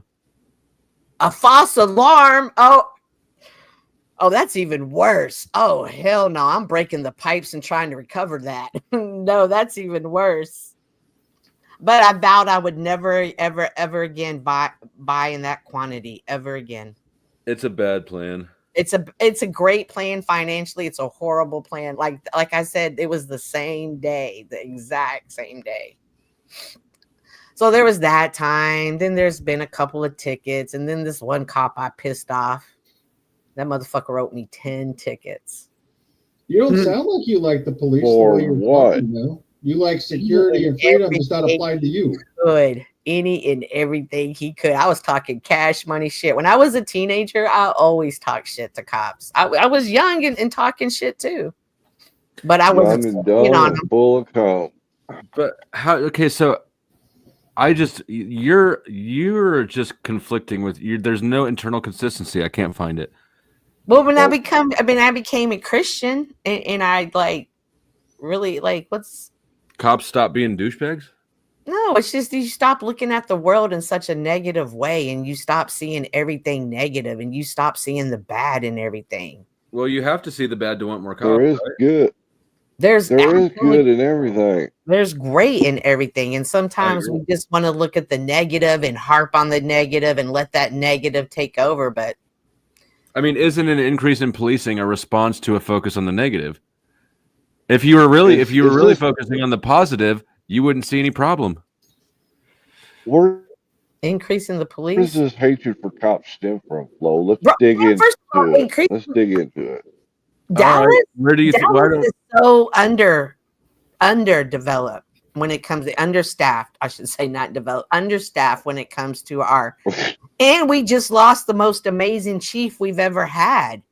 Why was he amazing? I don't know. He has the lowest. He has How'd you lose him? definitely lowered the crime rate here in Dallas, and he's kind of brought the integrity up. And he had recently even said that, hey, I'm here in Dallas, but he got a position in Austin, and a lot of the Dallas people are now going to Austin to be in politics over there. So it's kind of interesting. So it's an interesting time in Dallas because it really hurt the morale of the city at this moment. Dallas has been through some things. I mean, let's not forget July. I forget the date. I want to say 11th when we lost the 5 police officers in Dallas. So what caused that? The 5 police officers? Yeah, Or I mean, before you couldn't pin down the reason why the young people were acting all wild. Oh. It was a blameless, culture is this way sort of argument. So, if your argument is, what caused the fight? Well, I want to know why these, people are, in so much trouble. Why their morale is out of control. I definitely I'm going to bring it back to the rap and to fuck the police with NWA. I mean, I know that's kind of you could say that's kind of crazy, but it was really just the time that we started really publicly disrespecting police and announcing, hey, fuck them. And it was just a time of a cry that we started saying, hey, don't respect these guys anymore. So you only go back 30 to 35 years? As far as when it was publicly out more, now, even my grandfather had this huge knot on his head that he always said was from police officers beating him up. My dad even told me stories about that. So it was always understood that these guys were especially if you were Mexican back in the time, they had issues with you. So it was that fear was always there. So I think that's how come we had I'm not going to call it respect, but there was that fear of the police back then versus now. Like I'm saying, these kids are swinging on cops. So you're saying the police need to put a few more knots on people's heads so they learn respect? Yep. I'm sorry, did I say what? So you're saying the police need to put a few more knots on people's heads so they learn respect? No, I'm not saying that at all. Okay, well then I'm trying to piece together what your answer is to my question. I just blamed the music. It just became a national cry, just to publicly a battle cry. Yeah, but what caused the music, right? What caused that culture to exist is what I'm. So the music exists because there's a culture that created the music. So what was the cause of that? Well, I just said that the brutality that the police were having back then. Okay, so asking for stronger police will create more brutality, which will cause more of that culture that says F the police. That'll cause more people to not want to listen to the police. I don't think fuck the police was the answer. If there was a situation, most definitely, but going all the way to the other side, look at where we're at now. Does it seem healthier? Do we seem like we have a good policing system now? Are you happy with it? No, I don't think it's a binary choice that way. Like I don't view it in black and white terms. So policing has gotten worse, right? It's gotten worse. People have gotten worse. We're putting a lot. We're putting a lot on police officers. We want you to be the mental health counselor. We want you to. They don't counsel at all. They don't counsel at all. They arrest and then let somebody else deal with it. They're not doing counseling for shit. Yeah, they're not counselors. No, they're not in the sense of counseling, like sit down, tell me your problem. But in this moment, they have to de-escalate high intensity situations. So in that moment, they have to be a counselor. That's their fucking job. And they don't de-escalate, they escalate. But again, they escalate. Do they go into situations that are calm and they just escalate it, or do they go into situations that are already escalated and they try to de-escalate? They do both for sure. Okay. Yeah, they do both for sure. But their job, like, I don't feel bad at all for cops. Their job is to deal with emergency situations, and if they don't have enough, they create a lot of them. But I don't feel at all bad for the cop who responds to a call with a crazy person. Their job, they chose to be a cop. Right. Drop them on the spot. In the problem. Yeah. Whoa. If this is not the right line of work, maybe they should just quit and find a different job. Well, we just shouldn't have cops, and we'll just let each other kill each other and deal with each other's situations. That's going to be better. I mean, that's a dishonest response because that's not at all what I was saying. No, I'm asking, like, what is your solution? If my solution is to refocus police activity on shit that matters instead of having them run around causing chaos in the name of the war on drugs that's been lost for 45 years. So like domestic violence, is that something that matters? Yes, anything with a victim. Okay, anything with the victim. Mm-hmm. So you're domestic saying violence isn't really a crime, though. That's inside the home. The government shouldn't have anything to do with that. No, I disagree. It's the crime. The home, I don't. Then you could do anything with it. You could have rape within the home. You could have murder within the home. Oh my God! Oh yeah, that's if you're saying that's 304. I mean, if it's just a husband and wife smacking each other around a little bit, I mean that ain't nobody's business. Sure. Oh my gosh! If it's not, hold on. The cops have to be called. Somebody has to request help for them to get into a DV situation. They're not doing search warrants on DV. Yeah, I mean, why didn't just one of them leave if they don't like it? Pride. That's not what people do. Have you ever been married? Have you ever lived with anybody? Yeah. What? Have you ever lived with anybody? Yeah, I have, and I've lived in homes with abuse before, and I've had to live in an abused person's shelter before. When you were a kid? Yeah. Okay. As an adult, though. As an adult, have I ever lived with someone that was abusive? Have you ever lived with anybody? Yeah. I like Just your Yeah. So you don't think DV is anything that the police should be involved in, and you're just saying you understand that a lot of 187s are a result of DV, correct? I don't know what a You got 187 that Ben is. Thorpe mentality. The murder. Yeah, well, I didn't want to say that word. I don't think that word. I don't Well, think it's. that's different. That's an actual crime. So, what degree of violence then do you think makes it reasonable to? Well, I mean, if it's just some woman throwing a fit or whatever, I mean, that's usually what they are. I live beside some neighbors who every 3 or 4 weeks the cops are out there because the woman's outside drunk yelling or the guy's outside drunk yelling, and it's a waste of resources. Just so we need policy. How do we know? How do the cops know what is worth responding to and what's chargeable? Well, I mean, maybe like a 3 strikes rule. You call us 3 times and you're just being idiots. We're not coming back. Congratulations! Now you've caught the murder. Okay, well then that's their own fault. They could have walked out of it. They knew what was going on. Yeah, government can't be responsible for fixing everybody's problems. Wow. Why? Good Lord. God damn, you're so based in so many ways, and then but with the you suck at women. That's the thing. Thorpe mentality. What's the Ben Thorpe mentality, Chuck? I'm not really familiar. Ben with Thorpe is. I thought that he was the only domestic violence advocate on Earth until I met somebody else, and now I think we may have close to a third. I'm not sure. No, I'm not an advocate for it. I'm an advocate for the government getting out of people's businesses and letting the cultural and civic institutions that once handled things do it instead of the government, because the government sucks at it. Well, nobody handled them. I don't disagree with the premise, but they weren't being handled. The church handled that sort of stuff, and other men handled that sort of stuff. If someone laid a hand on somebody's daughter, then the brothers and the dad and the uncles came over there and roughed the guy up and fixed it. My great grandma got her ass whooped for her whole life. Nobody was solving this shit. That's right. Well, I mean, then you had weak men around. Back in the day, you didn't interfere.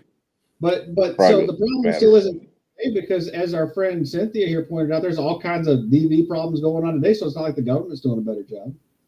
So how would you address this? You either got to say then women should just get their ass beat like they used to. No. Or No, that's or wrong. what?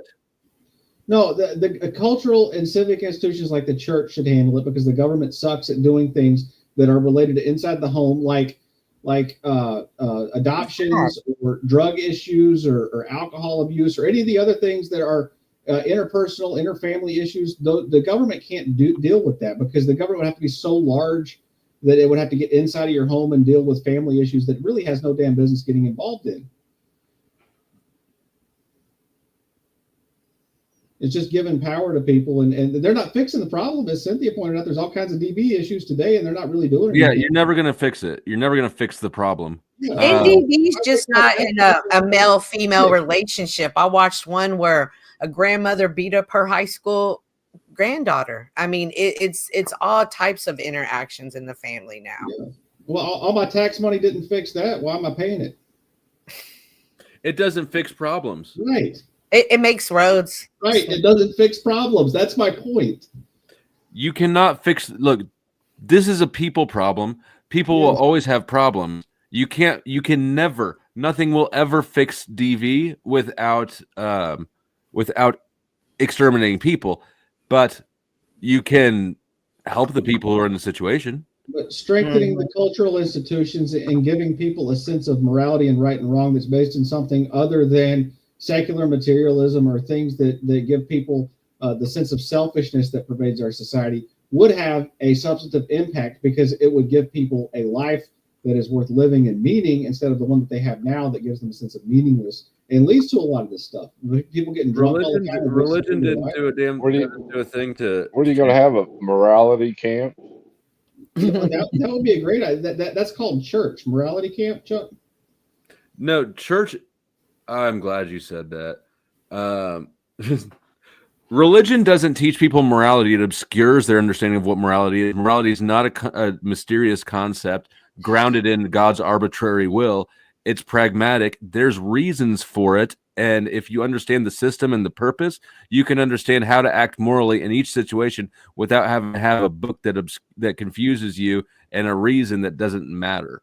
Yeah, I agree, but most people aren't smart enough to figure that out. Most people are idiots, so they have to be told what to do. And most that's why people you are have smart enough. Civic institution to tell them, no, people are dumb. People are dumb. People are dumb, but this is super simple. It's super simple. It's I can interfere like in Israel where I live with religious families. We usually have higher rates of like domestic violence and sexual violence and all kinds of like things inside the families, and it happens for a reason, and it is because this is kind of like close community, and they kind of like allowing that in those communities, and it's all like being settled inside this community, and nothing goes out. So this is kind of like so there's maybe more the ground that allows it. I wonder if these communities, because they're tighter, they just don't want to get involved. They don't want to say anything. I myself have known situations that were bad, but I didn't want to get involved because it just wasn't my place to get involved. Mm-hmm.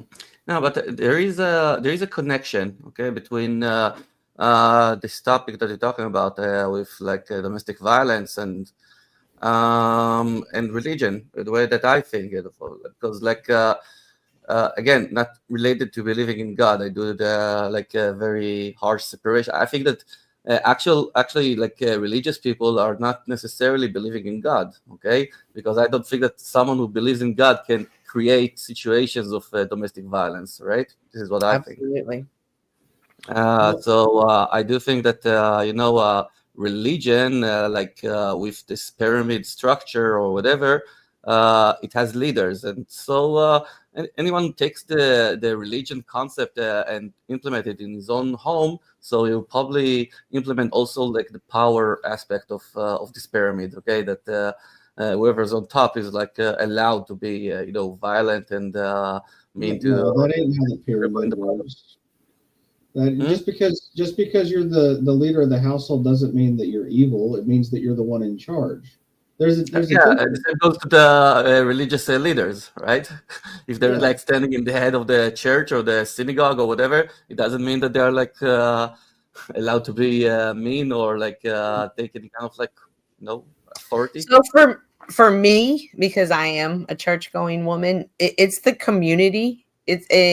This is a lesson I had to learn from my last church, that don't put too much trust in the leaders. At the end of the day, they're just mere men, such as anyone else on this panel. They just have a different job. So, but for me, it's the community of like-minded believers who help strengthen me in my times of weakness and vice versa. Mm-hmm.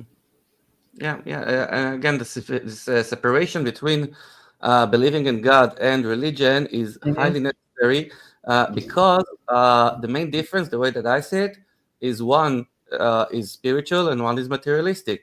And believing in God is spiritual, and religion, you can see all the artifacts and the holy items and the real estate.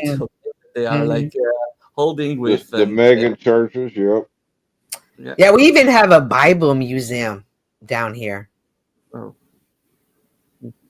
Anyway, it's this is a really harsh, kind of like struggle that I have like lately. My my son had his bar mitzvah ceremony. Lucky. What? Your son's lucky. I went to a friend's bar mitzvah, and I always then after that I wished I had one because he made bank. Yeah.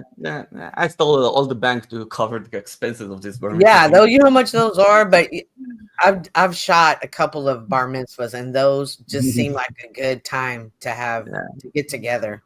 No, but altogether, like it's highly necessary for like a Jewish religion to be involved in different parts of your life and different parts of your stations or whatever. Like they get you when you are like 8 days old, when they circumcise you, and then like in the bar mitzvah, and then when you get married, a lovely trend.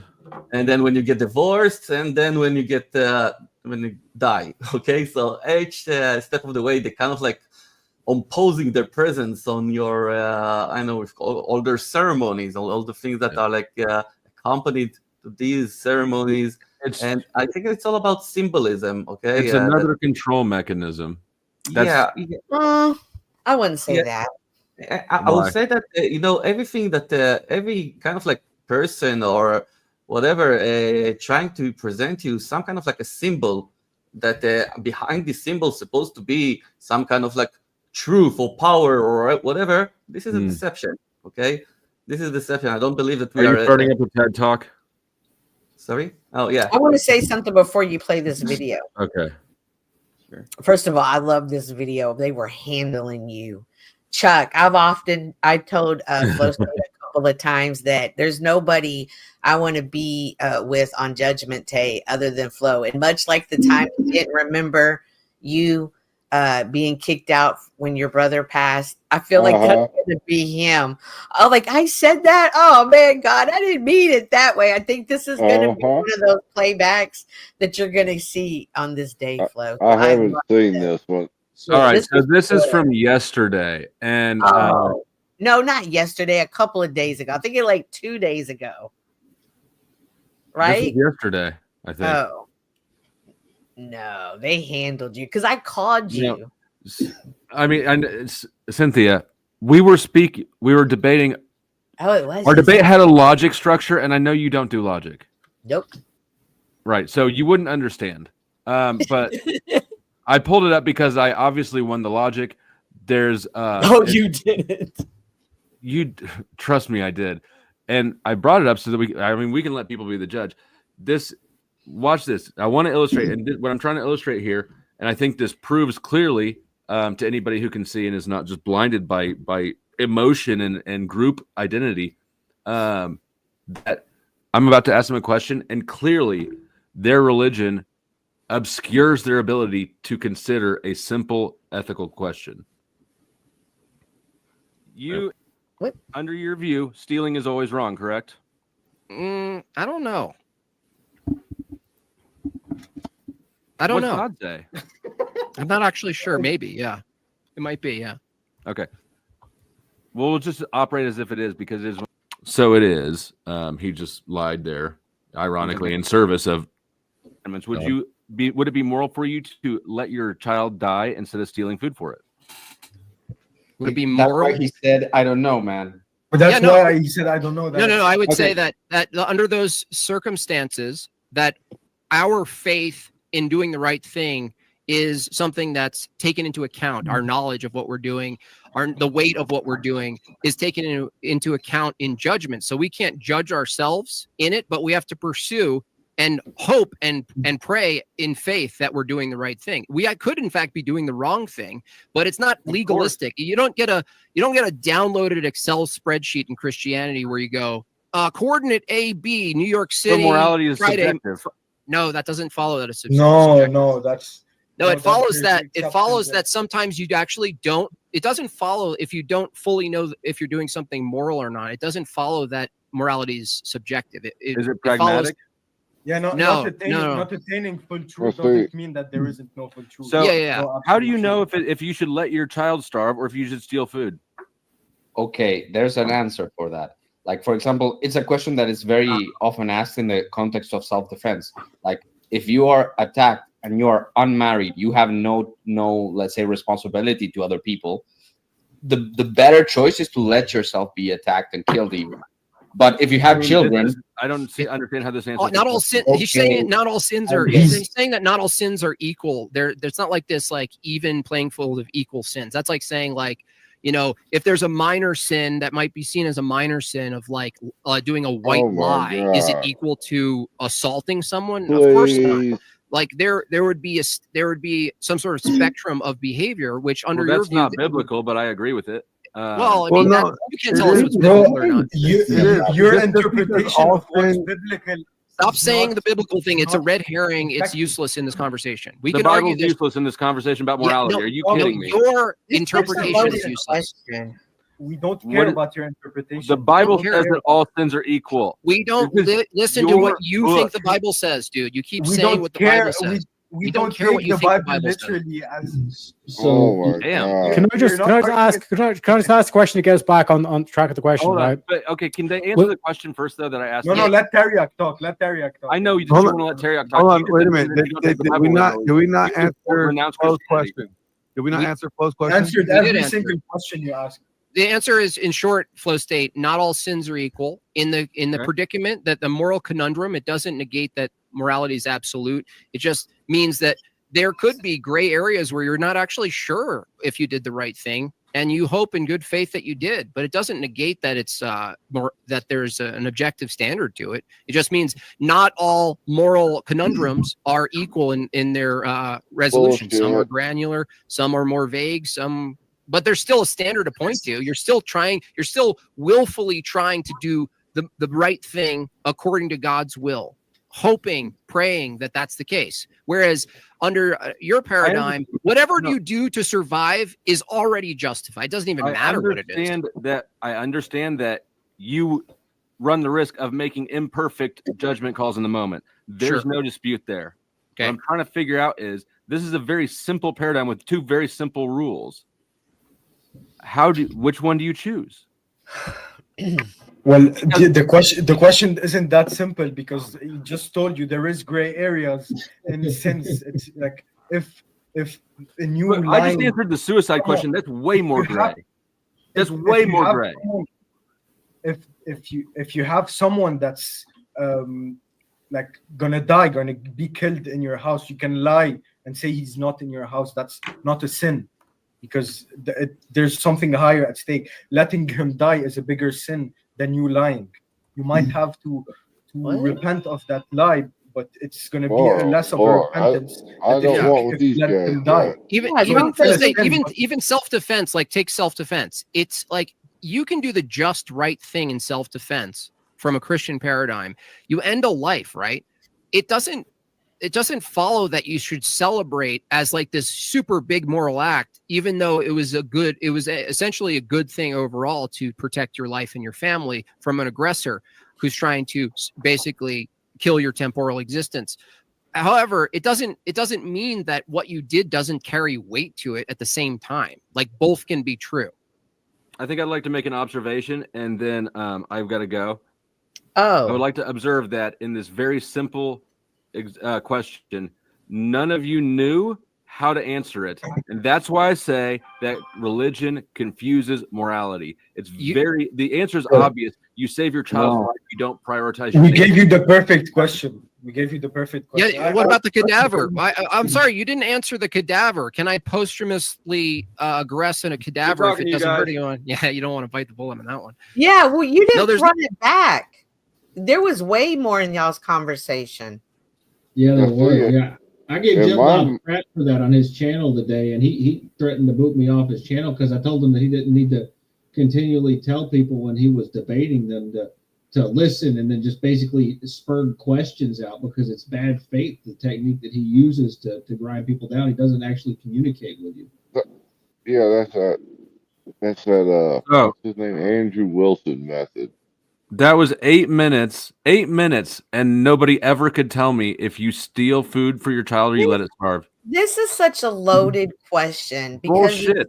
Logic in my mind tells me that if my kid needs to eat, I go to that man and say, "What can I do to work for that bread?" That's not an option, though. See, he only gives you that one option or that option. He doesn't give you the option. Not an option. This is the point. He doesn't give you the option for somebody to give it That's to you. the point. It's a moral thought exercise. You cannot choose between prioritizing. I've already said steal the food before. I've said it before. I've stolen food from my kids before. And actually, this example is explicitly given in the Bible as when you should steal food. But nobody on the panel knew that. Sorry, can you quote where that is in the Bible for me? I don't remember off the top of my head. Well, then I'm not going to pay Deuteronomy, I think. You don't know it's in there. Low. I think I can point out two sides of this. Short but effective. Hold on, go Air and then Joseph. Go ahead, Air. Bye-bye. What? No, where did you go, dude? Fucking dipped. Welcome, Mr. Thank you for the contributions. Joseph, you're up. Yeah, so I think you're trying to point out some type of incoherence. Mm-hmm. And it exists. That's fine. But you're also not really being that generous either. So I could point out like a passage in Exodus that says Exodus? Exodus. Exodus, excuse me. Okay. Got my Yu-Gi-Oh cards out in front of me. Yeah, anyways. That say like the punishment is worse for striking a woman than hurting the child. But if you go into the actual teachings of the church, it says that it like refers to Hebrews, and it says that they didn't actually take that action out. They refer to other passages that say like if you choose to suffer, your rewards will be redoubled. You know what I mean? So it's like there's two sides of the coin. I can read it. I don't know how it ties in. I can help a little bit. Like there are incoherencies in there, and you try to use one incoherency as a scapegoat to say, well, you're just in a fantasy land, and that's not fair because that's like when let me make my claim again.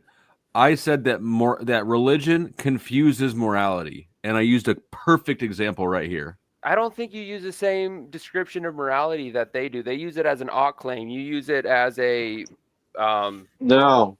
He's asking for a definitive answer, and that's what got mixed up. For example, he asked, "Is it morally correct, morally good to steal in any situation?"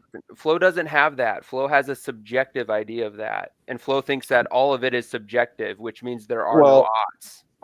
The only point I was trying to make was that the reason why it got all mixed up was because it depends on what denomination you are, because some of them view the act of stealing in any regard as you're not allowed to do it regardless. Like it's a bad thing no matter when it is. But others like could define that as a gray area.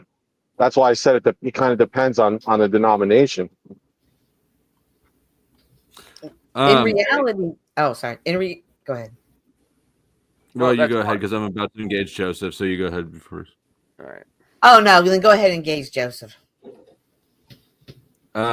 You claim that your morality is objective because God gave it to you, but your I didn't morality make is that not. claim. I said that was that's Mhm. that's the claim you were arguing against. Oh well, They're they're making lying. You can't say that definitively. Sure, I can. There's nothing objective about their decision making in the moment any more than mine is. Every time we make You have an a example? moral decision, sure. If I decide, well, the same example is, for instance, when I make the decision to steal food from my kid, I've made that moral decision myself, right? They would say that that's me, me being my own God. When they make that decision, they still make that decision themselves, but the decision that they make afterwards, after they're their own God. Yeah, I understand it, and it does seem circular. It seems like, well, you have to justify it, and I don't because I've justified it logically with this template. Yeah, they're deferring their moral capacity. Yeah, but what I'm saying is you can't prove they're wrong. I can prove that their reasoning is wrong. Is the logic wrong? The logic is wrong. Yes, absolutely. If you do what a book tells you, and then claim you didn't make the decision, that's wrong. You made the moral decision.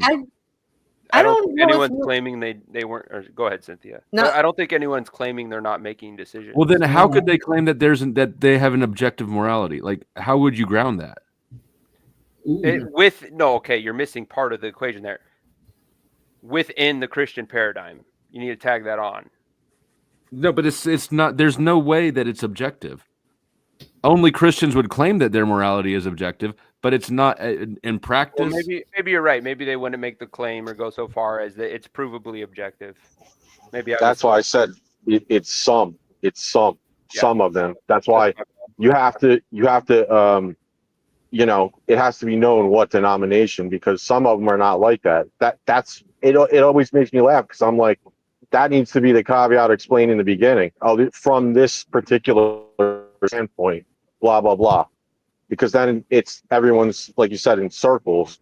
Meanwhile, I'm hearing that, I'm going, he wants a definitive answer, and I think they lost that. He wants yes or no to the answer. I think if you were to ask him straightforward, is the why winnable? I think he would say no. I don't think objectively that's a winnable thing, and that's why, Well, I mean, I agree with you, but they're debaters, right? I don't think like I said, I think it's semicircular when they say that within my logic tree and my belief system, this all makes sense, and I don't have to rationalize it past that point, but you do, and your justification doesn't matter because it's shouldered upon subjective beliefs, right? So I get it. It doesn't hold any water at all. And that's why every time I debate things with this topic with any Christians, actually, they do that thing, right? To ask a bazillion questions and don't wait for the response. They know the response is going to lose. Those are fucking debate bros, guy. You got to up your game. You got to talk fast. It's not that. They're part of it arguing is the bad arena. faith. They don't debate. They're using a canned debate tactic where they basically use the transcendental argument for God, ask you a bunch of questions to lead you into how do you know things? Well, there had to be a mind that created everything. Strong. It is very strong. I The fact that people have our bodies are complex systems moving towards a function, that is a very strong fucking argument. And I haven't heard an atheist contend with it, to be honest. I know that is a strong, yeah. The evidence of design is one thing, but it's completely false to think that morality is dependent on or rooted in religion. Religion has co-opted moral authority, and it's fucked us up. When you say religion, are you talking about church going, or are you just talking about strictly relying on scripture? It's both of them. It's what is it both of Both again? of them. It's religion that has co-opted moral authority over humanity, basically. Mm-hmm. It's both of them. And It's the institutions themselves, and it's the book that they worship as an idol. Or you So, could just say it's a for me- function inherent to it. Go ahead, You know, Cynthia, and then Joseph. So for me, it's more than the book. Like I actually learn things and it speaks to me. It's called the living word. I can't explain to you how I can read scripture and it can speak to me in a time that I need to hear it, in a way that I need to hear it. And I can read it again 10 years later and it will speak differently. So it's more than reading it. It's the actual connection I have to God when I'm reading his word and spending time meditating with him. Question. So I think that you just think it's we read it and we hear it like we read a book. It's a deeper connection. Pause. I think I believe that you are giving the Bible credit for something that you are doing. So, have you ever tried reading tarot cards, or No. Have you ever tried rune sticks? No. Okay, that's my point. You've only tried one source of trying to tap into your subconscious or the ether, whatever it is, and you assume that that is the only way because it is external of you. If it ain't broke, why fix it? It hasn't failed me. I've told you this since 2012. It has never failed me one time. It's not always looked the way I wanted it to look.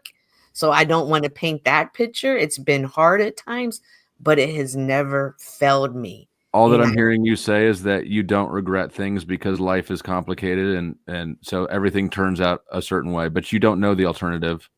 Right? No, that's not what I was saying, but I mean, that's what I heard. How do you mean heard? How has it not failed you? If things turned out ways that were hard, it taught me lessons that needed to be learned so I could help others later. And if I so didn't it have actually has failed you in the moment, just later you were able to reflect on it and see. right. But it failed me when I'm looking at my standards of success and failure, what I want and what I don't want versus what I really needed to help me develop and grow as a But woman. you don't know what an alternative life path would have been. You can only speculate. What you do know, though, is that in the moment, it did fail you in the moment. Everything else after that can be speculated at. I'm trying to think if I can think of a situation. Give me a little bit of time. Go ahead, Jonathan. Just to fight you on your Or own Joseph, I battle. mean. Yep, just to fight you on your own battlefield here a little bit. When you think of God and you have all your gripes in a list with Christianity, how do you view that? Do you view it as like there's a million gods, there's one, if you talk to him and you don't give him the right name, he shuns you? Do you think that morality is written on the human heart, that God imparted that onto us? Like even if I granted you everything, all your incoherencies that you take issue with, like even granting all that, what's your problem with it? Like, well, so morality, I view morality as. Hold on. Is it like the perfection being the enemy of the good, or? I mean, you're asking too many questions. I'm not sure what you're actually asking. Like, what's your gripe with it? With religion? Yeah. Well, I've got several of them. I actually didn't have any gripes with religion at all until coming to YouTube, and it's become a debate topic and also a pattern of behavior that I see. But it's not strong enough for me to lay claim to that. Anyways, but you say you're an atheist, or not an atheist. I'm an agnostic. You're agnostic. I'm open to the idea of God.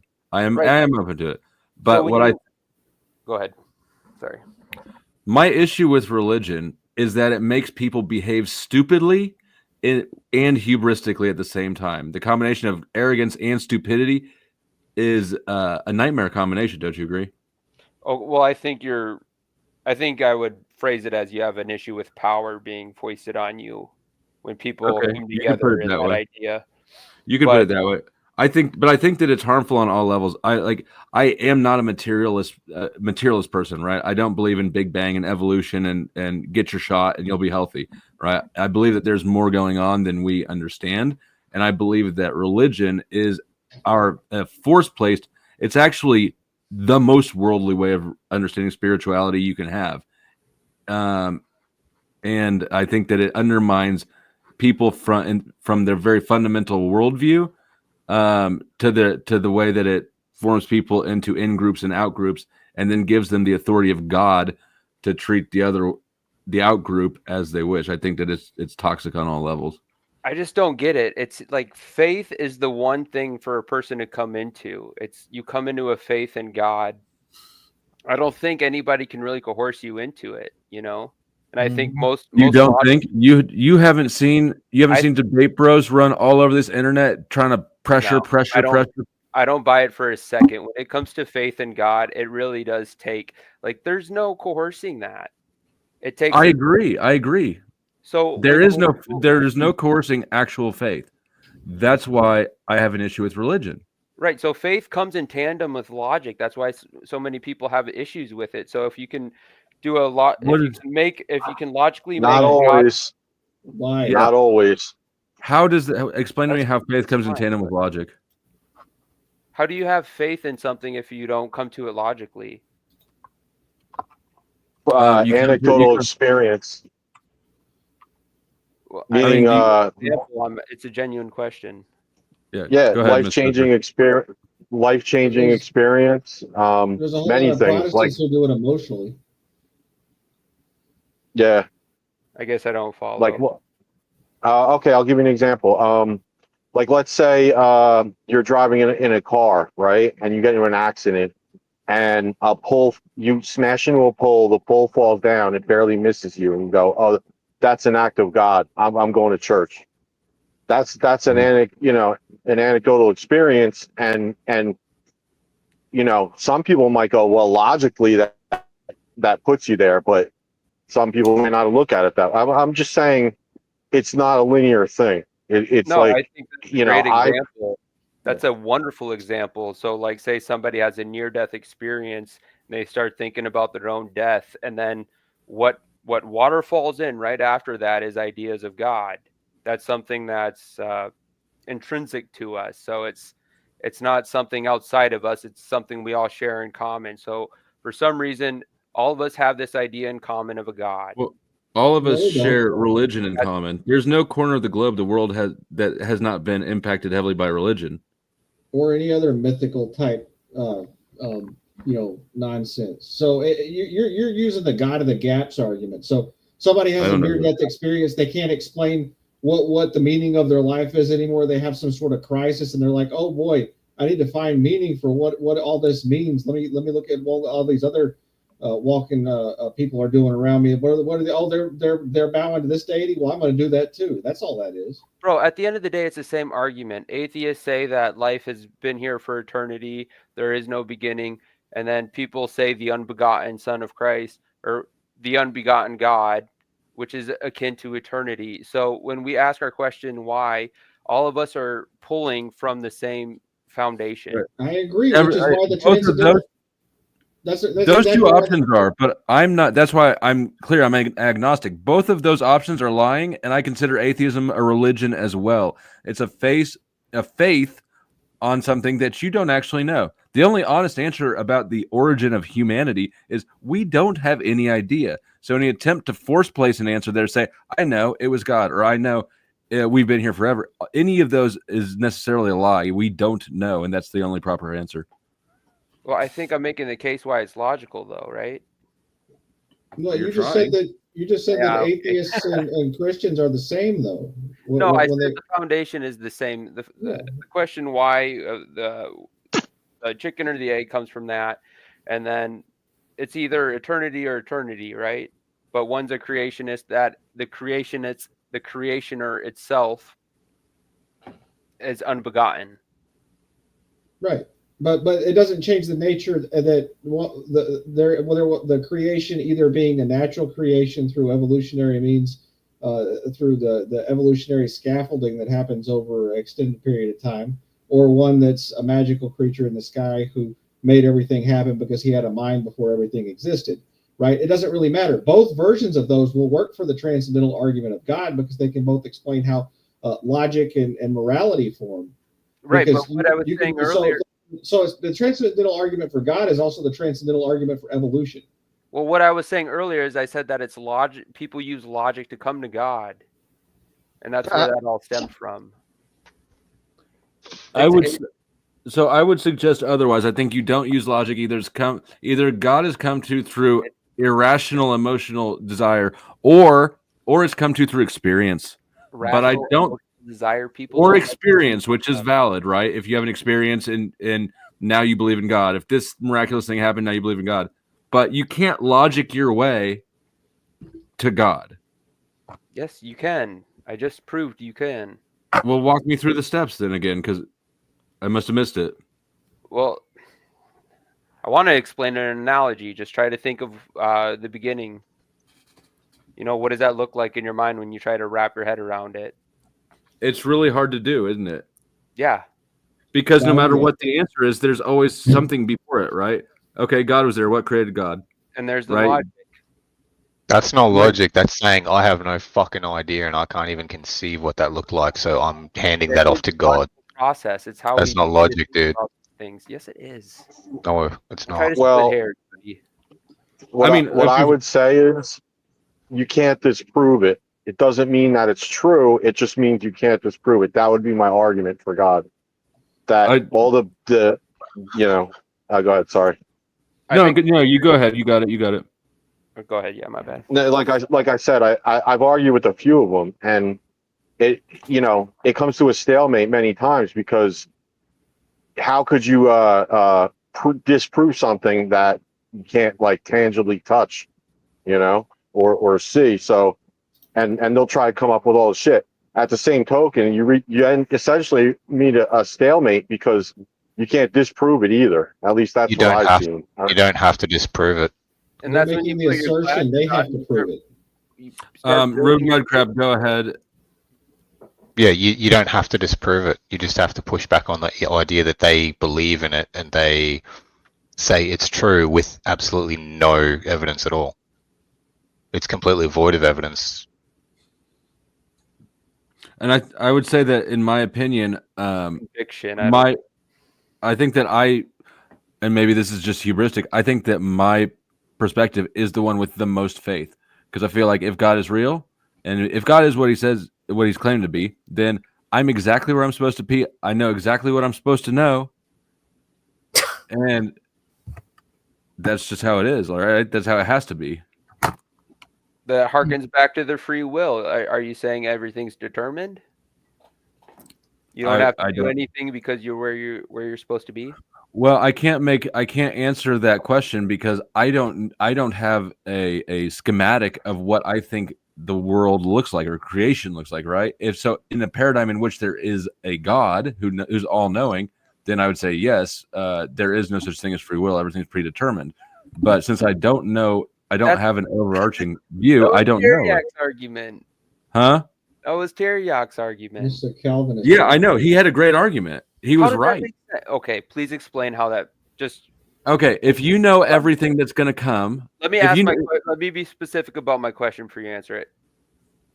So he said that if God is omnipotent and when he created us in free will, he knew the outcomes, that means free will never existed. That's my question. How does that make sense? Yes. How do you know the outcome? He's omnipotent, right? He knows everything, right? That was one of the preconditions of the debate. If you really have free will, then that means that you're able to do what you want, and God won't know. And nobody will. For God to know what happens next, it has to be fixed. You're missing. Okay, so God could create a scenario. I'm just hypothetically here. God could create a scenario where everything in this one, let's call it an experiment, everything within this one experiment had free will, and he knew when he was doing it that if he put free will on them, that you would have a certain outcome. How does that change the fact that they I can answer the problem in the argument, which they didn't get on that panel as well, is in the definition of free will. Define it different ways. That's the problem. Right. They are conflating free will with God's preference. Like God has a preference, and it's a Yahtzee cup that you keep rolling until you get what you want. It's not a preference. It completely discounts free will, because if he knew everything that was ever going to happen, knew the outcome of every situation before he even created Earth or created the world or created existence, he knew the outcome of everything, and he created it. There's no free will. Every choice, everything you think is a choice, is an illusion. There's no choice. My point is, from Teriak's perspective, that is free will. Like, but from the other side, it's not free will. That's what I was trying to say. Like, so that's the separation. Like saying I had a bunch of sea monkeys and I released them in my tub. You know what I mean? Like, do they not have free will to swim in whatever direction they want? They don't have. If you knew exactly which direction every single one of them was going to swim, you knew exactly when they were going to die, how they were going to die, and every choice they were going to make. Yeah, I don't think there was free will. I'm trying to wrap my head around. Because God made everything from scratch. God made everything from scratch. So it's like writing a book. It's not like releasing monkeys. Go ahead, Cynthia. So if people choose not to use their free will and choose not to follow God, do you think that God can still use them to do his work? Everything is God's work. I think everything would be God's work. Nothing could not be. If God created everything and he knows everything, then everything has to be as he wanted. It's all God's work, even the bad shit. Determinism, then. The classic determinism. It's basically. I don't have any idea what the names for it are. Well, listen, think about it this way. It's like saying if you could use chaos theory and you could figure out how everything would interact with each other, you could predict the future. In a nutshell. It's even worse.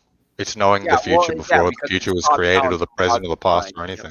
Yeah, it's even worse than chaos theory, dude. The problem, Flow State, is that if you tell a Christian that they don't have free will, it means that they don't actually have the choice to believe in God, and therefore their life is irrelevant because their book is irrelevant because it's logically inconsistent because it tells them to choose to have faith in God. But if they didn't have the choice, then their book is irrelevant. That's correct. Because it would be a contradiction in the Bible. That's correct. That is a really good point. That if you don't have free will, then the entire religion loses any point. Yeah, which is why they argue with atheists on it vehemently. It doesn't if you believe in that what Flo was saying though. If that that was nonsense. You believe you were like if you believe you were chosen from the beginning, you're here basically on trial to live a purpose. That's in essence what it is. Even though you're making the choice, it's really not a choice because that's your story technically. Yeah, but if there was a God who wanted you to have free will, you wouldn't even know about him. How would people go to hell? You're the one stating they do. How do people go to hell? Well, I suppose that would be an argument they would make, is that he's just creating people to send straight to hell. Yeah. That has to be the way. Like either that literally is the case, or God is defined wrong. That something in its qualities has to be off. Well, I just think. Go ahead. This is a theistic point of view, though. There is deists and stuff like that as well.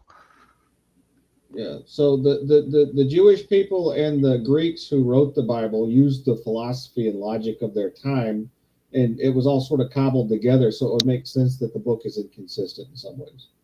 And the Christians can't really see it because they're so devoted to the divinity of the book. And it's kind of unfortunate because a lot of the stuff that's in the Christian Bible is of significant value. I mean, all of the Greek ethics that were put into the concepts of sin, I mean, super helpful. I'm really glad the Greeks were there to write it. The Bible is a fascinating book, and it's absolutely it's the hands down the most significant book on earth. But it is not God. I got to be honest. No. Christians, especially the Orthodox, have the most coherent, logical worldview. They make the most sense. Oh no. Oh, absolutely. Oh, I agree with that. Absolutely, they do. The New Testament and Old Testament. No. The Jesus completely undid the Old Testament it's a religion that eats its own. It's an Ouroboros. When I said that, I said the people. I'm not talking about the books or Okay. the scripture. I'm just saying, as a Okay. people, it seems to me that they are the most grounded, the most rational. They're like scientific, even maybe not in all areas, but Don't ortho bros just follow whatever interpretation is given to them at the time? No. Or is that something else? they have a Bible that's been passed down for generations. And their on Bible is generations. different than the other ones. I've got an Orthodox study Bible. I've been going to Orthodox liturgy, even though I've been an atheist for 26 years, just because it is so fascinating. But that's like why my main question. It's like, why do we have big issues with all this? Like, Right. I would take issue if a bunch of Muslims came to my country and tried to start enforcing Sharia law. I would draw a line in the sand there. But like, Christians are great people. They're doing great stuff for our country. Their morals are fucking solid. Their commandments, like all of it. It's Like above Joseph. board, you know what I mean? But it just seems to me like people want to poke holes in every which way because they have some irrational idea of like what is true and what is God when they don't know. And like, Mm-hmm. You know, that was something that I've always struggled with, especially being over here. A lot of people just have issues with my religion, and I was always like, God, why? You know, I'm out here trying to do good. You know, why are you letting them talk to me like this? Sure enough, next week in Bible class was, because I go to Bible school, was the scripture on the world hated me first, so of course they're gonna hate you. And he's absolutely right. We are not the first generation, nor will we be the last generation to have this discussion on the Bible, God, Jesus, the Holy Spirit, all of it. And people will always hate it, and they have always. So it should be no different than people hating on us and our beliefs now. It's not hating. You basically sit here and say that I don't think, that Christians don't think. We just blindly follow a book. And no matter how many times I tell you, even today, God's prepared something that I've gone up against something huge today that I didn't even see coming my way. But sure enough, last week, he gave me some things that prepared me for this moment. And So I you're know saying you're God. saying I'm wrong about you guys worshiping the book when you just get in your example reasoning is that last week the book said something that I wanted to hear. It said something that I needed to hear that helped me on my journey. In order to continue that believing in answered the a book. question that I had. That answered a question to the God that I talked to. I just said, hey, why are you letting this happen to me, God? It could have been any other verse, but it was one that I needed to hear. And I could tell you story after story after story after story, but none of them are going to hold weight for you. So- But they hold weight for me. Hold on, Wouldn't that discount free will? let me respond to this. skeptic, dude, he's looking. Oh, you were looking for that. Let me respond to this. Okay, first of all, I agree, Joseph, with your assessment of Christians versus atheists. I get along with atheists worse, for sure. I do think Christians are generally better people. I think that they're better, they're happier, they're less neurotic, and I think that these people would be even better off if the culture or the worldview that attracts this mindset were not swallowed up by institutional dogma and illogic. That's just the Protestants, though. It's not the Orthos. The Orthos have the reason why the Orthos are different than the Protestants is because they don't just worship the book like you're describing.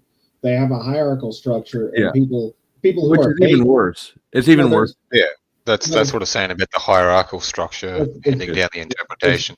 No, it's better because they have a history of being based, and that's why people like Andrew Wilson are so. Hold on, we're going to come back to this. Let me just also say, and Cynthia, none of this has been hate. I will not do you the disservice of telling you a lie that you want to hear.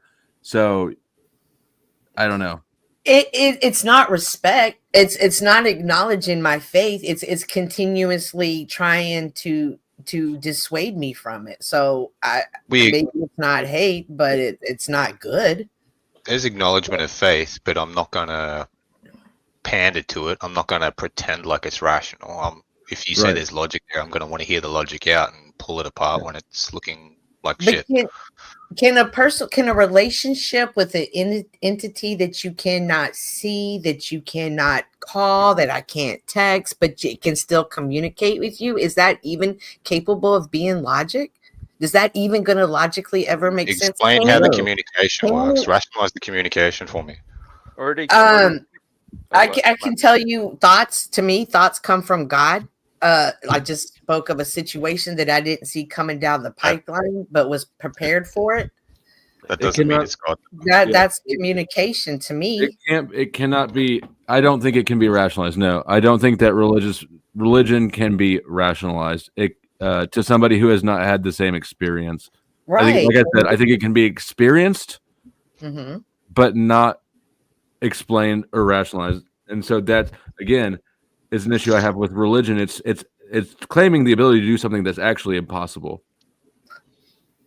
But Which is give you an understanding of God by explaining something to you that can't be explained linguistically. Flo, do you think chimps and their little troops come together and then they all sit on Sunday and worship together? You think chimpanzees do that? I don't think so. Yeah, me neither. But humans do that. Right. For some reason, humans have this communal need to come together and wrestle with the question why. Well, we don't have lice anymore. Chimpanzees pick their lice off each other. Well, and animals Right, that's do a come straw man. together. Straw man. It may not be every Sunday or every so often. Let's keep in mind they do live in the jungle, but there are times, whether it be by the moon, whether it be by the seasons, for whatever reason, they do come together, and either wolves will howl together. They all have a certain ritual that they do together. That could be true, Cynthia, because we can't talk to them and we will never actually know. Well, no, we can observe it. She's right. We can observe it. No, I mean, as far as it being a spiritual, it's something calling them maybe not all to wrestling, do but that. like a spiritual communion with God or something akin to that. That's kind of what I was getting at.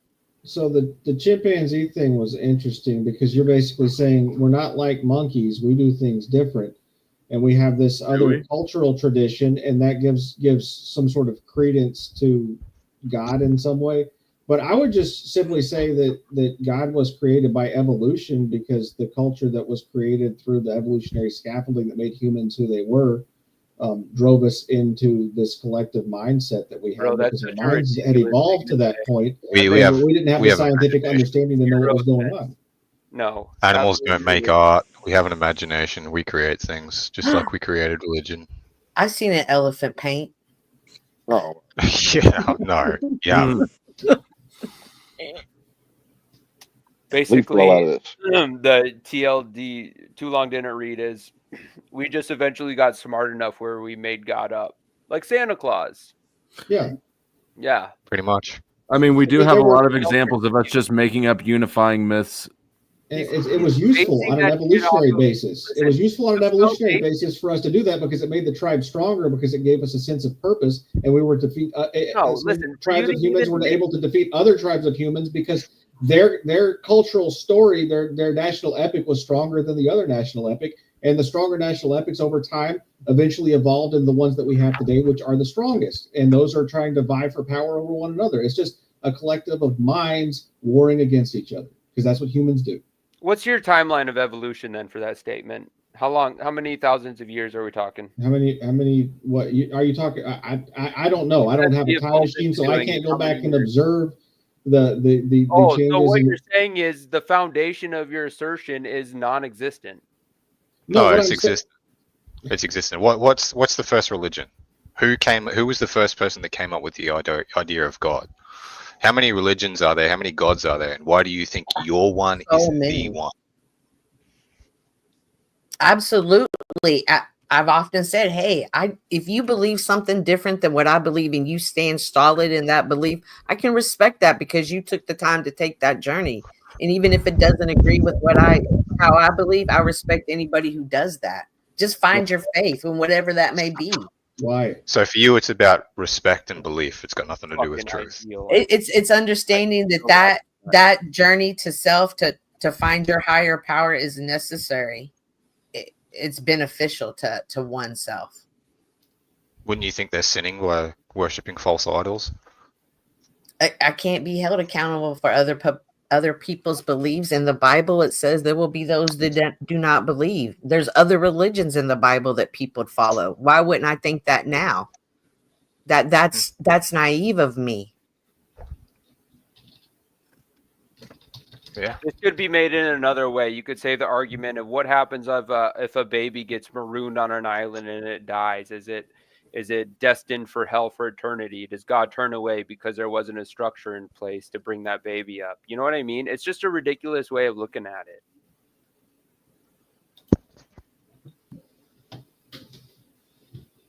Lost me on that one. Yeah, I don't know what the fuck you're trying to get at there.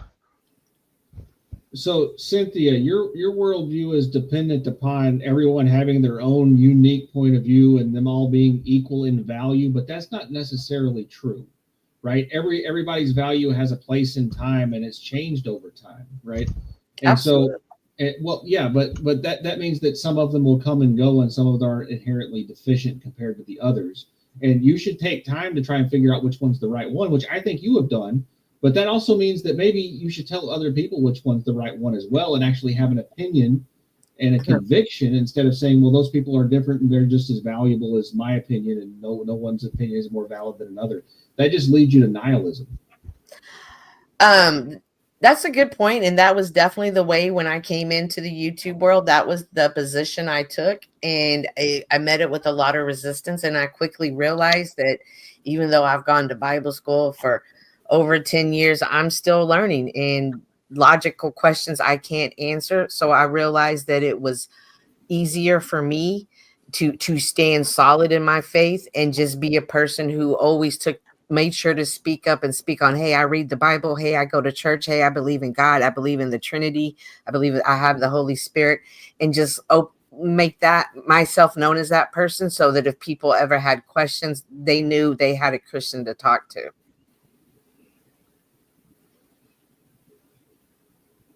And that is a respect. I can respect that position as well. The intention. You can't change anybody's mind, anybody. And like you were saying, people are in different stages. You know, I might plant a seed, I might water what other seeds that people have planted, I might prune away other beliefs. Like you never know your position. You can't force change, but you can. Right. You definitely can't not influence it, right? Well, and I always make sure to praise God and to give him the glory. So others, I don't ever become conceited and be like, hey, look at me, it's me. And always use that opportunity to shine on him. If you're going to give yourself responsibility for the things that you do wrong, you should probably also give yourself credit for the things that you do right. Yeah, I very rarely do right. Trust me, somehow I just fall into right. And I understand it's really not me. I think religious people are on the the far end of the bell curve. What does that mean, the bell curve and the far end? Is that good or bad? It means like it takes a lot of intelligence. I shouldn't even say it. Just like God functions outside of time, you guys function outside of IQ. Function outside of what? I don't. IQ. Yeah, I don't think intelligence. maybe it's not. Yeah, it might not be a direct correlate to IQ, but I'm an ENFJ. I recently learned. So I definitely move off of intuition and feelings. And I think a lot of times logic doesn't always understand that. And it does look goofy. It looks, crazy. But it's peaceful. And so if I saw somebody who looked goofy and crazy, but I also understood they were at peace, why would I want them to be something? Why would I want them not to be that? because you got all the answers, Cynthia, and you know what's best for them. But I don't know what's best for other people, and that would be arrogant of me to think that. How could I look at somebody and think I know what's best? I'm just kidding. Yeah, I totally agree with you, and I think that logic is arrogant in its authority, right? Left brain and right brain intelligence. Arrogant. It's interesting. It's interesting to me that logic people just don't understand how someone can process a feeling. Like, how does that even have weight? No, that's not the issue. The issue is how could somebody continue feeling a way if it meant they had to ignore a self-contradiction? It doesn't make any sense. That's where cognizant cogdis comes in. People compartmentalize, then they can go on their merry way. If I may, there was a line of inquiry that Flo had brought up a little while ago that I wanted to see a little more exploration of, and it was the idea of idolatry and defining God. So he did present the question at one point that, like, why would people have a problem with Christianity? And because Christianity, for the most part, seems to be the best of all the evils, right? And I can agree with that. But one would be first and foremost the idolatry of the Christ figure and the book itself, and then proselytizing. And I know you guys have touched on this a little bit in discussing that we shouldn't necessarily push our politics on other people. But with that in mind too, just even saying that God is this, then it's exactly not that, because the all oneness of the creative force seems to be somehow beyond relative description at the human level. So even when we say like omniscient, omnipotent, and omnipresent, I think we've even gone a little too far in conceptualizing it and putting God in a box. And so I consider myself to be a deeply religious person, but I don't think the idolatry of boxed up gods are the answer for everyone. So there's that. Yeah, man. Jesus agreed with you, actually. That was some awesome word salad, dude. Do you think you could believe Okay, break it down. Break it down for me. So Jesus is the only way into the kingdom of heaven. Is that correct or not correct, according to most Christians? Well, I mean, I don't know what most Christians, but I mean, yeah. It's not Don't say just, it was word salad. Just say you had a hard time keeping up with it. Well, yeah, I mean, you were talking pretty fast and saying a whole lot of stuff, but I'm not that smart, man. I'm just some redneck from Alabama. You were using a lot of big words, dude. So. I got you. I just wanted to articulate a single idea that Flow State had touched on, that by bringing forward all these definitions of what God is, we're really saying exactly what God is not. And so when you try to push that down someone's throat as a belief system, like he talked about, and some had said, oh, that doesn't happen. People don't get converted via force, which is totally untrue. I mean, if we look at most of the world where they are very fervently religious, everyone is pretty much converted into those thought systems without their consent, right? This is why I brought this point up earlier, Frank.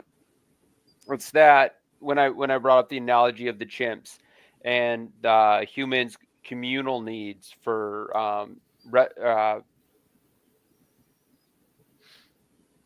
the human need to come together, congregate, have a communal thing with God, because we have that question. So if you have a population in a city or whatever, say it's just a communal thing, group, though. They come together and then they praise God, and that's what we do. The God part is insignificant to the outcome. So, but I do think that morality is written on your heart, and you can use that as discernment. And what we have in the West, like, never mind. So do you think that there is an energy exchange among people? I'm not talking in church. I'm just talking in life. Is there an energy exchange that we have amongst each other? Yes. I would need you to describe that a bit more. Well, yeah. I guess it depends on what you mean by energy exchange. I'm in a bad mood. I'm not put you in a bad mood. Yeah, for sure. There's just like different energies that can come together. Sometimes you can be in a room with a lot of energies, and it's just a lot coming at you. I think some people are more sensitive to that than others. For sure, absolutely. I can say for me, and being again, I enjoy having these conversations with you guys. It is definitely thought provoking. However, when I'm in Sunday school or Bible class, I enjoy having these type conversations, but with like-minded believers. And it truly strengthens, and it is an energy exchange. So it is coming together as the community, but it's like-minded believers, and that energy all comes together as one, and it's beautiful. And honestly, I've met the most interesting people in church. I've seen the most miracles in church, and I don't think I could get that same energy feel from anywhere else, but with a group of like-minded. You ever been to a concert? Yeah, but that's a different energy. That's a I'm about to fuck shit up energy. Yeah, I want to see Iron Maiden this year. Yeah. Live. Do we need to talk about Astro World? Do we need to talk about Astro World and that concert and what energy that summons? Yeah. They were all unified in that, weren't they? Yeah. Same with Burning Man. Oh yeah. Yeah, it's definitely. One of my friends spoke at Burning Man. This feels like that could lead to some problematic thinking, though. I don't like that. Seems like a lot of like what you would see from like a cult mentality, because that's what most people say. It's like-minded individuals. The Right. Ten Commandments are on your heart, though. You know, there's no really getting around that. I mean, We all to a know you're gonna get your degree. ass beat if you take my shit. We all know, like, treat my family with respect. It's just that's Yeah, God given. but I feel like we all have different reasons for why we would do that, right? Like my reasons, because I don't want to live in a shitty society, right? Like it's not because there's an all-powerful being dictating that to me. Well, if you don't believe in God, if you don't believe in God, then there's really no purpose to follow the Ten Commandments, right? I mean, it's kind of irrelevant. Like I've coveted plenty of my neighbors' wives. Well, no, like a lot of the Ten Right. Commandments are like actually like beneficial to society, right? Like if you live in a society where it's okay to kill everyone else, like your society is probably going to die off quickly, right? Same thing with stealing. Same thing with like a lot of the Ten Commandments. Like, yeah, you just don't want to live in a society like that. Like it's still beneficial. It's just beneficial for a different reason. An example of a commandment is to rest on the seventh day. And we live in a society is like, you got to get it 365 days, like get it, hustle, hustle, hustle. So it's not all of them necessarily. Yeah, the basic, the don't kill, steal. Even that, right? Because lie a lot of people lie every day. That's the new norm now, to lie. Yeah, but like I would say, like even like resting, like that's beneficial because like you have more productive workers when they rest over a period of time, right? So like the reasoning can be different. I like for me, like the reasoning is going to be very different for like what, like we can come to common morals. It's just again how we achieve those morals is going to be seen differently, because again, I don't believe in a God, so people necessarily would be like, why do you even need to do that? It's like, well, because I want to live in a better society. That's like, I think yes, it's important to have an overlying goal, which for some people would be religion, some people would be like the society aspect, but it's just going to come as like, if we share mutual goals together but we achieve them in different ways, it still is beneficial to the overall society. Not necessarily. I mean, not if there's enough people who don't follow a virtuous ethical structure. Like Yeah, the hold Greek, on, though. like Real quick, the Greek one real that's quick, inside Hornet. of the Bible. Real quick, Cornet, do you think our morals are written on our heart by God? No, I don't. So you think we all have different ones? Yeah, for sure. Okay. So it's like it's a free-for-all war then. Disagree. Yeah, I would say that it is pretty much like I have not seen anyone present me with objective morality, right? Like I don't believe in objective morality because I haven't seen any presentation that would show me something of that You level. sound a little contradictory to me, but And most I'm of not it's gonna based push on the it. morals of your society and your time. Like, Yeah, that's for acceptable. sure. I got you, dog. Ooh. What you got, Fluff? Morality is objective if you understand what it is and what it's for. Listen, we can all sit up here and talk about morals, but we all know there's a whole group of men that think morally it's okay to have a 9-year-old girlfriend. Like, so No, they morals don't. are definitely I don't different. believe that. I don't believe that. See, I hate when you say that, Flo. I hate when you Why? say stuff like that. You don't That you believe. hate when I disagree with you? Too bad. No, I hate when you think that there's not those type of sexual predators out there. I didn't say that either. I don't, You don't think that there's men out there that are attracted to 9-year-olds. listen to me. I don't think those people actually believe what they're doing is right. Oh, they do. No, they just don't care. People do things that are wrong and they know it all the fucking time. All the time.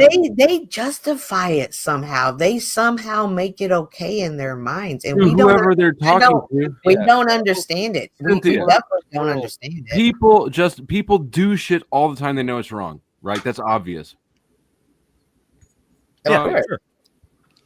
That's all that needs to be done. If you're asking somebody, why did you steal the cookie? You're going to try to make an excuse up, but you knew it was wrong anyways. But at some point we're gonna stop doing it, right? Because it's wrong. These guys, they don't have a turn off. Cynthia, when women get abortions, do you think they're in their own mind's eye? Do you think they're thinking they're killing a human, or they're killing a lump of cells? They're killing a human. There we go. That's the point. That would go against what you were just saying, Cynthia. And you got to think of in what context and what society they grow up in, being raised to feel that way. Like in the U.S., at this point, they would all believe that it's probably morally reprehensible, but the next generation won't feel that way. I disagree. And my generation felt that way. Wait. Let Flo respond. How do you disagree? Well, hold on. Let Cynthia respond because mine will be longer. Yeah, in my generation, that was frowned upon. In this generation, that was birth control. Yeah, it definitely changed. And I don't believe it's changed either. Every girl I know that I've talked to who's had one regrets it after the fact. I think that, and if we look at morals, right, like cussing, for instance, a great example.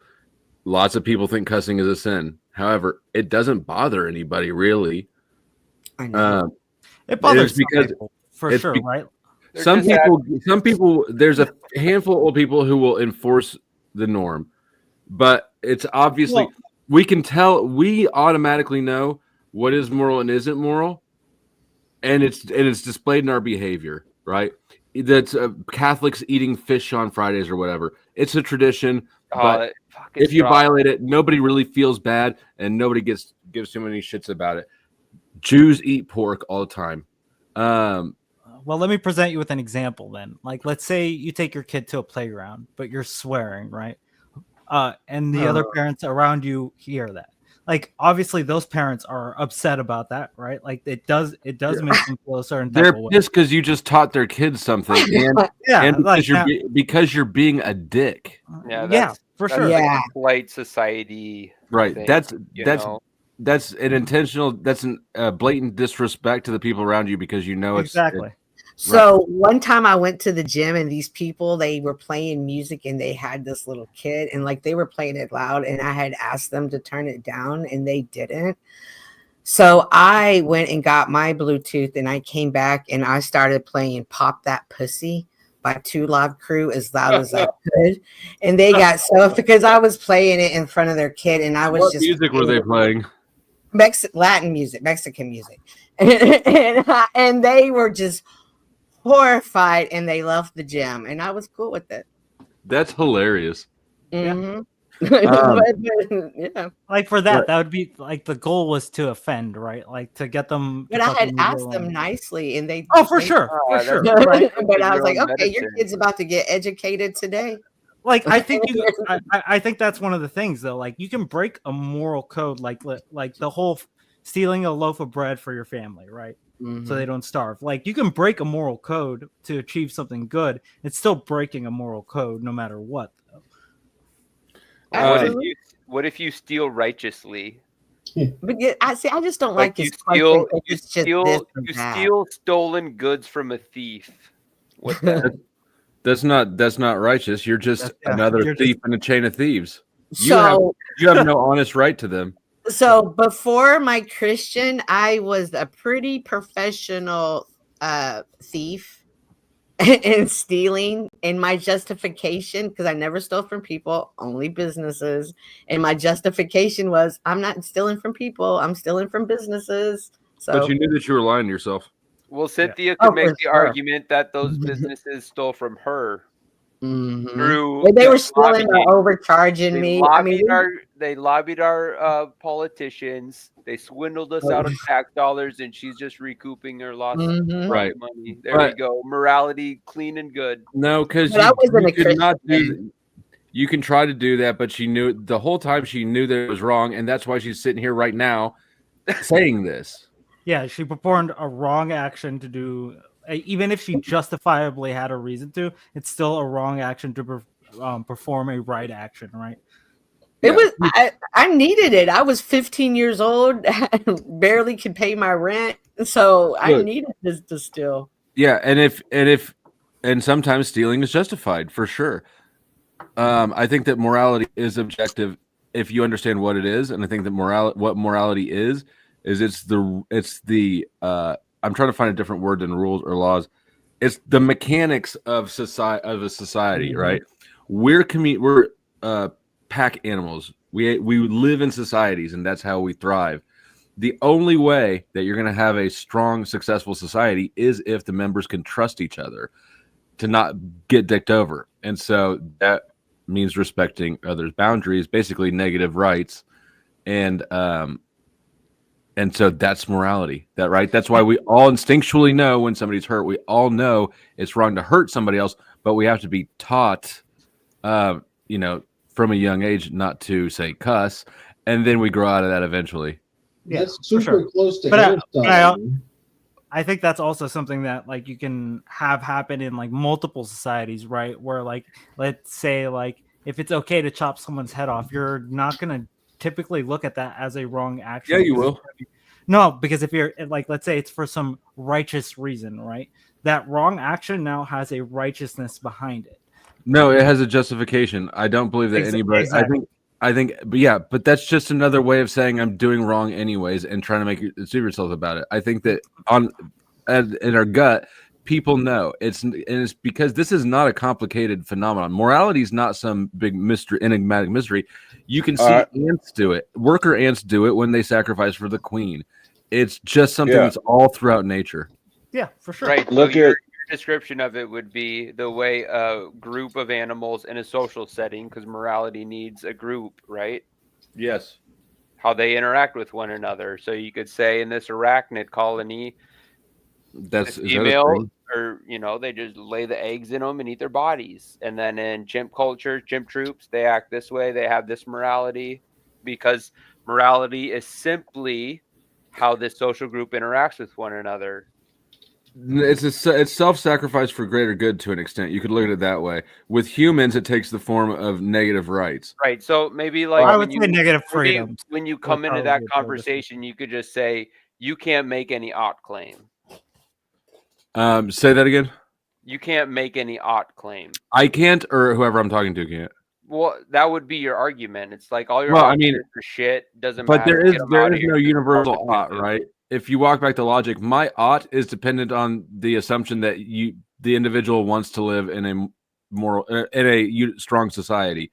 So right? So you're saying there are ought claims? Well, it depends on how far back you go. It's all dependent on what you want out of. Now we're splitting hairs. What you want out of the situation, right? If you have my view and you want a strong society, and you want a stronger position within that society individually, you will behave morally. In Christianity, right? The Christian oughts that we hear from the debate bros, they are still pursuing a specific end. For them, it's heaven. There is no ought outside of the incentive that the individual has. I don't think heaven is the true prize. I think the prize in Christianity is living within a coherent framework of that God sets down for you. Like that's what you should strive for. And all right. then, Well, the oughts, there's still a motivation. There's still something that the individual wants to achieve to make. Flo's right. You're right, Flo. I mean, the end result is they want to get to heaven. Well, it doesn't matter what the end goal is. My point is that the individual has an incentive in mind that would make them behave morally. But you're like viewing it through some type of incentive structure. It's not. We all at one point in our lives, we all try, like, mommy, where do I come from? Well, we all have these questions, and it stays with us until we die. What? But we're talking about There's the no odds. incentive structure being pushed down on humankind to reach out and ask. We're talking about the oughts. Why ought you do anything if you're from a religious perspective? Why do the oughts matter? Why ought the oughts matter to you? Okay. What I was saying To is have a that better society. in your point of view, it's all subjective. There are no oughts. I don't know why right? people And- keep saying that. Like, No, what? Okay, so when there you are argue no people on oughts this, that's at what. all. There are never oughts. There's never an ought. It's always incentive to the person. That's and what I however said. you define that, yes. That's how you should approach these conversations from now Yeah, on. You but should the just incentive- say, Okay. whenever you get into a morality scrap, just say there's no oughts, because that's. I'm your with you. point. I'm with you. I'm with you. I'm just trying to. Yeah, for me, it's more that you're saying that the incentive is, and the incentive can change from person to person. So it's going to be one of those things where subjectivity always kind of rails back. So you got to be more careful about the phrasing there, I guess. I don't think it's logically consistent, but that seems to be your point of view. I mean, can you explain how you have an ought without incentivizing the individual to care about I would it? say, like, you'd ought to care about your family and help them out. Right. Well, you do. That's something that you value, right? That's an ought claim. It's something that morality you has oughts. We Right. ought to do this because it is good. What is good? Is it subjective? want. But why should you care about what's good? Oh boy. It feels right. Okay, yeah, exactly. Everything boils back to there's some incentive for the individual in it. Yep. Following the ought. But right doesn't always like right's going to be different to everybody, and what might be right for me is not going to be right for you. So it's up to the individual. Yeah, that's why I feel like we're using it like as empathy, not as morality. What? I feel I'm like not. we're using No.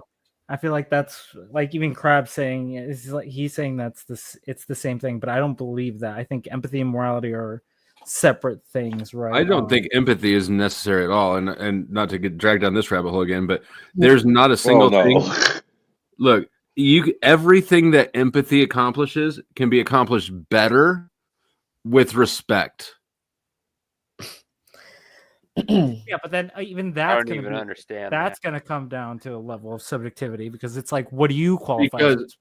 Because with empathy, you project your own emotions onto somebody else, and the degree to which empathy works is dependent on who you're dealing with and how much energy, what kind of day you've had. It fluctuates greatly. Whereas with respect, if you just respect somebody else's wishes and recognize that that's how you get yours respected back, it's not dependent on anything. No, the empathy is nothing more than a tool that we use to figure out how to deal with one another. We use empathy to try to figure out what fucking weird shit this person has going on with themselves, and then we know how to approach them. Would that be That's what compassion? empathy is. But even you know? then, we would say that falls in line with some morality codes, right? No. How? Okay, so someone's Being starving. I would want to give them bread. Why? Because it's good. It's good for them and it's good for me, right? No, that's Makes me feel altruism, good. different than and empathy. But that's what I'm saying. It's you can empathize, but that's going to be part of it. I don't even believe sounds like you're agreeing I thought, with me, to be honest. I thought empathy was when you took on somebody else's feelings. You can't do that. That's not actually possible. Yeah, you can't. We just talked about exchanging energies. Wouldn't it be close to that? Yeah, absolutely. To a degree, I can't ever feel your feelings. Your attitude can influence my feelings, but my feelings are always mine. Yours are always yours. We influence each other, but I can project things all day long. There might be like I can look at gay porn and I can look at gay porn and Chuck can look at gay porn. If Chuck looks at it, he's gonna be like, "Oh man, those guys are having a great time," right? And if I look at it, I'm gonna be like, "This looks awful."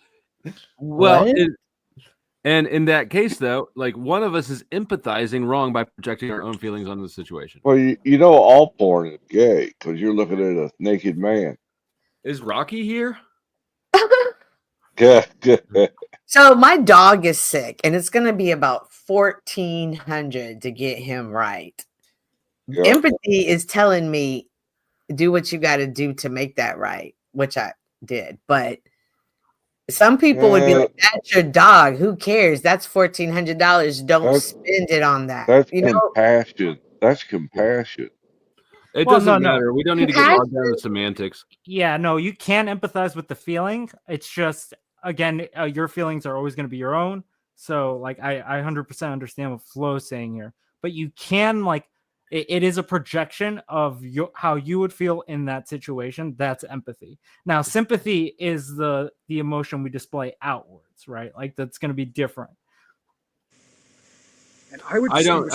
No, Hold on. Oh, We don't. here we go down the hole. We're not going down the road. If We're I not may, defining if I may. terms. If we, No, if no, no. we- the sympathy, empathy, compassion debate about which is which, we could spend the rest of our lives Mhm. nitpicking, Figuring it out, yeah. running around the ring around the rosy with those. Right. So And going we back have. to I when have you were spent saying, several streams doing that. when you going back Just to when use you the were saying you ought dictionary. to, when you I ought, just wanted to distinguish further one Like- point that, like, in a religious sense, if we say do unto others as you would have them do unto you, then if Chuck's enjoying his gay porn, like, he might try to force me to watch the gay porn with him because he feels like that's the right way for everyone to go to arrive at climax. Whereas I think it should be don't do unto others as you would not have them do Thanks, unto Flo. right? Because then if he's enjoying gay porn, I don't necessarily have to enjoy it with him in order to, understand his truth. So are you approaching it more from an individualist standpoint, or? It's the platinum rule: do unto others as they would have them do Well, unto you. let me ask you this, Flo. You should go it in the There's other a direction. You should be passive towards there's a others in gentleman that their studies. told me that the reason the Bible came about was because people were trying to figure out this age-old question of where we came from and how do we live with one another. Hence, they wrote the book to try to answer that question. The Core 66. What- They wrote hundreds of books. What do you think about that? I think that There's a that's. ru- I mean, there's that assumes that there's one reason. One reason? Of course, there's not just one reason. How many people were involved in compiling the Bible? There's a bazillion reasons. Everybody did it for their own one. Some of them did it for that. Some of them, I think, yeah. I mean, it's the wrong question. Just They essentially- somebody had asked me that. Well, they were trying to articulate a creation process, right? That's why we have the Torah and the Sefer Yetzirah. So the first few books of the Bible are an expression of the Kabbalah, or the oral teaching of how something arrived from nothing, right? So that's an essential question too. Do we believe, in fact, that it is nihil ex nihilo, or whatever, like something came out of nothing, which is one of the core questions of the Yeah, that Bible. doesn't even make sense. But sure, there's a whole lot of different needs that a whole bunch of different people are resolving through religion. There's a communal one. That's what most atheists who leave religion claim that they miss most, is the communal aspect. There's the existential question Chuck brought up. There's the existential dread of being actually responsible for your own decisions. A lot of people, I believe, don't want to be responsible for the weight of their own decisions. There's power, a lot of power. Most people who preach that shit, in my experience, seem to be power driven or status driven. And I think the most enticing thing to me would be the money. It seems like there's a lot of people who really want to throw money at having their perspective validated to them. Or questions Do you have answered. numbers right? on this, Flo? Like No. how much money are these churches always- raking in and pocketing? Yeah, you could always donate to Flow State, and he'll be happy to listen. You could. Give you his opinion and whatever you need. He's here to help. Give him a little tip. And he's got the hat and the holy water. Ape, Like- I'm not doing very good at paying attention to the chat. So if you, I mean, ask it again. I'm looking. You have my attention now. If you ask it again quickly. But yeah, no. When we get, I'm not always great at paying attention to chat when we get into the stream. The nitty gritty. Right. These conversations that absorb my whole brain. Like, sorry, y'all get lost in the sauce.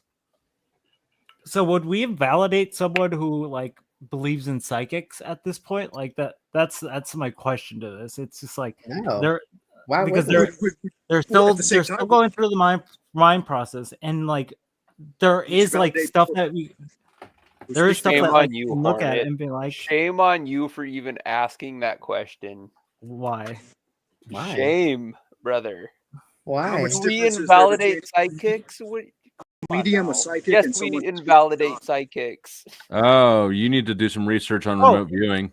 Yeah, no, for sure. Like again, that's why I'm just like it's weird that in certain aspects we can like invalidate some sort of feeling or thought or like the answering of the questions of why, right? Like I think that's the fundamental thing that runs religion, that people want the answers. I think that's in your always very been... religion, wasn't Ezekiel dreaming the sleep upside down? He was visiting remotely in heaven. Yeah. Oh, I just studied that, and Daniel interpreted the dream of King Nebuchadnezzar. Yep. So like that's this has happened like in Greek philosophy. This has happened like throughout all of time. So like that's why like when people criticize religion, I don't think it's necessarily a bad thing. It falls within the same thing as like again criticizing a psychic. Like you have some background knowledge and being like, okay, I've seen people do this. What makes this fundamentally stand out comparatively to all of this? And I think that's one of the reasons where it's like we get bogged down into these like conversations where it's just like, okay, the logic won't make sense to certain people, right? But I think that's kind of like the mission behind what you're trying to accomplish, right? Like if I'm trying to sell you a belief, then it's kind of like that, right? Think about it this way, Hornet. You had the same question as everyone else. You had to deal with that question on your own terms. You used the same logic tree to get to your atheism as everyone else used on the other side of the coin to get to a theist point of view. It's the same shit, right? Yeah. So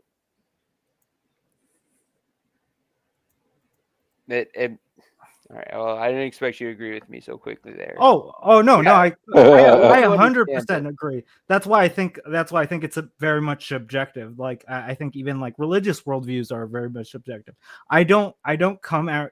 I think atheists get a really bad rap because of like the loudest people talk, but I don't think that I have an objective morality. I think atheists get a bad rap for a good reason. I think there's a lot of logical pitfalls that you guys are not dealing with properly. I agree with that. Just praise God, man. Fucking praise God. God is so amazing.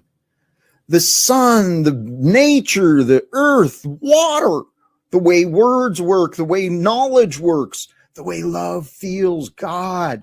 Praise God, man. Praise You God. had to bring him up. Right. But yeah, Hornet, you have a chaos issue on your hands.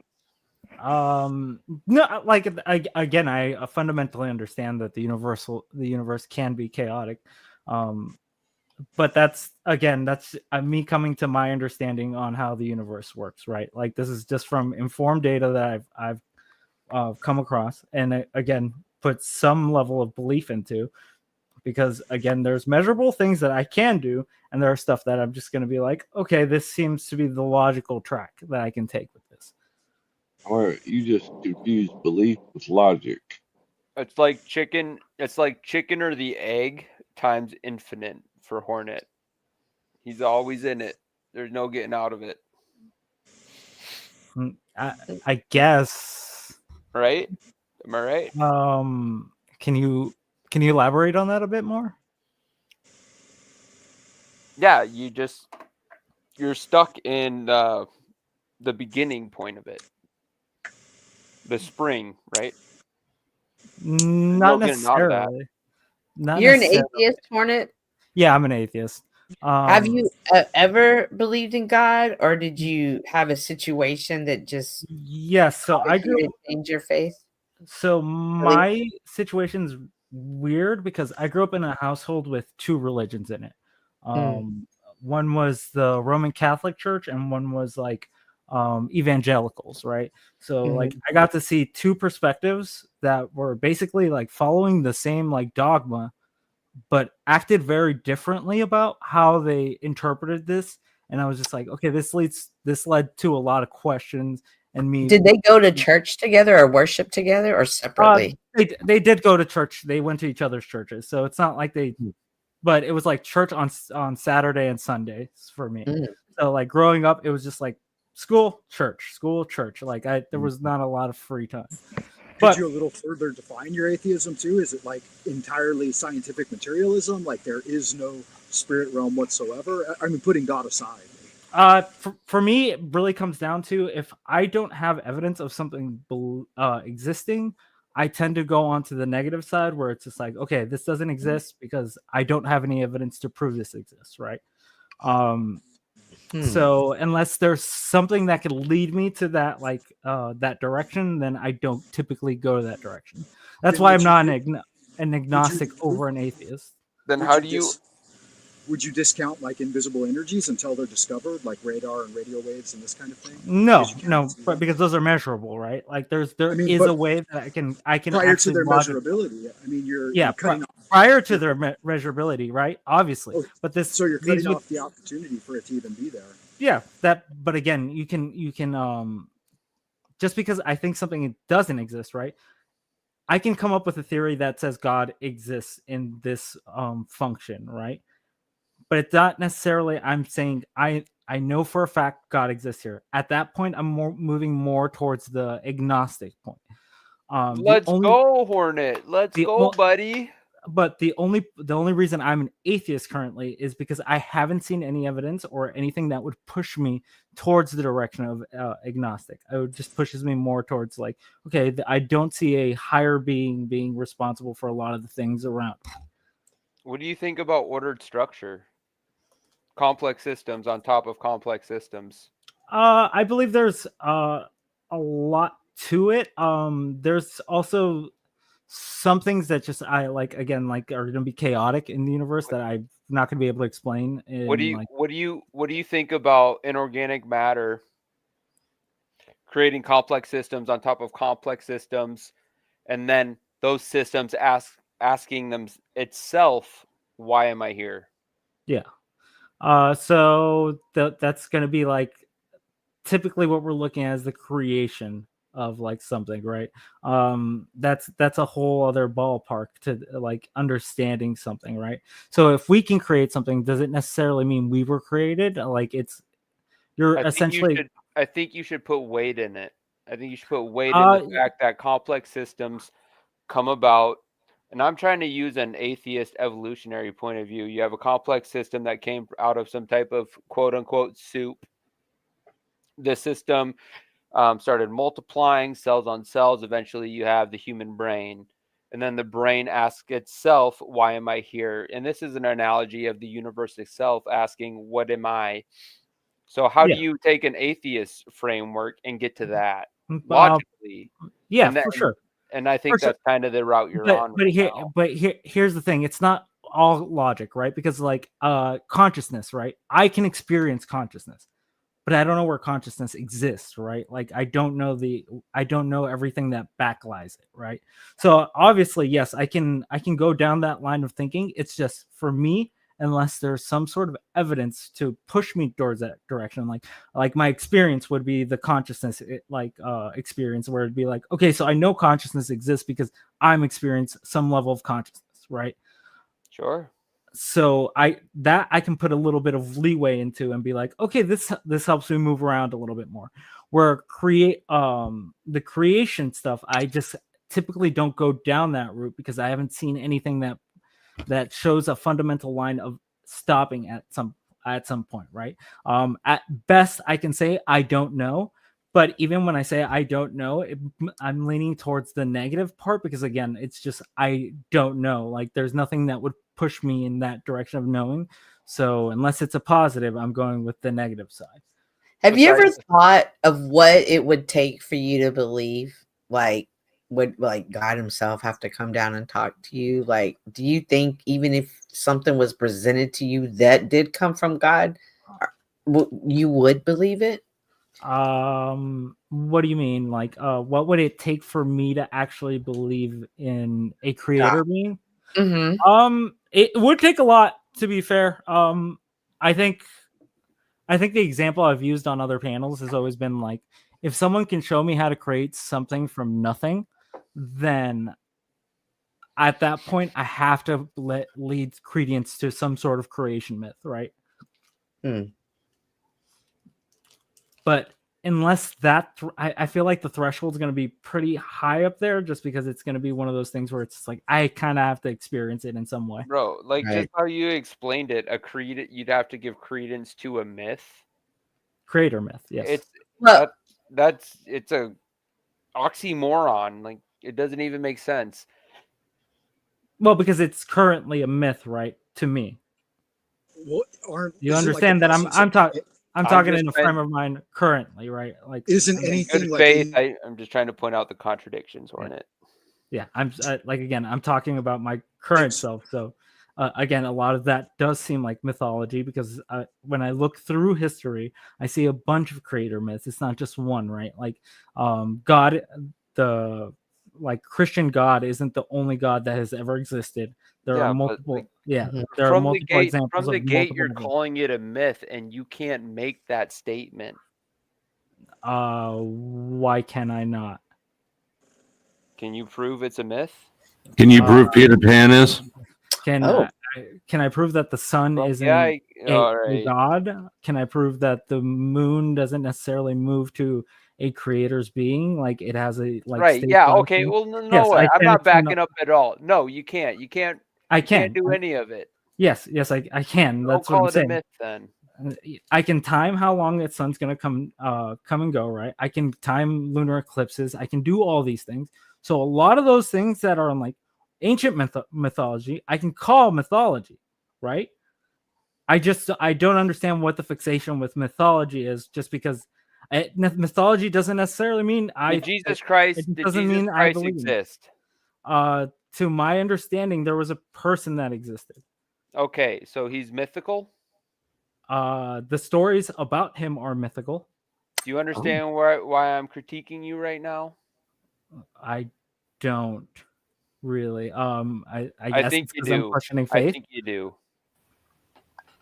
Because you're religious? You don't know my faith there, Flo. I've never said it on this stream. I'm taking a stab at it based on your reaction. And based on the response you just gave me, which was not a no, I don't. I think, okay, well, I've already alluded to it earlier, but when I think about God, I've thought about God since I was very young. I've talked to him. It's always been something in my heart. And then Christians, I think they probably talk to the same God. I think most of us probably talk to the same God. That's kind of how I view it. Yeah, but the God, if we're going by that aspect, I guess we can go more, but like I'm using more literal interpretations like Christianity, like set-based religions that are already like out there, right? When I refer to mythology, that's what I'm referring to. All right. I won't. Yeah. Fair enough. And just for call it a tradition, they find it less offensive. And just for a little follow-up, Joseph, do you consider God to be like an individuated entity or personality, like a singularity? It doesn't necessarily have to be. It could just be like a force. It could be anything really that's just an overruling like system that's controlling the universe in some fashion, right? Or or even just the start, right? Like it could just be the start and removed its hands from the equations completely, right? Like these are things that I've contemplated, but I was actually trying to ask Joseph that question. Oh, okay, sorry. Can you say it again, quick? I was just curious, like how your views on God, like how do you perceive God? Is it an individuated like entity, like a single persona, and like how would that work exactly? That's a hard question to answer. I mean, is it similar to the Abrahamic Yud He Vahe? Is it higher than that? Is it a sort of cosmological being?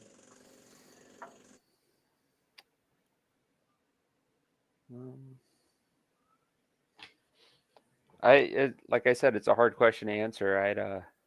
Okay, because you spoke of it in very personal terms. Like I think that God loves us. I think that whatever, you know, whatever So do you think that's more of a force? sprouted or us. Do you think that's like an entity, like a physical entity, or like what are we talking here? I don't have the hubris to try to define God, the type of form or nature it has. You say hubris, don't I know. say faith. Yeah, you're you fucking stick in the mud, bro. Let me Say be a that snake. again. I didn't catch it. I said you say hubris, I say faith. Damn it, I had something actually to say and I lost it. Oh well. Well, like, and just for full transparency, when I was younger, I used to shit on Christians all the time. I hated them. I really did. See, why? I just thought that they were living a lie, that type of stuff. Yeah, and I won't. It's sort of nuanced because I feel like there's a lot of valuable shit from religion, but also, but it's not the like belief that this is true. Literally, I don't know. I don't know how to explain it. Do you have more problem with like the people in religion than the actual like structure of religion? I have an issue with what a system that I consider to be fundamentally a lie, taking advantage of good people who are pursuing the right thing. Yeah. I could agree with that. Yeah. Because I fundamentally think religion is a good thing. It does lead to good community building. It leads to shared moral goals and just goals in general. So it's not necessarily that I think religion is bad. I just don't subscribe to it. Right. So I believe that all those things would be better if everybody had the same moral orientation, but it was not based in somebody else telling you what the arbitrary rules are. If it was based on an understanding of what the goal was. Yeah. And think also the community thing is a hard thing to replace. I've actually thought about that because there's really not anything that kind of glues community together as much as like the religion, right? Like that every Sunday, every Wednesday night or whatever. Like that's we eat, we go out together. We had Friendsgiving tonight, so right. And that I think is a hugely valuable part of religion. I don't know how you would replicate that, except I guess I would just say that like I feel like it would be like people, just because you take the communal aspect does not mean you're obligated to internalize something that's untrue. do you know how many times somebody in Bible class? It wasn't necessarily at you, Cynthia. I'm just sort of thinking. I'm just thinking out loud, really. Glad to hear them gears turning, buddy. Yeah. Just me. There are people in Bible class that has questions and don't understand things, and even they're in Bible class and they're still questioning God. I think this is just. Sometimes I wonder if people view people who go to church, we're going to say Christians, falsely, and y'all think that it's something that it's really not, and that's just y'all romanticizing it. I don't know how. I mean, I've been to church quite a lot. Yeah, I've been to church a lot of times.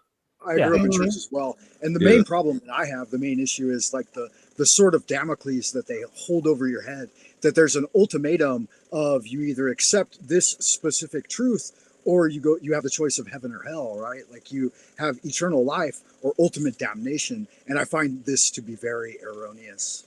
I've struggled with that for many years myself. I was raised in the Lutheran church, been there for a long time, and drifted away. I've kind of come back in a roundabout sort of way, and it seems really coercive, doesn't it? Like when Flo comes out and says that religion is a tool of control, And then somebody can come and say, well, yeah, it's a tool for control. If you don't believe in us, you're going to burn in hell for eternity. And we're going to tell that to your children when they're little 4-year-olds, and we're going to scare the shit out of them. It makes sense how somebody could come out and make that argument, but And honestly, it has the opposite dramatic effect in the mind of a child. I can remember sitting in the church very, very young, and they were talking about hellfire and brimstone. And I was always like waking up looking forward to it the next day. I'm like, when is this great return of the Creator? And when are the volcanoes going to erupt? And when are people going to burn and gnash and scream out? And it was like, it was very anticlimactic to find out that was a false narrative. Or even just to like question the validity of behind it, right? Like I think a lot of children go through that as well, where you're just like, why are these people going through this? Why are these people are bad, right? Like I think that fundamentally like is one of those things where it's just like, I think Christianity has a big issue to deal with there, where it's just like it pushes people away to think that certain type of way.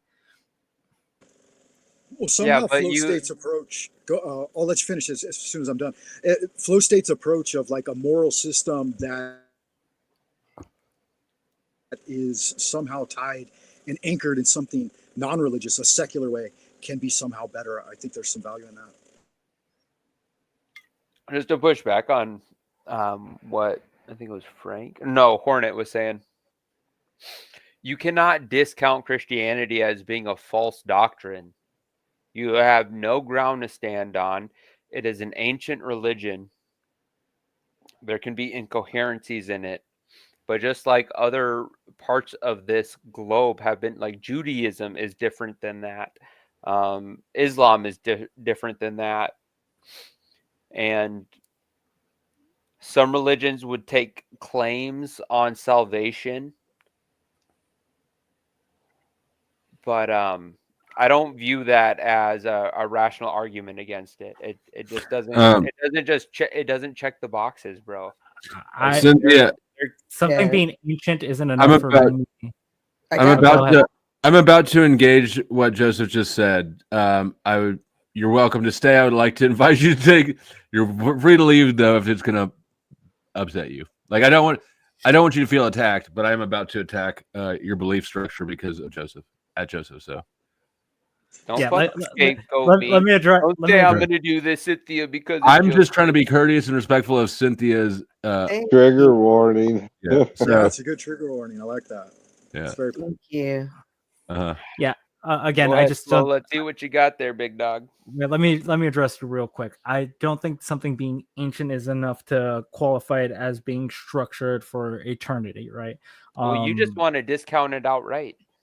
I don't want to discount Christianity outright. I think Christianity has, again, I pointed out a lot of things. Draw on the same logic as Christianity for your own worldview. It discounts itself. I draw on parts of it. Back to my original point. Yeah, it's not provable, so it is tangibly false. It discounts itself. It's full of self-contradictions. In fact, the entire premise of Christianity is that God changed his mind. God changed his mind. Old Testament God, New Testament God. Not an argument, buddy, but yeah, sure it is. Okay, the Old Testament's all about one God, no idols, the law. Then, abruptly, he changes his mind. He sacrifices his self-son, which, first of all, doesn't make any sense at all. You can't be a self and a son. The definitions are mutually exclusive. He sacrifices himself's son for all of our sins, so that he could complete the law and we could all go to heaven, but only if we believe in him. So let me get this straight. At some point, you flipped a complete bitch. Either he was mistaken, he made a mistake, which means he's not perfect, or what? How would you justify that? Also, all right, let me disclaimer off the bat, and I should have done this a while ago. I am not an apologist. I'm not an apologist in any way, and I'm not a... Don't get it conflicted. I'm just arguing from my own point of view and how I view things. Not an apologist. I do not represent the church. Too much preamble. Get to your point. Oh, go ahead. Finish your point, and then I'll catch up. The other thing. I want to you go. just real quick, it's just small. I wanted to reinforce the point that Flow State said he self-sacrifices his own son, but he's omnipotent, omniscient, and omnipresent. So it's not even a sacrifice. It totally nullifies itself. He's outside of himself as an all-consuming being in the universe, and he's sacrificing this little mud creation that he made on a cross. I mean, how is that even relevant? Go ahead. That's a false conflation, bro. You're trying to say like because the divine is has all these attributes that he cannot do something because he is this. God just is doesn't all have of, any relevance. And you're making it's a paradoxical statement that you're making right now. Not at all. It is. You're trying to say that like this is back to the free will argument. God cannot give people free will because he is omnipotent. It's a paradox. I cut off my foreskin and I grow it into a little homunculus, and then I kill that in the world and say, "Oh, look at the big sacrifice I made." How's that relevant? Yeah, and also it doesn't make sense that you would even have. Why would a sacrifice be necessary if you're God and you created everything, including the paradigm in which you operate? What is the significance of sacrifice, Flow? If you created everything, why do we sacrifice? What is sacrifice? I don't know, but hold on. It doesn't matter. Why does? Okay, I hope this matters. I think it's a deflection. Go ahead. Why do we sacrifice?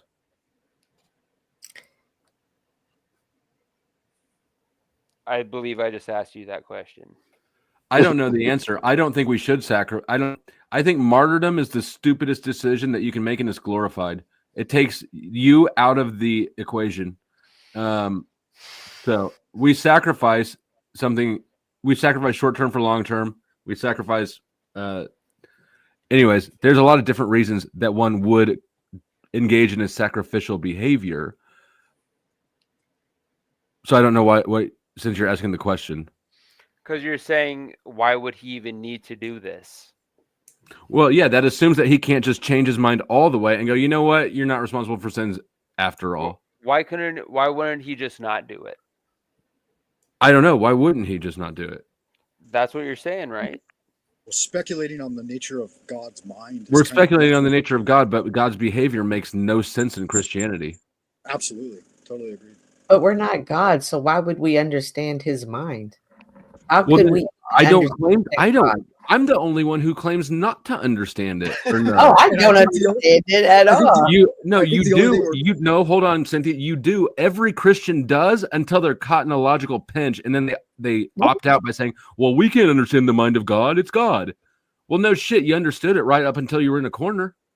No, I understand it when we have communication and stuff, and when I ask and speak to him and ask for clarity, and even then, I sometimes you can't understand the mind of God. Then why are you even engaging in this conversation at all? Because that's not fair at all. And I think it's the wrong question, because the original impetus from Hornet was whether or not is a tangibly falsifiable narrative or not. And the unknowable mind of God is a complete cop out for any religious person. Any religious person who can walk logically through A, B, C, and D, and then when they get to F and it's the corner of the fucking room, they go, well, "We don't understand the mind of God." That's a fucking cop out, and y'all know that's it. a cop out. All right, let me take a stab at it for you. I'll do my best. I'll do my best right now to take a stab at it. So God is loving. He likes to create. How do you know? Out of what power? I'm like I said, bro, come on now. Cut me some slack. I'm trying here. He is loving. He is creative. He is infinite. He is unbegotten. What's unbegotten? How do you mean that? I actually don't even know what that word means. I said infinite twice, basically. Okay.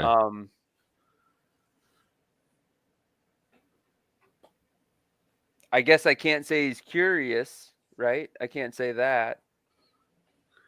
Well, definitionally, he'd be curious, right? Like, just by Christianity standpoint. Not under your worldview. If he made everything, he could not be curious. Well, that he's curious on how it would play out, right? That would be the argument that they would make. The free will would be argument, a grand right? design. Right? Yeah. Well, no, because he would be. I don't. I'm pretty sure the Christians believe believe the creator of all things.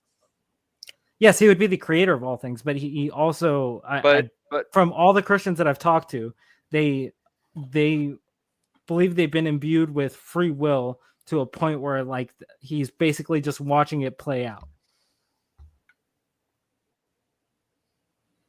Yeah, but that can't be true if he knows how it's going to end. But all the things that you can't be infinite and do that, right? Like you can't be curious and infinite at the same time. Yeah, I would agree with you. That's contradiction on its own right there. All right, there's your answer, Flo. Where were you going with that? And well, you just made a claim. You didn't make an argument. You just claimed some tropes. Didn't you say nobody can do that? I mean, you said these are. Well, if you understand, do you understand? That would imply that you understand God. You just made those claims. That claim. I said I'd give it my best shot. Try to. Okay. Well, I my response would be also that. Well, you said love. God is love. God is also hate. Hate. Wrath. I suppose that's fair to say that he must have that. Otherwise, every single thing you said, yeah, the opposite is true as well. Necessary. This is like when Job, when he came down and talked to Job's friends and God told him everything he was, and he was telling his friends, how do y'all keep talking about me? Y'all don't know the deepest parts of the earth that I created. How do y'all think y'all know me?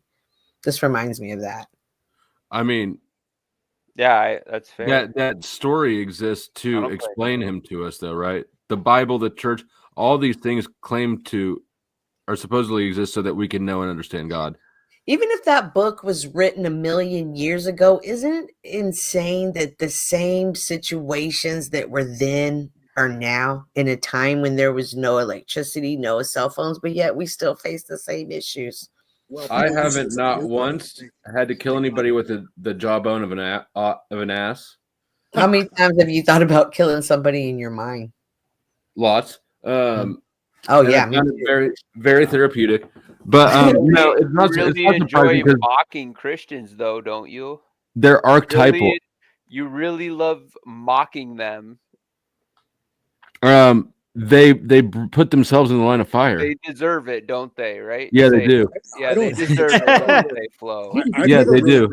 Because the world, it says in the Bible, the world hated me first. This is Cynthia. hate It's thing not. with No. this No. No, it's what it says in the Bible. I'm not making that. I'm telling you, that's what it says. I know that the Bible says that. That's a very tricky little mechanism they did there, to where no matter what anybody does to show that you're wrong and that you're being antagonistic, like Joseph just was, no matter what, you can refer back to this verse and always feel justified in being fucking wrong. I don't get it. Flo, earlier when you were talking about the begots, and the things, like when you make these decisions, do you make them based on what's best for you, or do you think outside of yourself and think about the other person and make decisions based on what's best for them? Both and neither. I don't believe in pure altruism. I don't think it exists. We're all interconnected strongly enough that what benefits me will benefit you and vice versa, unless the nature of our relationship is so adversarial that the opposite is true, right? Absolutely. I hate agreeing with Flow State so much. Holy fuck. Do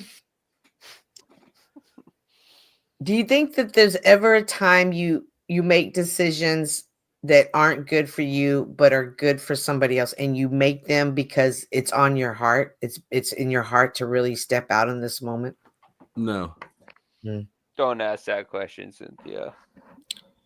I think that's the mind of a Christian, and I think that is one of the biggest differences that I do notice. Give me an example then, because all you just did was give yourself some extra virtue, and I think I was bringing it up earlier with my dog. Yeah. You know, like you value your dog. That's still I also value money, and I also realize this is an old dog. Right. But I also have to think outside of that and think, hey, no, I'm still responsible for this life. This isn't actually a life. Yeah, but that's they're always going to turn that question into, well, you're doing that act. You're saying you're doing that act to help this person, but Well, then real stop. motive is for But yourself. Joseph, the solution is simple. Stop trying to give yourself virtue for something that everybody does. It has nothing to do with God, No, and it's not purely Are you altruistic. kidding? I know I'm people on who, when their Cynthia's dogs side get here, Flo. sick, I they agree with drop her. them I on the think side there of the is. road. And you're not You expressing know what I faith in mean? Like, God by trying to prevent I'm God just from saying. heaven. Because Are I you just doing that heard because are you doing that because you also want to feel good in that moment, right? You feel like you did a good thing, so obviously Yeah. you're going to feel good, and now No. you're benefit. No, and listen, that's why altruism can't is it exist. No, I would just hold on, set up one here sec, and tell. real quick. People do things that are uncomfortable for them that they don't want to do because either their family or their friends ask them. It happens, and that's Correct. And this, and this everybody does debate that. annoys And the shit out of me because people do because your family's benefiting from it. You are also benefiting because they're your family members. Yeah. No, you see you're how not nothing. gonna you're not you see gonna how nothing circular can- back to always No, selfishness on this that's one. yes, There are that's why selfless acts. altruism doesn't exist. There are No, no there- selfless acts. So There is are nothing selfless selfless, acts. and there's nothing purely selfish. Everything is a mix of both. No, Yep. people put themselves worse off to help other people, and it is not a gain for them. They're not coming out of this thinking like, "Oh, That's this a is very good." materialistic view that you have there, sir. That assumes that the most important thing and only metric of I've been benefit hearing is people make a one-to-one. materialistic 10 one. years You as and well, it's a Cynthia. garbage debate. There I are can't even see acts what I'm of goodness saying. that people do that are not selfish. There are acts of good that are not always Right. inherently So earlier I was giving testimony about my thieving ways. My home has been broken into. I was just a selfish bitch, and I thought about nobody but myself. And I said, hey, but once I became a Christian, I don't steal anymore. I don't even steal time from work. My whole entire mindset changed. There was a point in time that I wouldn't have even given this a second thought. I would have Are you took it. happier? Absolutely. Not happier. I have a peace that I never had before. There And you in go. this day and age, All a right, there you peace is benefited something then. that is priceless. But a peace in my Christianity, not in this moment. Heck no, not in this moment. This is a But- stressful moment. But you Right. still benefited. Is what You we're trying to benefited, get at. right? How did I And- benefit? But it's because you're you at got peace. peace. What's No. the point? I was meaning I had peace becoming a Christian. So even in this darkest moment, I wake up every day. My dog, like, he can't even walk anymore. I'm waking up every day thinking, is my dog still alive? And when I see him breathe, I'm like, praise God. You know what I mean? Like, even in the most darkest times, I can still find these moments. But that peace came from being a Christian in a different way. What I'm trying to get at is my whole mindset changed. And I now think outside of myself. Whereas before I didn't always. I put But myself. are you before others. happier though? That's the point. You Not found you grew happier. up, you got older, and you found a better way to live, and you benefited from it. With peace. But That's what the is only the reason purpose? people. The No, only it's reason not people that want way. money is so they can buy themselves peace. No, you better believe money has nothing to do with my peace. I've been negative what and I'm still saying. been Not you. Just No, if no. there. Yeah, he's People saying in don't- general. People Like, want people- money because they want the feeling that it buys them. They think it will buy them the peace that it Oh, won't. we all know If you- rich people If you who off truly have themselves faith in every life day. after death, if you truly have faith in life after death, why would you be grieved if someone passes into the kingdom of heaven? Why are you holding on? I was making a great point here for once. I always make excellent points. I'm just kidding. But you are making a good point. It is. It alleviates that. It makes you Right. makes it where you can live without anxiety and you are grounded. Every day you walk in, doesn't matter what everyone says to you, just fucking what's that stupid shit you said? You just I never said any stupid right shit. off you. Well, not you know what I mean. It just fucking it's not even a chink in the armor. You're good. Right. Yeah. But that's just my point. Like nobody can say anything is purely altruistic nor pure. They're all both. And if they weren't both, right? Like hypothetically, if you were to say that I Listen, did the if right you thing, I live did the your right life thing. and you wanna You're see just the most that interruptiest little asshole. Oh. And I mean that with love, but Jesus Christ. It's gone. So funny. Like I was saying when I interrupted, if you give your life for somebody, I mean, if you want to try to argue that's altruism, good luck. I'm not buying it. You don't. Then how You about don't get Christ's to claim sacrifice? like your own suicide is altruism. Maybe it Um, that, but I think that there are relationships that you would be better. I will be more miserable if I let my daughter die when I could have saved her and sacrificed myself than if I had just died. I think, and a parent will get that. I think pretty easily. I don't know that anybody else will get that though. It's selfless. Oh my gosh. True that. True Oh, that. it gets worse as they get older. She's like, oh my gosh, you're my baby. And you have to go through life, and life is rough. Not my baby. Yeah, apparently. No way. Yeah, bro. I'm so stressing out for my child. Well, but I mean, the opposite of that is like, think how abysmal and depressing would it be if your child had to live a life with no struggles? It'd be awesome. My baby was just everything went his way. He wouldn't appreciate shit then. No, he wouldn't. Yeah, that. Yeah, Utopia would suck. Oh yeah, did you get rid of that clip?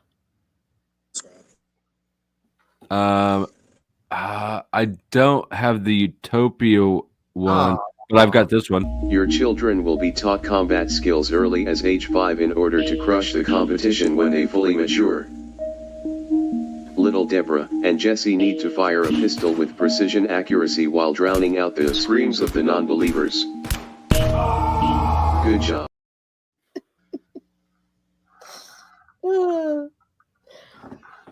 There you go, non-believers.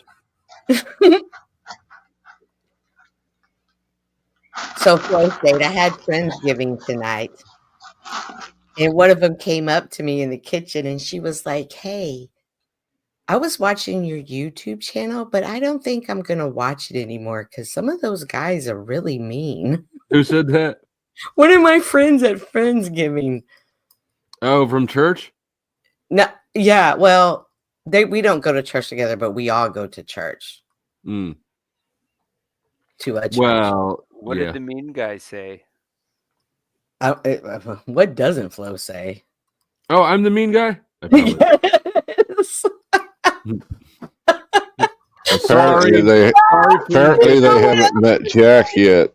I can't believe you were surprised by that. I mean, I just feel like they're meaner people. I was than so me. shocked because she was serious, and I was like, "Oh dang, what happened?" Like, she's like, "What? I'm not gonna watch your channel no more." And I was like, "Great, my real life friends aren't gonna watch my channel, but Wait, they will."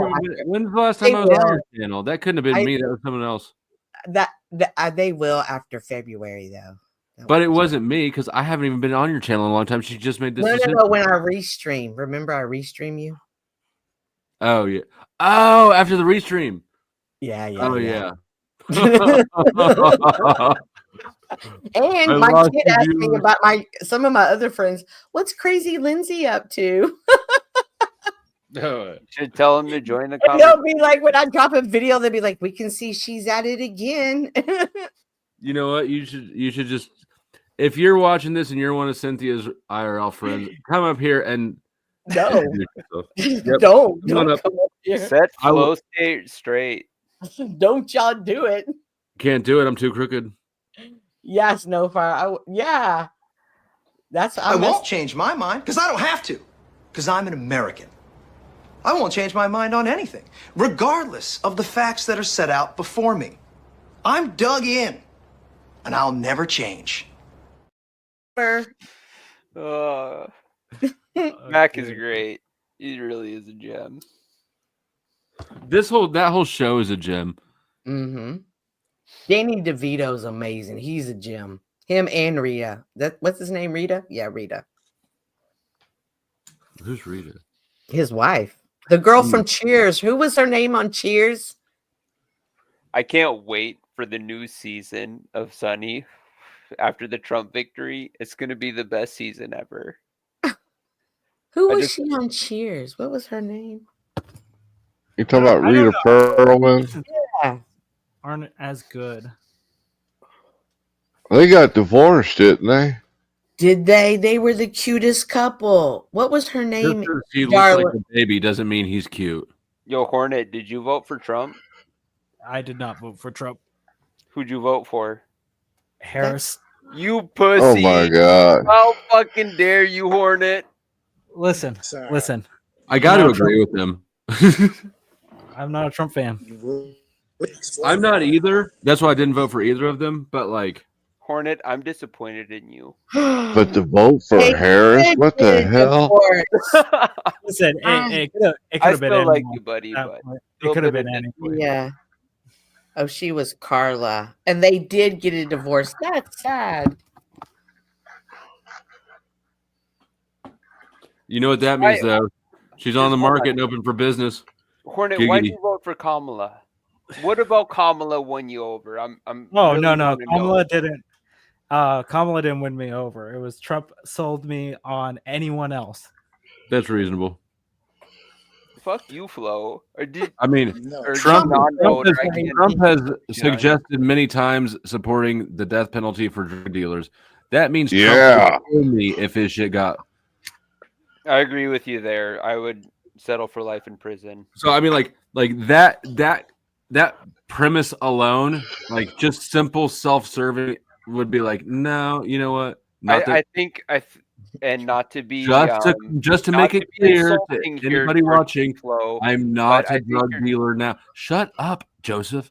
I I'm think not. you're a bit I'm juvenile for on the that. disclaimer, motherfucker. I'm not a drug dealer. I have a drug dealing conviction. Go I'm just ahead, saying- Joseph. I think you're being a little juvenile. I hitting am. that hard with that one because policy sometimes You're the is used as a reason the family deterrent. started making kids tables. You at and I Dick's once Place. had a debate on the when you get a DUI and how the penalties are levied as a deterrence, right? So I don't remember. sometimes as policy we have harsh things as a deterrence. I don't remember. Oh, okay, But yeah. I agree with you that floating the death penalty is, that's a bad trump on my part. But Yeah, fucking but- Hornet over here is voting for Kamala. How do we get off that? We don't have a good track record with drugs in this country, so giving anyone the ability to like just start killing people off doesn't seem like the thing we should be doing. How about this? I mean, Hornet, you can tell me to stop if you want, but I'm just start hitting you a little bit here. Do you think we should have an office of the presidency? Do you think Oh, that for sure. office do you think it's important? Yeah, I think it's important. Do you think they should have the powers set out in the Constitution for them to exercise? Yeah. Okay. And What do are you the think details? that's how What things? constitutes? Sorry, what constitutes the death penalty for a drug dealer? I mean, it has to be something quite extreme. It's fentanyl. They've killed quite a bit of people. Well, no. Let's not do the it's fentanyl thing because that's how the war on drugs started the first time. It's just like we're Every going time after he's this brought up the specific death drug. penalty, fentanyl has been in the same discussion. Yes, but that's how the war on drugs started. Like Well, you this- can't say don't bring it up whenever he brings it Well, up. what he I'm talks about saying, fentanyl. what I'm saying is, it always leads to we can use this as an excuse to like for any type of drug. Like, let's say if someone's dealing coke or dealing weed, right? Like that opens the gates to people being getting the death penalty for those things as well. Listen, I agree. Works for me. I agree with you. I agree with you, Hornet. I don't think we should be killing them. I think life imprisonment is plenty. Alcatraz. It's still a deterrence that works, right? How about if and you that's what eat a we want. gram We're of going after weed the deterrence. It's the same versus thing with the eating immigration policy. We want gram to of fentanyl? go and start raiding these chicken factories to get the immigrants out. We use that as a deterrence, right? We scare them, they all go away. We scare them, they stop doing, and they stop bringing in the fentanyl, right? To a degree, I would agree with you, but this is how policy works, bro. I but mean, if you're like, here's the thing: like immigration, you're never gonna stop. Like, here's the thing: we're not With going to this- stop it. Never. You're- You don't no, think no. so? No, because even if you're Unless you're deporting talking about a everyone, couple stowaways in the bottom of an airplane. wait, yeah, no, coming what I'm from saying Delta or is, Spirit. well, let me get my point across. Okay, so if you're deporting a bunch of people, right, you're always going to have to deal with a constant inflow of people, right? So it's a never-ending cycle of money wasting that you're never going to solve because immigration is part of every country. Like that, you can look at every nation and they all deal with it. I don't even know what you're talking about right now. We have to have them in, or what? Yeah, no, I'm saying that people will get in no matter what, right? Like They'll get in no matter what, unless we Yes. stop them How are you going to stop them? physically. Like we did last time. Like how did we stop them last time? What do you think? Okay, hold on. 20 million. Let's just say 20 million, right? 20 million. We'll use that as an arbitrary number. Let's not argue it. We'll just say 20 million. 20 million. Over a 4-year span. So do you think hold on, Hornet, in your estimate, what is no people getting in out of 20 million? Oh, no. Let's say like 20 million getting in, right? Like 20 million means, okay, you have How to many stop of the that 20 somehow, million right? can we not stop? We can't stop them, right? How many out of the 20 million? There's can not a we stop? percentage that I can like give off the top of my head, You right? can't even But give me a ballpark? I could give you somewhat of a ballpark, right? Like what but is it? I don't want to be inaccurate. How many of them can we stop? But we're not going to stop them all, right? You can Well, stop. I already got stop you, inflow. Hornet. You're already defeated, bro. Flow. Yeah. No, because I No. don't know the stats. Is this a time that we need to reevaluate my opinion of we should just annex Mexico? Do we not think at some point this would just be a better solution? Actually, I don't know what I was. Oh no, because then we just have another. We still have a border. Yeah, we No, still no, have no, no. It's all It'd be America. much smaller though. Well, no, because a bottleneck. here's the thing. Mexico deals with immigration probably more than any other country. Like, So if you're we just annex Mexico, you would have to stop all the immigrants from flowing into Mexico, which is like multiple different. Oh, codes. yeah. So like there is like no solution to immigration. Like it's just stop Once halting again, immigration Hornet, as a here we whole. go again. What do you mean there's no? How many There can we is no solution. There is none. Like how Drones. Okay, I build a wall, right? You think okay, we can't stop them? They go underground. Listen, bro. Okay, listen, I bro, said yeah, in the listen, tunnel, bro. they go around. Like they're people fundamentally will always find they adapt, right? Like we in every situation we have adapted, right? Like that's just this what argument is so easy to pick apart, but I'll let you finish and then just let me know Like- when you're done. Okay, so like I'm saying, those immigrants would adapt to the circumstances that they are given, right? So like let's say we build a wall, they would go under it, right? Again, if they go under and we stop them there, then they go around using seaports. Then we try to do that. Like this is stuff that has already been happening in the US for a super long time. It's not something that we just got into. It's not something that we have. Immigration on its own is already a messy subject to deal with, and there's never going to be an administration that's going to be like, we have 0% immigrants coming in. And I think it's a dumb idea to have 0% immigrants coming in at some point because they are technically good for the economy. What are you talking about, bro? Listen, nobody's They're against immigrants. a huge drain on the economy. I got like 50 points. They're a surge because they don't use They don't use a lot of public services. If we're worried about people burrowing underneath, we can either dig deep concrete fucking platforms underneath the earth, or we can put little simple seismographs and just put them in increments along the border. Boom. People are digging. Okay, We can here's- see them digging. Secondly, as far as people Stupid. coming into the country, no one's against immigrants. No one cares about it. Just come in legally through the ports of entry and through the for sure. I agree with that. I 100% agree with that. They should come legally, right? The but what I'm problem- saying is Go you ahead. can't fundamentally You voted fix for the illegal Kamala. problem. You can't. What are you talking about? You're not for that, Hornet's you're for right. Kamala You can't solve 100% of all problems. That's asinine. Mm-hmm. And everybody would agree you can't solve all of it, except for somebody who's got like a point to prove, which is you, Joseph. But you lose it. Here's the issue. If like I disagree with Chuck, but let's say Chuck is right and the immigrants are a drain on the system, right? Well, then the obvious solution is to turn off the handouts. Ta-da! Exactly.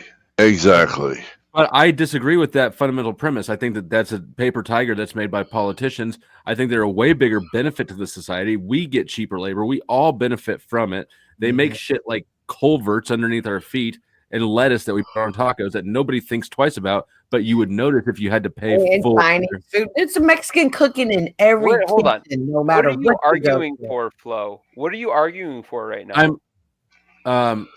Mostly I'm just slapping down falsities. I'm not making a What very strong falsities? claim. What are you arguing for?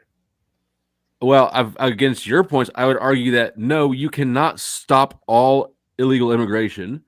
Well, I already two- asked and he refused to answer. I asked 20 million in 4 years. What is zero immigration? Is it 5% of that? Is it 2%? Is it 1%? how are we attempting to address the Flo, problem? You just said that. There's no getting it down to zero. That's irrational. I agree with that. So what does stopping it mean? When Trump campaigns on stopping immigration, are you trying to make some type of false conflation that he means 0%? What is zero for you? This is what you fucker are. I don't know. Not I all don't of know you, what the but- fuck he's talking about when he makes that claim. Well, what do you mean when you say stopping immigration? Well, we can't really When stop it. when have I said stop immigration except to say that it can't be done? Hornet and you both made that conflation. What do you suspect that he means? immigration is Since apparently stop doesn't mean stop in this case. Me when I just asked you that question. What are you trying to say? I right have now? not Are you ever saying said like we need them here. the for only thing our I've said about jobs? stopping immigration is that it cannot be done. So my definition of stop means none. Stopping legal immigration or Illegal. Stopping illegal immigration. So we can't stop it. So what does that mean? Right. What are you insinuating when you say we can't Well, stop? Trump, I think Trump had it down to 1,500 per day when he was in office. I think that was the number. I don't know the numbers. That's a Looking couple across mil- the desert that's a makes couple sense. I million agree, per but, like, year, though. What is the That's- insinuation here when you guys are saying like we can't stop this? What are you saying? The Like, only how thing is that we're this saying big is on that your Trump? plan or Chuck's plan to post up troops at the border, like call an national emergency, post up troops, and drop concrete piers into the ground so they can't bury. That's asinine. It's a It waste won't of work. It's going to drop It's a 20 waste of million money. down to That's what I think it is. 100,000. How is that asinine? This Because is the of the amount of illogical nature. resources and the amount of resources going into preventing people from coming over to taking resources is insane. So if Listen, 1,500 come across a day, that's 480,000, 500 and 400, whatever. It's Like not. it's- 540,000. Yeah. And that's just I'd have to go back and check That's it. a year. So it's not a couple of million. So compared to the population, is that really a huge amount when it comes in for labor? You're No, not adding, really, right? You're adding populations of state to the country every year. When Flo brings this up, what I think Flo is really trying to get at is he's trying to say that we need people to fulfill this type of industry in our country. Some people are actually trying to flee persecution, or maybe not. Maybe that's No, I not don't even even care it. about I'm that. not really even sure what point you're trying to make. It's like Okay. you're saying we can't stop them. We can put a fucking deterrence so easily and so cheaply on the Yeah, border. we can. You're right. Where it's no fucking problem, and I don't get this. You're right. What do you guys? You're right. We could reduce it. We could deter it. But ultimately, at the end of the day, I think that the problem is framed wrong, and so is the solution for sure. If you don't understand the problem, you don't understand the solution. The problem is not an economic one. I guarantee. What's the these problem? people? I think the problem is a political one. I think they're making an issue, right? Yeah. And they're For sure. and they're doing it by choosing somebody within the country who's most likely to not be somebody that the voter considers part of their community. You want to It's know? another What thing. this is what I think the problem is. I think Democrats are spewing fucking venom right now. They're trying to poison Democrats into thinking Republicans are demons and trying to say we don't believe in any type of immigration policy. We don't believe that people should be able to flee their countries and come here for safe haven. They think we're gonna like uproot We share a border with People Mexico, with two who are countries, already- and to come to the U.S. to flee persecution makes no sense. We are not the closest country to anybody at war. Listen, I don't really buy into that argument. I think people can skip a country if they don't feel safe in that country. I don't think that's a good argument for asylum. A lot of people make that. People that I agree with for the most part. I don't really buy into it too much, but whatever what have you, the Biden administration has not been enforcing our border policy. They've been letting people in, and that's the issue. It's like very rarely will I bring in zero-sum game into the equation. Border policy is zero-sum. You come in legally by our fucking rules. End of discussion. That's it. Joseph, do you know that the Biden administration was way more strict on the border than the Trump administration? Oh, God. Wait. It actually would not surprise me. It actually reinforced a lot of Donald Trump's plans because they didn't actually. Oh, sure. You mean by like 20 million people? Contrast it between 2016 and 2020. And then on top of that, why don't you go ahead and tell me all of the Trump border policies that he revoked the second he got in office? Which ones did he revoke? Come on, just waiting. Which ones did he remain revoke? in Mexico? There you go. Remain in Mexico, which was Have a fun with COVID that policy? one. Wait. Which was a policy for what? Remain in Mexico. So if you're trying to get asylum, when was that instituted? That was during COVID, I believe. Yes, right. Why was that instituted? Bro, your gotcha's not going to gotcha here. Wait. Why was it instituted though? Because it was a state of emergency, right? Not really. It was That's what that was. That was fucking policy. That was the reason. And then COVID was used. Shut up. Shut the fuck up with that word. Which one? Which one do you think? The C word. Have you never been on YouTube before? I thought that was done. You can't say that. No. Well, And this is a sensitive time right now, Joseph. When it comes to this channel. Apologies for something I didn't know about. To be fair, I great way to take accountability. I like that. I know like the most. Oh, nice to meet you. My name is Christopher. I'm not shaking your hand. What's my most traumatic experience? I don't know, but I know what yours is. I was alone in that thought. So the Biden administration was very heavy on the border. They tried to pass border policy that would have been like the strongest border policy we would have seen. But Donald Trump, which one? The Border Security Act in 2022. Okay. How? And then you said it was very strong. Yes, it was bipartisanly seen as one of the strongest by both parties. I don't know what bipartisan means. You said the bill was strong. How is the bill? By both parties, it was seen as the strongest bill that we had introduced to border policy. You understand that, right? But no, I'm asking you. You said it was strong, and I'm asking you. It's strong. Explain it to me like I eat crayons. So it would crunch down on a lot of the people that are lying for asylum. It would crunch down on people getting in because it would set up bases in certain areas to make sure where the highly populated areas are being guarded at a certain level. There was a lot of institutionalized money that was going to be going into border security. And I forgot what the fourth thing was. But yes, it was one of our strongest policies, and it was turned down because Donald Trump didn't like Biden. That was it. That was the reason. Donald Trump said that. He said, "I'm turning it down." Yes, there's very much conversations between Republicans that you can look it up.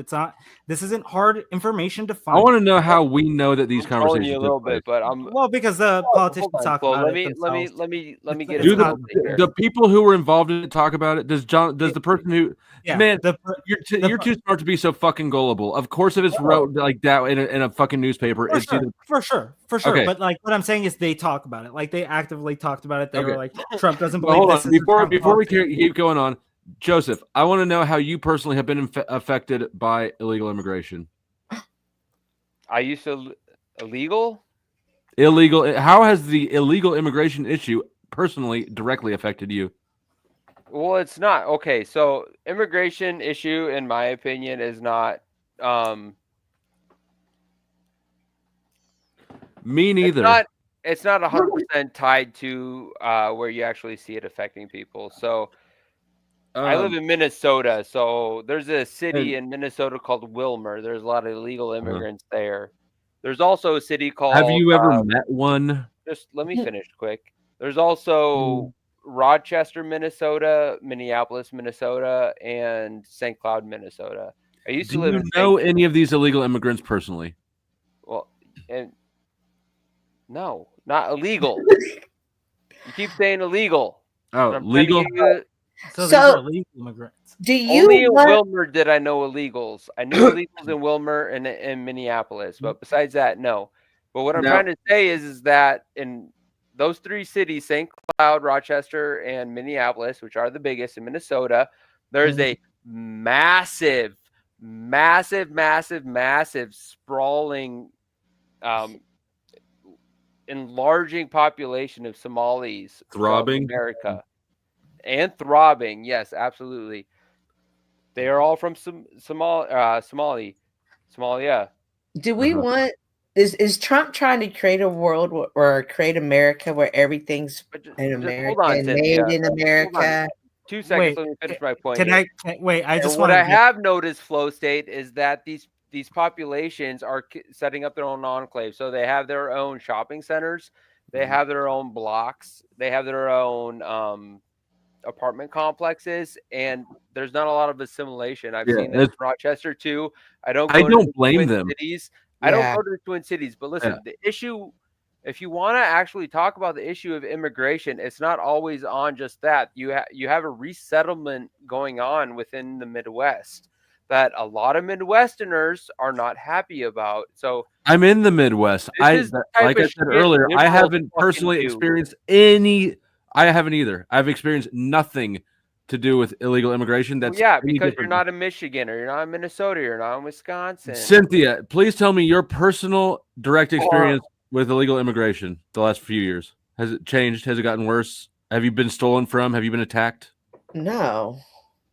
Hey, but the Venezuela gangs the Venezuela gangs just got busted up here around the corner from where I was. They did some horrible things. But What did they do to you? not me. Okay.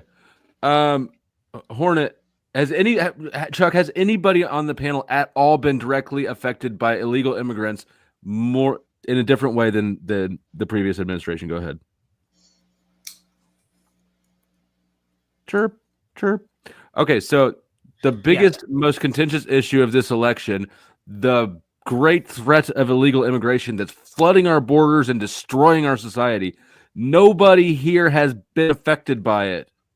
Whoa, how does wait. Can I go? work? Joseph, No, you listen, just you keep talking. Can I just please he make asked the point? you, Hornet, and you were Yes. dead air. No, Go no, ahead. he asked Chuck. Okay. No, that's- I said Hornet too. I asked both Oh, of you, but okay. go ahead. Well, me personally, no, but that my answer was always going to be no, right? But the issue that I have is that, like, again, how Joseph very much said that the Democrats are trying to make everyone look like demons, right? But the other side's doing the they're other spewing side. fucking venom. But do you hear what you're saying? Like, you're making the Democrats sound like demonic creatures as well. They are That's the spewing point. venom. Wait, They're saying but stay that's away the from point your behind this. families. Don't fucking talk to Republican men. That is venom. They are literally saying Okay, and you're doing it as well. Both Yeah, sides I'm do it. not. I am Both sides pointing are out doing a it. fact. But that's what I'm saying. I'm doing it back. Okay. When Republicans say there's an open border, like that doesn't exist, right? Because there is no Democrat in Congress that will say, I want open fucking borders. That's asinine. There's no person that believes that, right? The issue is this has become a very politicized fucking thing that both parties just are running on and doing nothing about. Which is the first time that I agree with Flow State. It's a big show. It's actually a big show. Why is it a big show? Because because it moves people in certain directions, right? Like Okay, if I show what are they moving us away from? like if I show you that let's say one person like the Venezuelan like gangs, right? Right. Like that was happening in very isolated pockets, right? That wasn't like happening across the US all over the fucking place, right? That was isolated situations. But now, since I showed you that isolated situations, you start attributing that to everything, right? You start bringing that out to the larger picture, and it's just like, look at what they're doing, and then I can like play off your emotions there. Democrats do the same fucking thing when they they're putting people in cages, right? Like this is both sides are doing this. They're just playing No, on they're your not. emotions. It's one side. It's both sides, dude. It's not. And if you can't see this, that's how I know you're literally. biased. Oh my god, you I'm can't trolling be you, this bro. stupid. You can't be this stupid. They're the only ones demonizing people. Are you fucking kidding me? You okay? If you That can give that me, that if you can give me literally self defeat the minute that you say that. demonizing. You don't think that conservatives or the right demonizes the left? They love to murder babies. I do Most- not think the people of this country who are conservative are demonizing liberals. No. They love to murder babies. They just want to kill babies instead of have to be responsible. No one thinks about it that way. Both sides say the other side just wants kids to die. It's either for Dude, you abortion or for sound- gun rights. You Both sound of them do it. unhinged, bro. Yes. Respectfully, you sound unhinged. He's Can I- tripping, bro. He's tripping. Can I add some perspective to this topic real quick?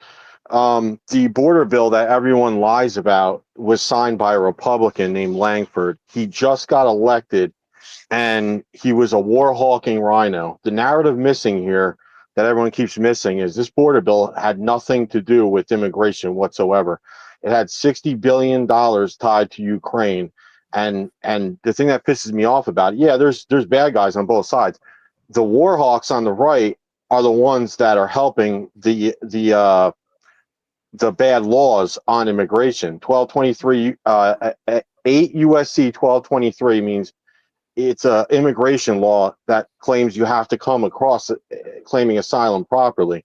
Bro, But the problem, it's before you not worth continue- arguing with Hornet Mister. before I you- would have before brought it you up. continue. It's not even worth it. Listen, Yeah, he's before you ready to continue. go. Here we go. Yeah, I'm ready to go. I'm ready to go. Don't worry Yep. about it. Let's hear it. go ahead. Before you continue, do you know the reason why it was tied with the Ukrainian war? It doesn't matter, and I'll tell you why. Before Wait, you interrupt, Because when the Democrats tried to present something for the Ukrainian war, the Republicans said, we're not going to send funding to Ukraine if we don't deal with our border. So that's why those two became tied. And when we're talking about the actual Border Security Act, it was actually separated. The one that was actually voted on and turned down in office, that was a separate thing. yeah, It was separated but they also after the fact. You understand that, okay. right? There's Yes, a I process do. to this. How- Yes. Okay. So okay. It didn't sound like you understood that. Calm down. Jeez. Okay, just hear me out for a minute. No, Hornet's So- Hornet's a great Wasn't. guy. He's good at debating. So- He always keeps. I his know. cool. I hear you. Just hear me out for a minute. So anyway, the problem I have with that is the bad people on both sides. We on the right, there's bad people too because they can't agree on that what you just said. They tried to pass a standalone border bill before any of that, and it was shot down. Yep, for sure. Okay. Yeah. And I don't disagree with that. For sure. Yeah, but for people to come out and say this narrative like Trump was the one that broke the border bill, half the GOP did not want the funding, and then you have the other half of the GOP say, "Oh, we want the funding." They're talking about the Ukraine funding. But that's Okay, so- that's why I had to separate that because again, There when we was- talk about that bill, I need There to was separate. 4 Democrats that voted against that bill Yeah, too. they Like, they voted Hornet against is- it as well. Hornet For is sure. pointing out the status quo, Mister.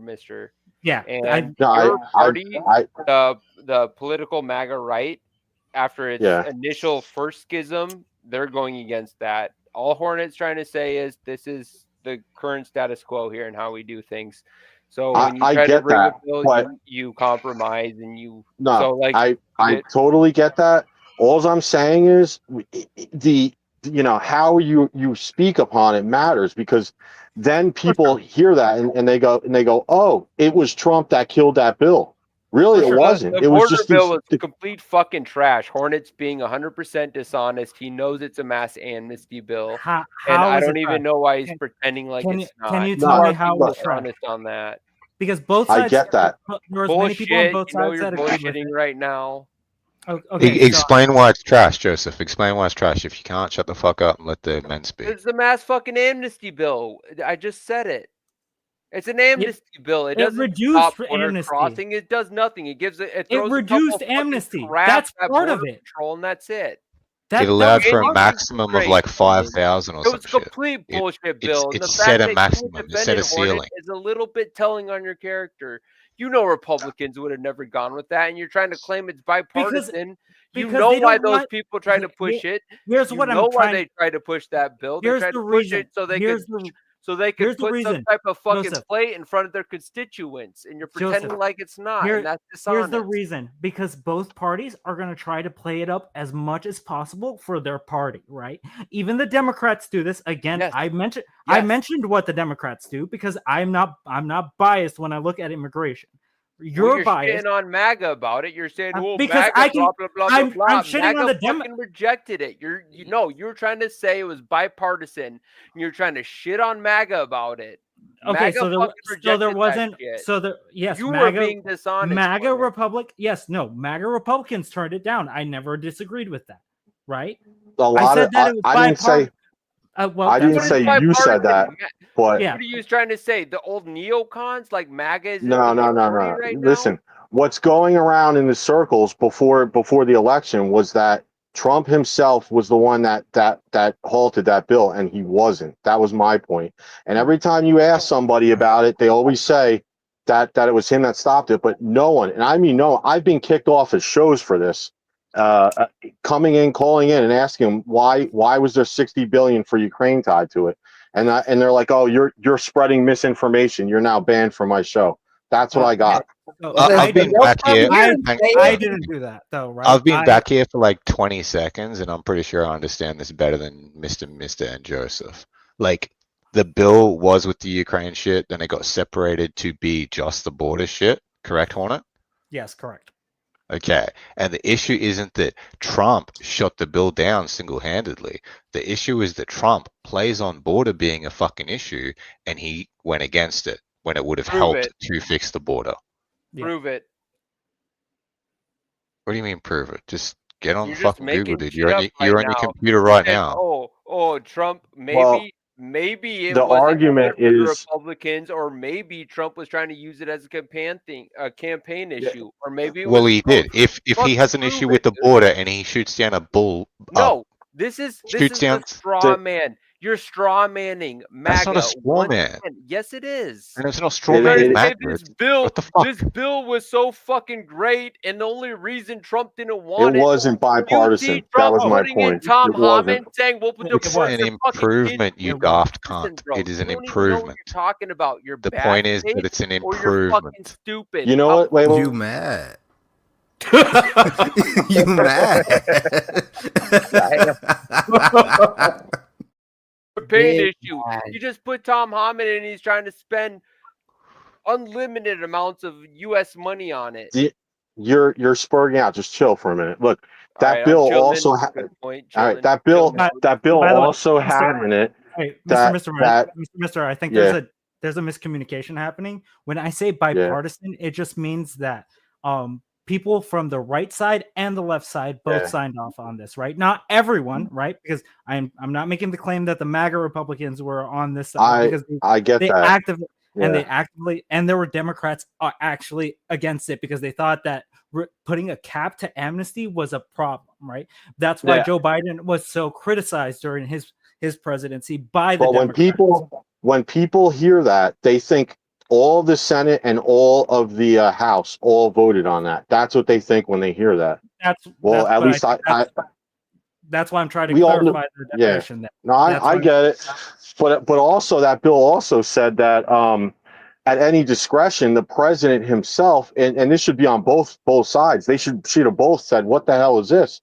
It said the president had the ability himself to throw out the cap, the 5,000 per day cap. I don't have a problem with that. When you say bipartisan, you know damn well that you are encapsulating MAGA within that. You brought it up brazenly. No, Bipartisan, contentious by issue. definition, bipartisan. You only just felt means- the need to wait, clarify shut the it when fuck you up got and called let. out. No. Bipartisan, by definition, just means that both sides agree to this. Not everyone on both sides, right? That's not what bipartisan is. It doesn't ever mean meant. unanimous. Yeah, that's What does correct. But to bipartisan mean? them, they are Does making it mean sound that 99 way. Democrats and 1 Republican? Is that what bipartisan? Okay. Boy, he's butt hurt.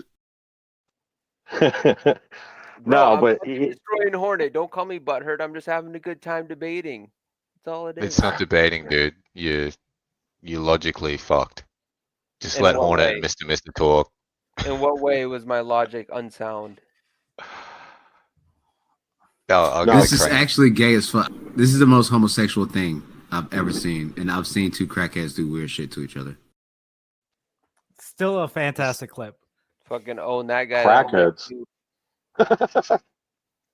No, but yeah, the thing is they passed a House resolution bill I seen recently about the drug thing, but yeah, I would challenge, like, how come this is a legit question for everybody. How come anytime a single bill on border gets passed, they can't agree on it? Because again, Like, it's not beneficial to your party to have the other party deal with the border issue, right? Because that's always going to be a sticking point for voters. Obviously, we saw that this time, right, with the open border the monolith. and then on the opposite. Wait, shut the fuck up, Joseph, and let me and Mr. talk. So the open border thing, and then there's the whole on the other side, deport everyone, right? These are going to be like two fundamental sticking points to try and get the American public to vote a certain way. That's why let me ask you for a compromise. Like your party got fucking spanked, Hornet. All right, relax. Just let me ask him how to compromise, because I'm telling you right now, it's gonna come to this. It's gonna come to what the Republican Party's problem with the immigration thing really is that they're counted in the census. You get what I mean by that? That's already been ruled on, Mr. I think California is going to lose 3 electoral votes, and then there's a couple other, I think there's 2 more Democratic states that are going to lose 2 or more electoral votes. Honestly, immigrants don't really if we're talking Hispanic immigrants, like Mexicans, Hornet, your probably brain's broken, bro. If you're gonna they're probably going to be voting conservative, right? But Hispanic people I are agree. very 100%. that just fucks them, right? Like the Democratic Party doesn't understand. Like, California's should understand that winner to a take certain all, point. bro. Your logic ain't it falls flat. Did you see the California map this time around? Like, it's very I understand that. You don't know what you're fucking talking about then. Just listen for a second. So let's just say we come to a compromise and we pass the SAVE Act. You know what that is? Yeah.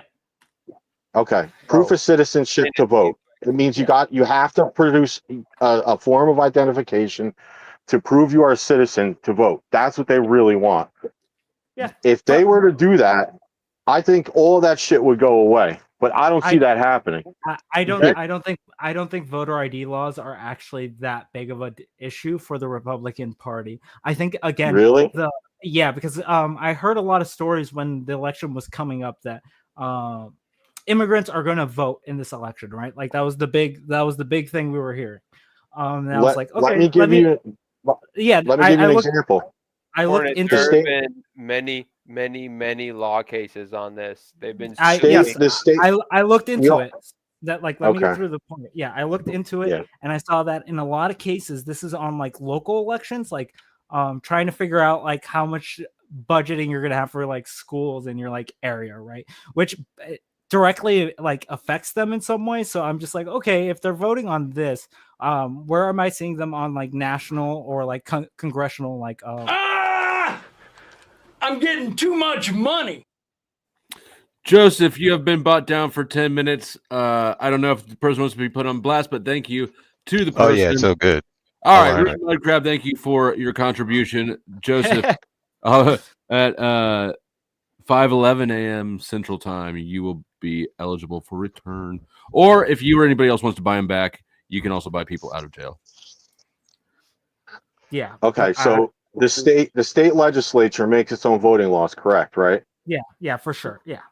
Okay, so in 2020, the big problem, the reason January 6th happened was because really the real reason was Pennsylvania broke its own voter law, technically, and the Republicans allowed it because some of them didn't like Trump. Okay, now fast forward to 2024, right? And then you got all these cases popping up all over where they're trying to scrub illegals from voting records. It happened in 15 counties in Arizona, and the government comes in and tells the state legislature at this time they can't do that.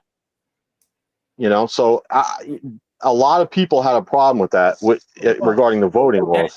Here's the thing with voting laws, like if that was true, then we would have seen a repeat of what happened last time, right? That very much didn't happen. It's just to show people felt strongly about this last election versus this election, right? This election it kind of seemed like a throwaway for a lot of people. I know a lot of Democrats that were just like faded by the whole situation. Mm-hmm. I know a lot of Republicans that were just like, I'm not gonna vote, I don't care. So like it's just one of these things where it's just like, yeah, I think in the 2020 election, we obviously had other things in our mind, right? That was amping everything up to a certain level. And from where we look at voter fraud, like again, we did multiple cases. You can look into it. It's not like a very difficult thing to look into. And there just seems to be no evidence, even when the Davinian voting machines, right? They sued Fox for millions of dollars because they were found liable of slander. What about Georgia? Did you hear about Georgia? Yeah, I heard about Georgia. Like again, I tried to look as each one because there was a lot of talk that the states flipped overnight and all these things. Arizona is a very good example of this, right? No. Recently, and this is the crazy part. They didn't find this out until about, I'm going to say 5 months before the election. There's a guy on the Fulton County, Georgia Board of Elections. His name is Mark Wingate. You can find this on YouTube if you look. Yeah. He testified that 147,000 2020 ballots.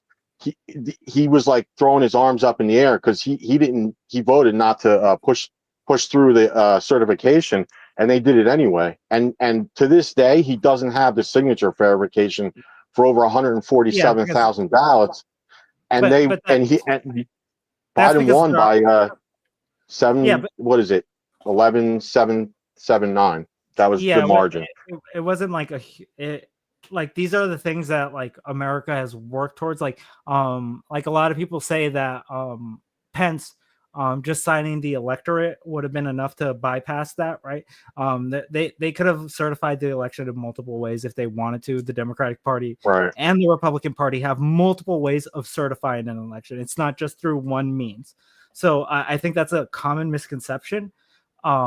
A lot of people would like to make the argument that if the head isn't certifying it, there must be an issue, right? Well, it could be, right? Okay. Like I 100%. Yeah, that all can be debated, but the point of the matter is, to them, it's connected to the illegal immigrant thing. That's the point I was trying to make. For sure, like I think a lot of people do draw correlations through a lot of these things, but I don't think that's the causation, right? Like that's what I'm trying to argue here. No, I think in some places it is. Arizona, up until recently, okay, Maricopa County is the worst in the country. Everyone was done except for Maricopa County and California. Like everyone's sitting there like, what the hell is taking you so long to count this shit?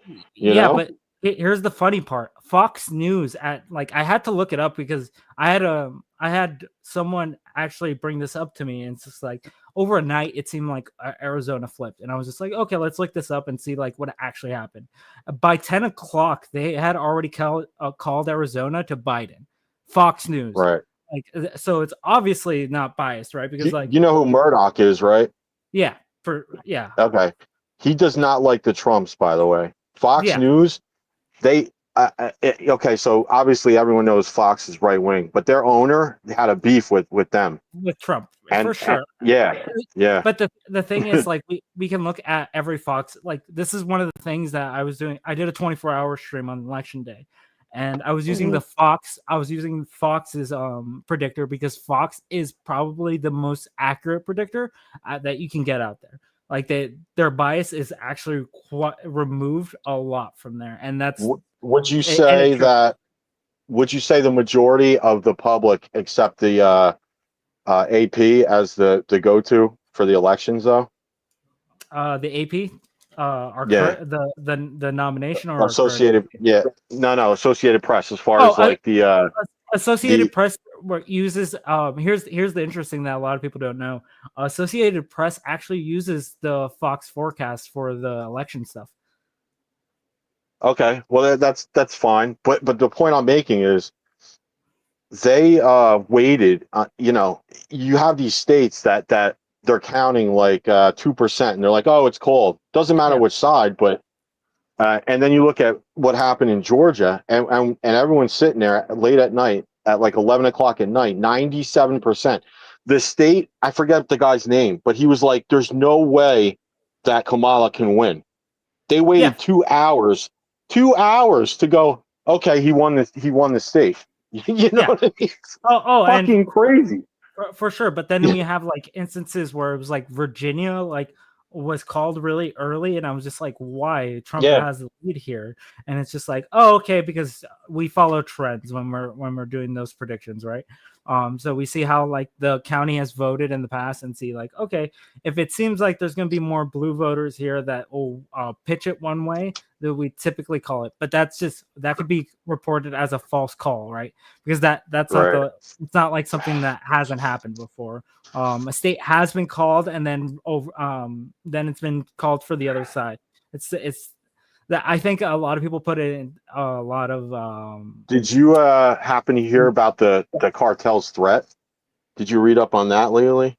Yeah, I did. I'm not trying to debate you. I'm just trying to pick your brain.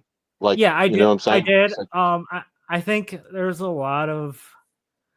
I think that this time that we're in right now, the adjustment period that we're going to be in, we're going to be seeing a lot of weird shit going on. Like the Middle East. I saw a story about how the cartel threatened the new administration recently. They said, if you put up that wall, we are going to war. I was like, oh shit, this is going to be total. I just don't put a lot of weight to a lot of the stuff that I hear until like I see like some form of evidence of them doing that kind of thing. Right? I hear you. I just didn't know if you heard anything about that. Yeah, for sure. I also heard Saudi Arabia's claims to us being like, yeah, we're gonna be really good friends with them and blah blah. Hamas's thing. Ukraine, Russia. I've been listening to like all the stuff that's going on. But that's why I asked about mass deportation, because I look at it and I go, okay, sanctuary city breaks federal law. So why is it, let's just say for argument's sake, because an argument can be made from the opposite side to say, you're in charge of your own state. That's what the other side wants. We'll do that. We'll allow them to come in. I'm even okay with that. But what I don't like is them letting them cross state lines into other states that don't agree, because technically that's breaking federal law. Yeah, I think sanctuary cities get a bad rap because a lot of people don't understand like the fundamentals behind them. So like what a sanctuary city basically is just like if you get stopped by like a police officer, right? They're not allowed to they're not forced to ask for some sort of identification that would prove that you're a citizen. That's all sanctuary city really comes down to. So how is that not harboring somebody that came across illegally? It's just not asking everyone to give up their like citizenship information, right? That's all it's doing. It's not like it's not harboring them, because like again, you can ask for that. The sanctuary designation doesn't mean you can't ask for it. It just means that the police have the authority to either do that or not do that. That's pretty much all it did. Are you aware that in certain states they allow green card holders to vote? In certain local elections, yeah, I looked into that as well. Do you think But that's again, okay? that's typically in like town halls, and I don't know how much that is affecting like the What communities. about college foreign exchange students? College foreign exchange students, to my understanding, don't vote. Hornet, are you a Oh, they don't. Midwesterner? Huh? Are you Midwestern? No, Or are I'm you not. Coastal? I'm coastal. East, west? Well, why does it matter? I've been on both coasts, if that's what you're trying to get at. Just profiling. Yeah, Are I've been you on both California cool? No. In the primaries, did you vote Biden? For this set of primaries, Or did you vote in the primary? I didn't vote for this primary because I was pretty sure they were going to let the incumbent continue on. Okay. Would you have voted for him? Biden. I didn't vote for Biden during the last primary, so I voted for him during the presidential election. I just didn't vote for him for the primary. Who'd you vote for, if you don't mind? I believe at that time. Who are you selling your data to? I don't remember who I actually voted for the primary in 2020. Did you hear about that case in Ohio where I'm not going to say it on YouTube, but there was a company that literally fired their entire workers, their entire work crew, and hired illegals to take their place? Yeah. Typically that happens. It's weird that happens fairly often, but that we're getting reportings of it now. I don't know if you guys heard about the like chicken place in Texas where they like flip. Yeah, don't say the name. Yeah. I don't know the actual name, so good. That's a good thing. But they essentially like flip the illegals. I don't actually remember the name, Flo, but like what they do is they bring in a bunch of illegals, have immigration called on them, flip them, and then bring in a whole new batch. So essentially, like creating a revolving door. Okay. Did you support Biden? Biden's administration? Did you think Biden? Did you have a point in time where you thought Biden wasn't capable of doing the job? Incapable or capable? Not capable.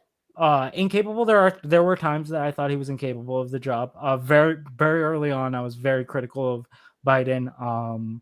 But then when I started seeing some of the inflation stuff, I forget what the Anti-Inflation Act that helped Medicare bring down insulin prices for people on Medicare. That was pretty important. There's a lot of stuff that I support and a lot of stuff that I'm critical of. What about after the debate?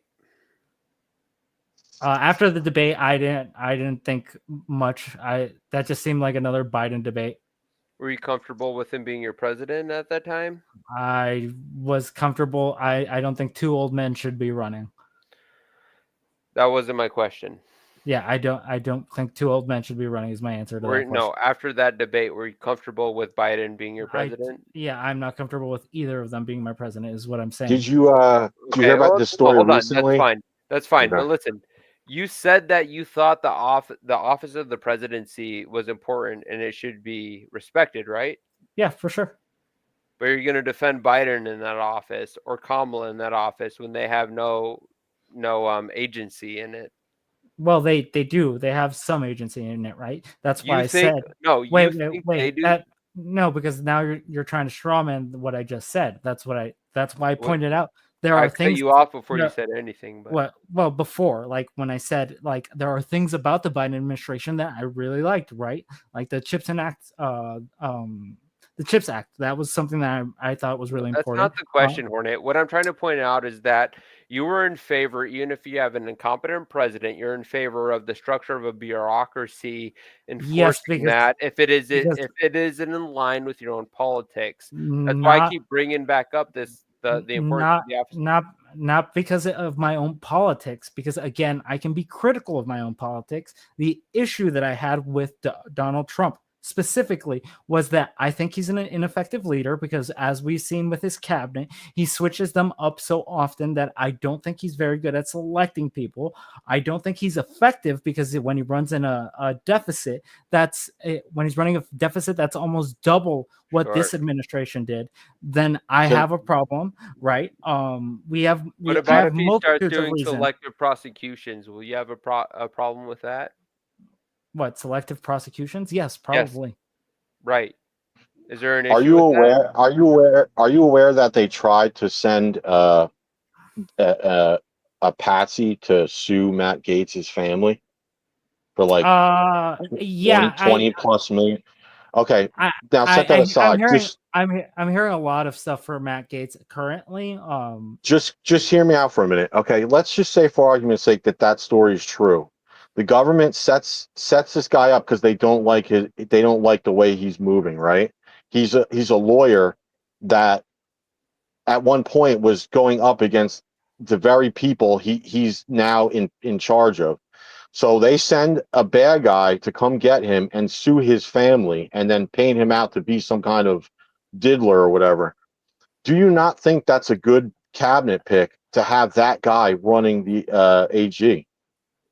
Matt Gates, I don't know if he's experienced enough for the role. That was my criticism for him.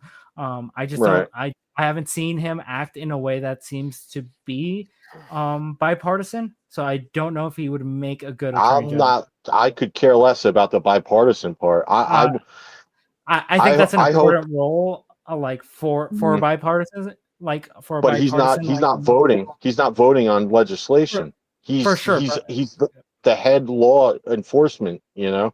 Exactly, but I think that's kind of like why you need some bipartisan ism. So let's just say they went after Flo, right? And I look at that and I go, these fuckers are corrupt. Would I not pick him to be the guy to be in charge of them afterwards? I don't think that's how that would work. You still want someone. I don't know. What is the question, Hornet? Why don't you answer the question? I did. Yeah, he did. I just think that would be a great pick, honestly, because if they're doing all kinds of fucked up shit behind the scenes, that's exactly the kind of person I want going at being in charge of them. It requires a different. I mean, just because you're a victim of something does not mean that you're at all qualified to operate the thing better. I hear you, but he was a lawyer, and they went after him. And if my honestly, kid was hit by a car, I wouldn't give it a driver's license. Yeah, that's a perfect analogy. Yeah. Say it again. If my kid got hit by a car, I would not give it a driver's license.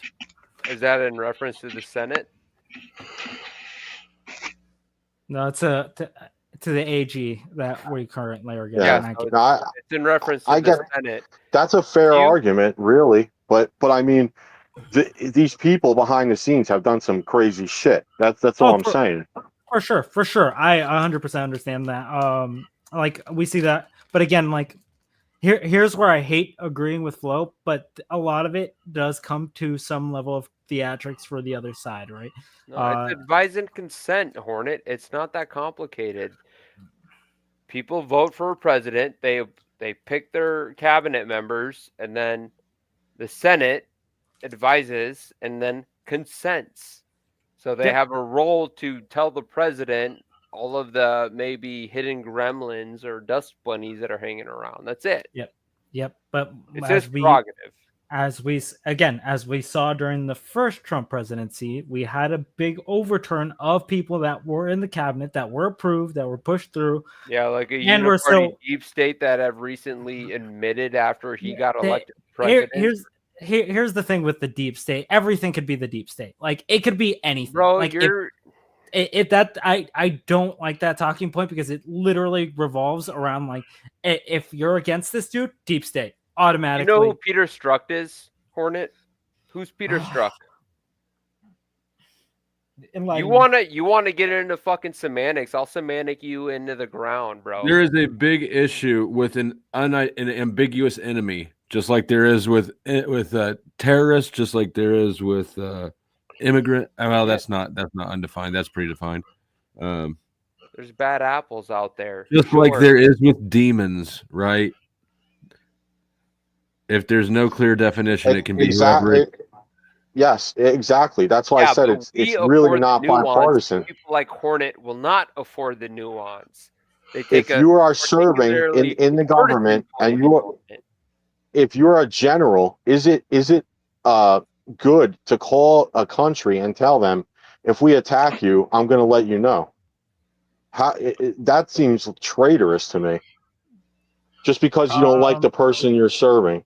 I mean, it breaks chain of command for sure, and I would say that you shouldn't be doing that. Right. I think that's against the law, right? Like you could lose your People position. are like, his own cabinet members went behind his back, so that must say he's a bad character. But the actions of these people, For sure. But I don't know if that comes down to a moral grandstanding part for them or whatever. But I honestly would say that they're in the wrong there, right? I believe that Snowden was in the wrong. Well, I believe that if you don't go for it, no, listen. Do you Hornet, think? you're an Do you think? imperialist. Wait. You go ahead. Yeah, that same guy said in a news conference, when it's against UCMJ to have a political opinion in uniform, and you're the leader of one of those groups, you're telling people in the United States, I want to know what it's like to understand white rage. yeah, I like. Here's the thing. You guys, I think Joseph's assuming that I don't think there are bad faith actors in government, right? That's dumb. Like, I don't believe that. What I'm saying is to have 50% of your cabinet switched out, that means that there's something underlying else that's going wrong, right? It's not that everyone's part of the deep state, right? Unless listen, hold on. I gotta stop you. I gotta stop you because you're being dishonest again. You're pretending like there hasn't been a schism within the Republican Party dating back prior to then 2016. You can't start the conversation like it's been fine, the but just Republican Party. Yeah, let him finish before you jump in. Pussy. It's a false fucking framing. Why would I let him fucking argue a point? Shut the fuck up, Joseph. No one cares Because what you have to want say. people to let you finish when you talk. Well, he's making a stupid What? point, and I'm What? pointing it out. What? You can't see. How would you know if he's making a stupid point if you don't let him fucking make it, dude? Inflating Shut the up. wrong party? That's why. Go ahead, Hornet. I'm sorry. okay, I'll shut up now. That one's on the house. Joseph. Okay, so he's gone. What I was going to ask He's him- gone long enough for you to finish to get your whole thought out. Yeah, so like what I was gonna ask Joseph was just like, I don't understand when the MAGA Republican became the Republican Party. I always see the Republican Party as a mixture, like I see the Democrats, right? We have lefties, we have liberals, we have a bunch of people on that side that like have a common goal that work for that goal, right? But for some reason, anyone that isn't aligned with MAGA is deemed deep state, rhino, or some other label that like makes them other. They don't want to call it. They don't want to call it out for what it is. It's really the populist movement of the right wing. And for sure. I agree with that 100%. They're anti-war. Okay, they're anti-war, and they want what do you call it? Reforms as far as like the way bills are passed and the budgeting. Yeah, and for sure. it's direct opposition to its own other half of the party. And the reason why a lot of the other side doesn't want to acknowledge that is because the opposite side of populist is socialist, and they won't say that shit on a mainstream media news network because they know just the sound of that name, socialist, is bad. Well, it's conservative, almost- right? Well, that's what the conservatives are. It wouldn't be socialist. It would be conservative, because what you want in a conservative party is to keep as much. That's what you have going on right now is Jeffries, the head honcho of the Democratic Party right now, is saying we need to invoke left-wing populist policies. All of the darlings of the Democratic Party. There is no such thing as left-wing populist. That's what they are claiming right now. They're saying we don't have a Joe Rogan right now. These, when they go on MSNBC, this is the talking points they have been handed out. They're saying we need to get back to our grassroots. We need to get the unions back on our side. We need left-wing populism. We need to fight for Medicare. This is this is what they are laying out right now for 2026. This is going to be what they're up against. So what has This is how they're changed from reconciling. but that's what we're trying to figure out. What has changed from the Democratic Party? Well, okay, I'm going to answer.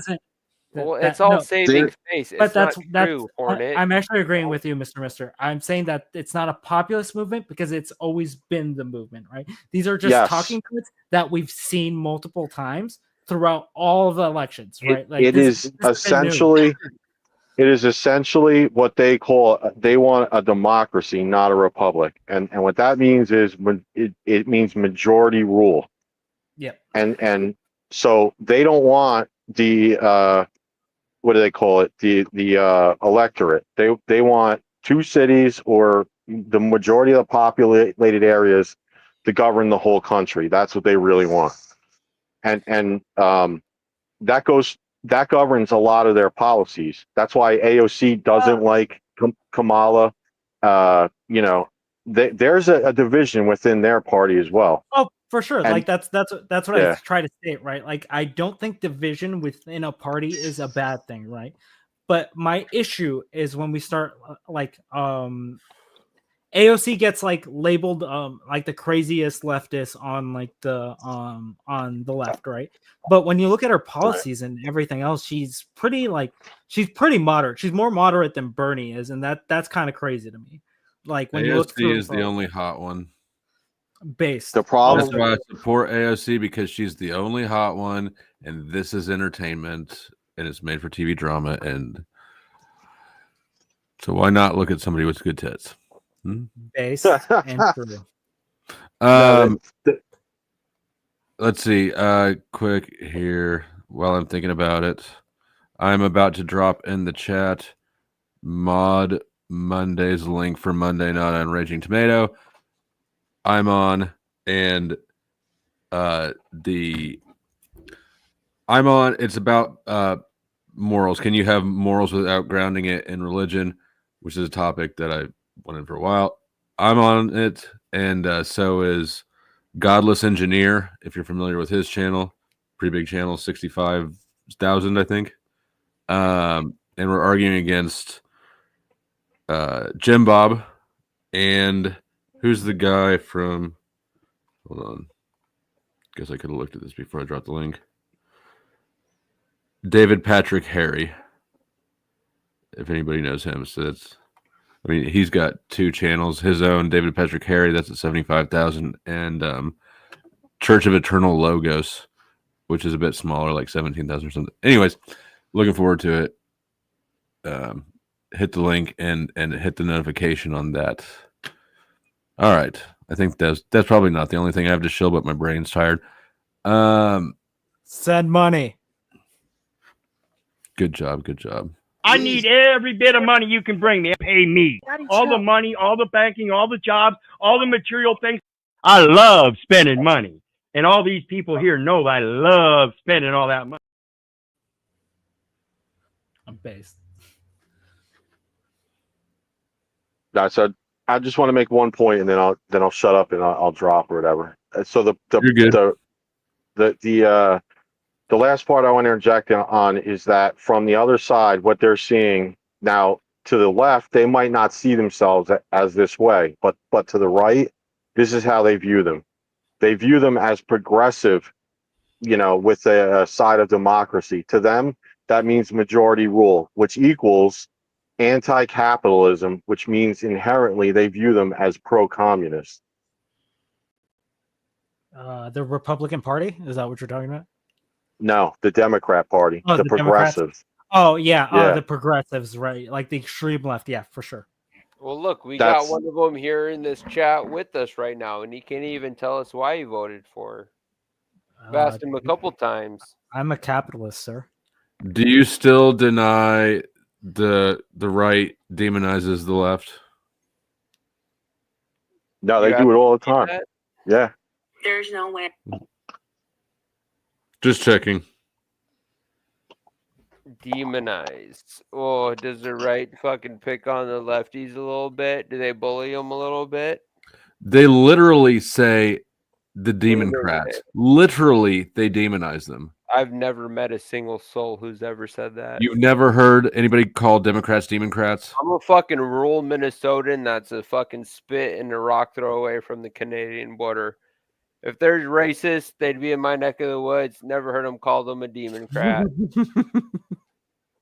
Near the Canadian border. I've called them that. I've called them Democrats. I've called them libtards, commies, a whole slew of stuff, really. But it's meant for one particular group within the party, not the entire party. Listen, you're gonna have some hillbillies that are fucking not that well educated. They're gonna say some shit. You're gonna have it on the opposite side too, and it's a little bit more cringe. You're gonna have some older ladies who think they're fucking. It's like the smugness effect, right? Yeah, Both I would sides. say, I Both think I would sides. say that that's been the Democrats' problem recently, that they have an elitist attitude towards the way they approach politics. I agree with that Flo, 100%, but I don't think it's an elitist attitude.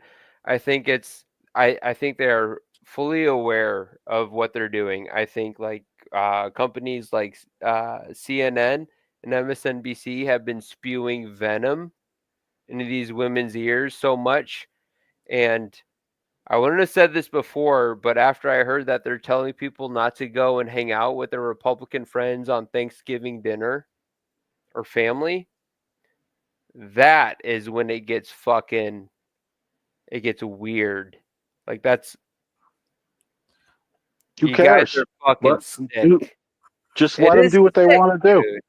Politics. That's like fucking grab your rifle, bro. Let's go to war. It's time. These fucking weirdos. I can't go have Thanksgiving with them.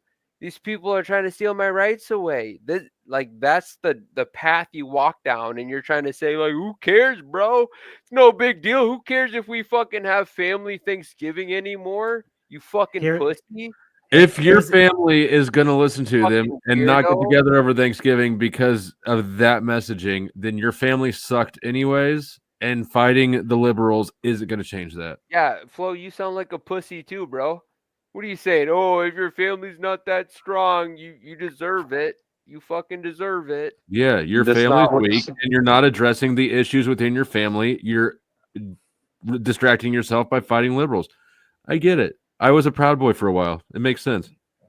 I have And I would family also- members that are liberal, and not once has it ever crossed my mind that I would not like go to Thanksgiving and talk to Yeah, but if them, you're have a good uninvited from time, play some Thanksgiving, maybe you have cricket to fight them. together.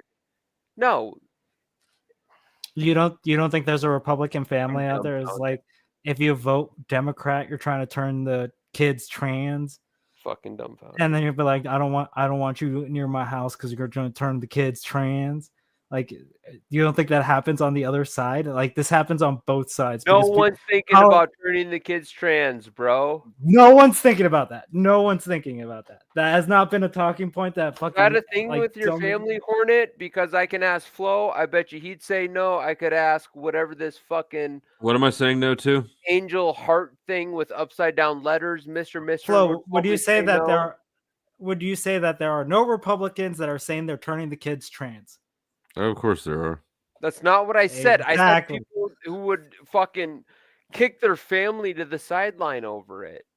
They would. you underestimate the Over amount the that election politics of would- 2024? Yes, on both sides, dude. This happens on both sides. I Republicans don't. don't do it. No, they don't. Okay. They do. Who does it? The Republicans do it as much as Democrats. It's just You're unwilling not. to see You're it. not. If he doesn't believe it happens, you're not going to convince him through argument. Yeah. I've never heard it. That's fair. Don't care. Or whatever. Did you, Flo, were you on Glenn's? This is kind of off topic, but it's related to the whole like DV thing. Were you on Glenn's channel when we were running the clips of the angry Karens related to that topic? I feel like I've seen clips played several times on this, but the angry Karens. I don't. Yeah, I mean that's sort of a recurring topic over there, isn't it? Like there's the one where the chick gets knocked out at the bar because she hit a dude. Like, Yeah. No. That. I also you guys were talking about the police stuff, and there was I don't even know if you can play it because of TOS or whatever, but there's a guy in Florida who called the cops and he had a warrant, right? And so they show up and they show up and the guy starts getting nasty with them and tries to say that he's not the guy that has the warrant, but he is the guy. So they identify the guy as having a warrant, and so they tase the shit out of him. It doesn't work. Then he gets up. They blast him with what do you call it? What are those bean? Or a beanbag gun? Yeah, like nothing's working, right? And then those things can be lethal. The beanbag shotguns. Yeah, yep. But the point is, like I was making this point in chat, the police have bad training now. That's the problem I see. Oh, they need to be trained properly. So what happens? No, just hear me out for a minute. Just what happens is so they end up unaliving this guy, right? And it isn't the initial cops that get there and they're trying to, 30 minutes this shit is going on. They're trying to subdue this guy, right? They're trying to cuff him and it ain't work. The guy was a monster. You hit the guy with volts and he doesn't go down, you know? And they're being no. But so the one guy panics and unalives the guy because he starts bum rushing him with a metal round. Shit, I forget what it is. But anyway, what happens is the guy that unalives the perp, he ends up having a freaking panic attack. And so the guy's laying there and they're all running after the cop that's having the fucking panic attack. Who's running after the cop with the panic attack? It's called the other cop. Brother.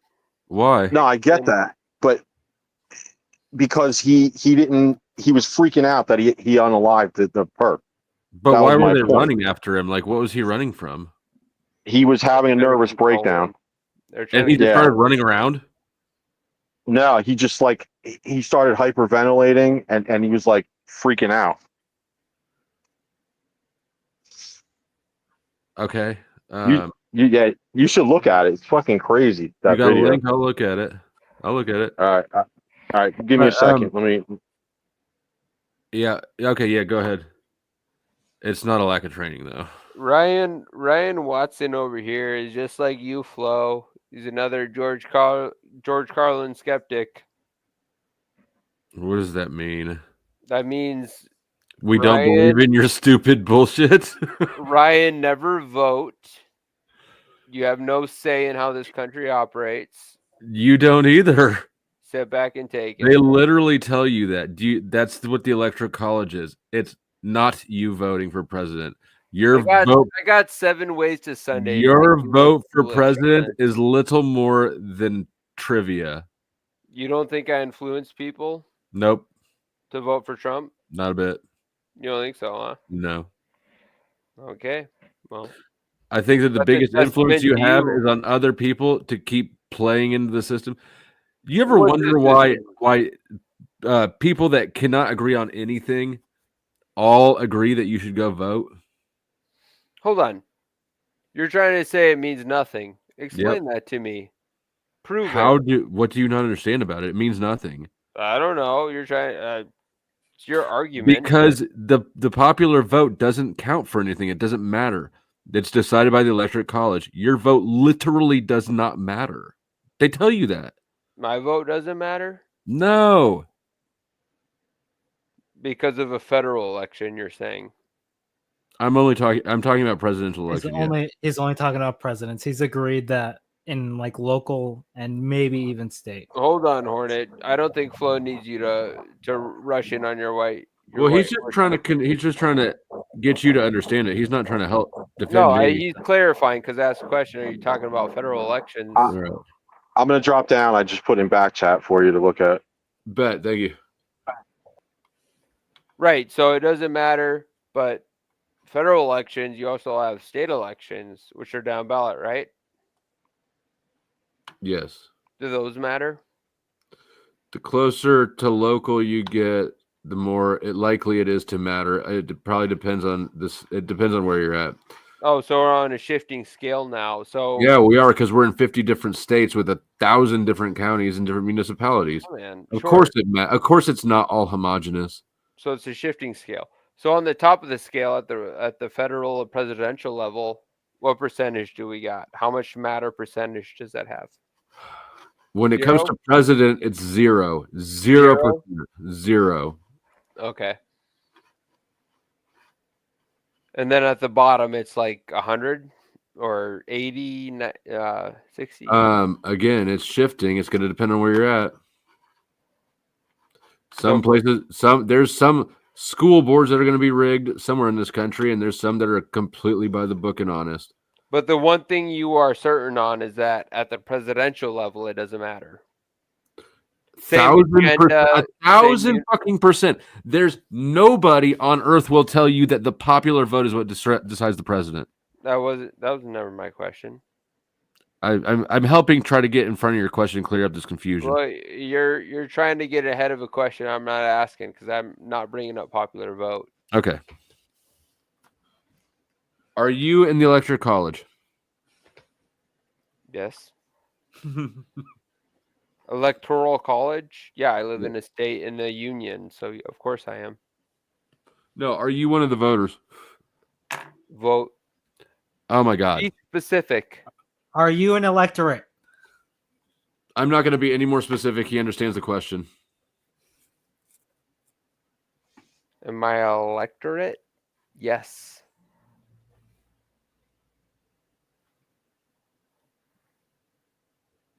You're retarded. You're not saying anything. Agreed. Pay attention, bitch. Are you one of the people appointed by the dominant party in your state to travel and be an electorate in the electorate college to select the president? Oh, of course not. Okay, your vote doesn't matter. You've been told this. You know this. Oh, okay. So what You you're know it. saying is that the Senate has the state Senate has ultimate will, right? That's your argument? The only argument I'm making is the exact one I'm saying, which is your vote does nothing. Well, I think what you're actually You saying, understand that? what I think you're actually saying is that the state Senate is what decides. What I was saying is that The federal state. when you go and play dress up at the polls every 4 years on election day and act like this trivial activity and your stupid fucking sticker means that you're not a slave, you're wrong. A slave? Do Now you I got have like 7 points to attack you on. do you get to say what do you get to do what you say with your body? Yes. Well, what about drug laws? I can do whatever drugs I want. What do you mean? Well, you've officially found one. Yep. Someone dumber than me out and some dude. Yeah, nice straw man, buddy. That's not a straw man. That's a Weird- factual observation. Your weird ad hom trying to discredit me.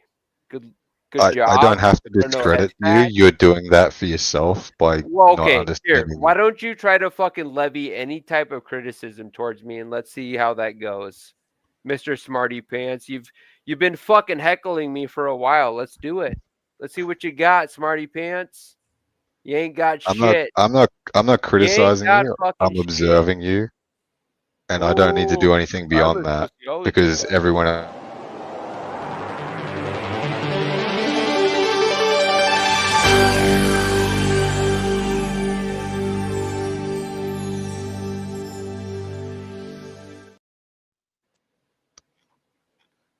That reminds me of the old Viacom. It reminded me of PBS. PBS is funded, but that should be on a VHS somewhere. There it is. I got another.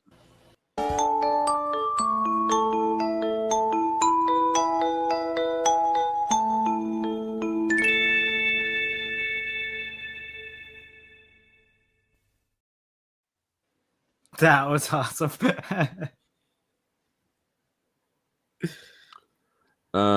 Frank is right about that. And Frank, I don't remember what you said earlier that when you said that I was gaslighting something, but the fact that you live in the immigrant thing.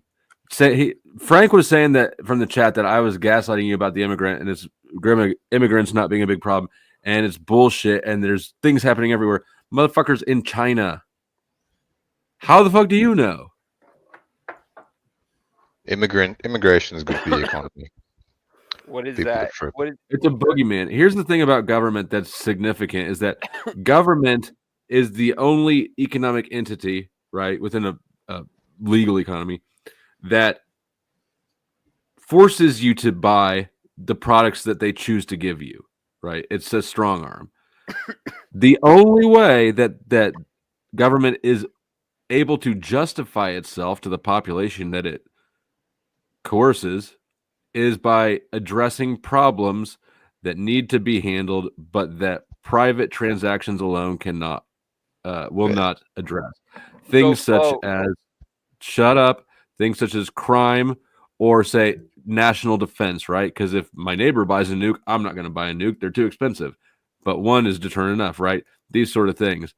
So in order to expand government, you need to have problems. Government is incentivized by having more problems, not less. You'll never fix anything through government.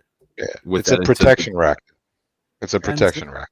And since there's two parties, they're both incentivized to not fix the problem for either side as well. Right. They always have to have problems. That's why you have the boogeyman with the everything. Everything's boogeyman.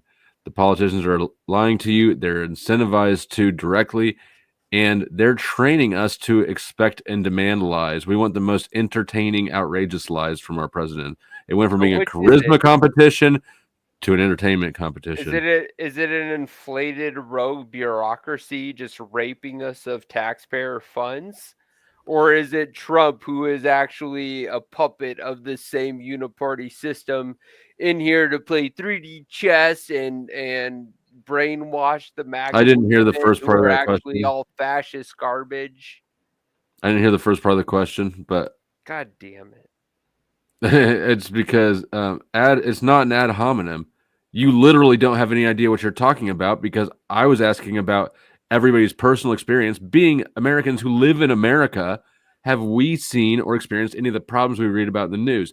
Everybody says no. You're in China acting like you know better than us. You're throwing an anecdotal dragnet around, right?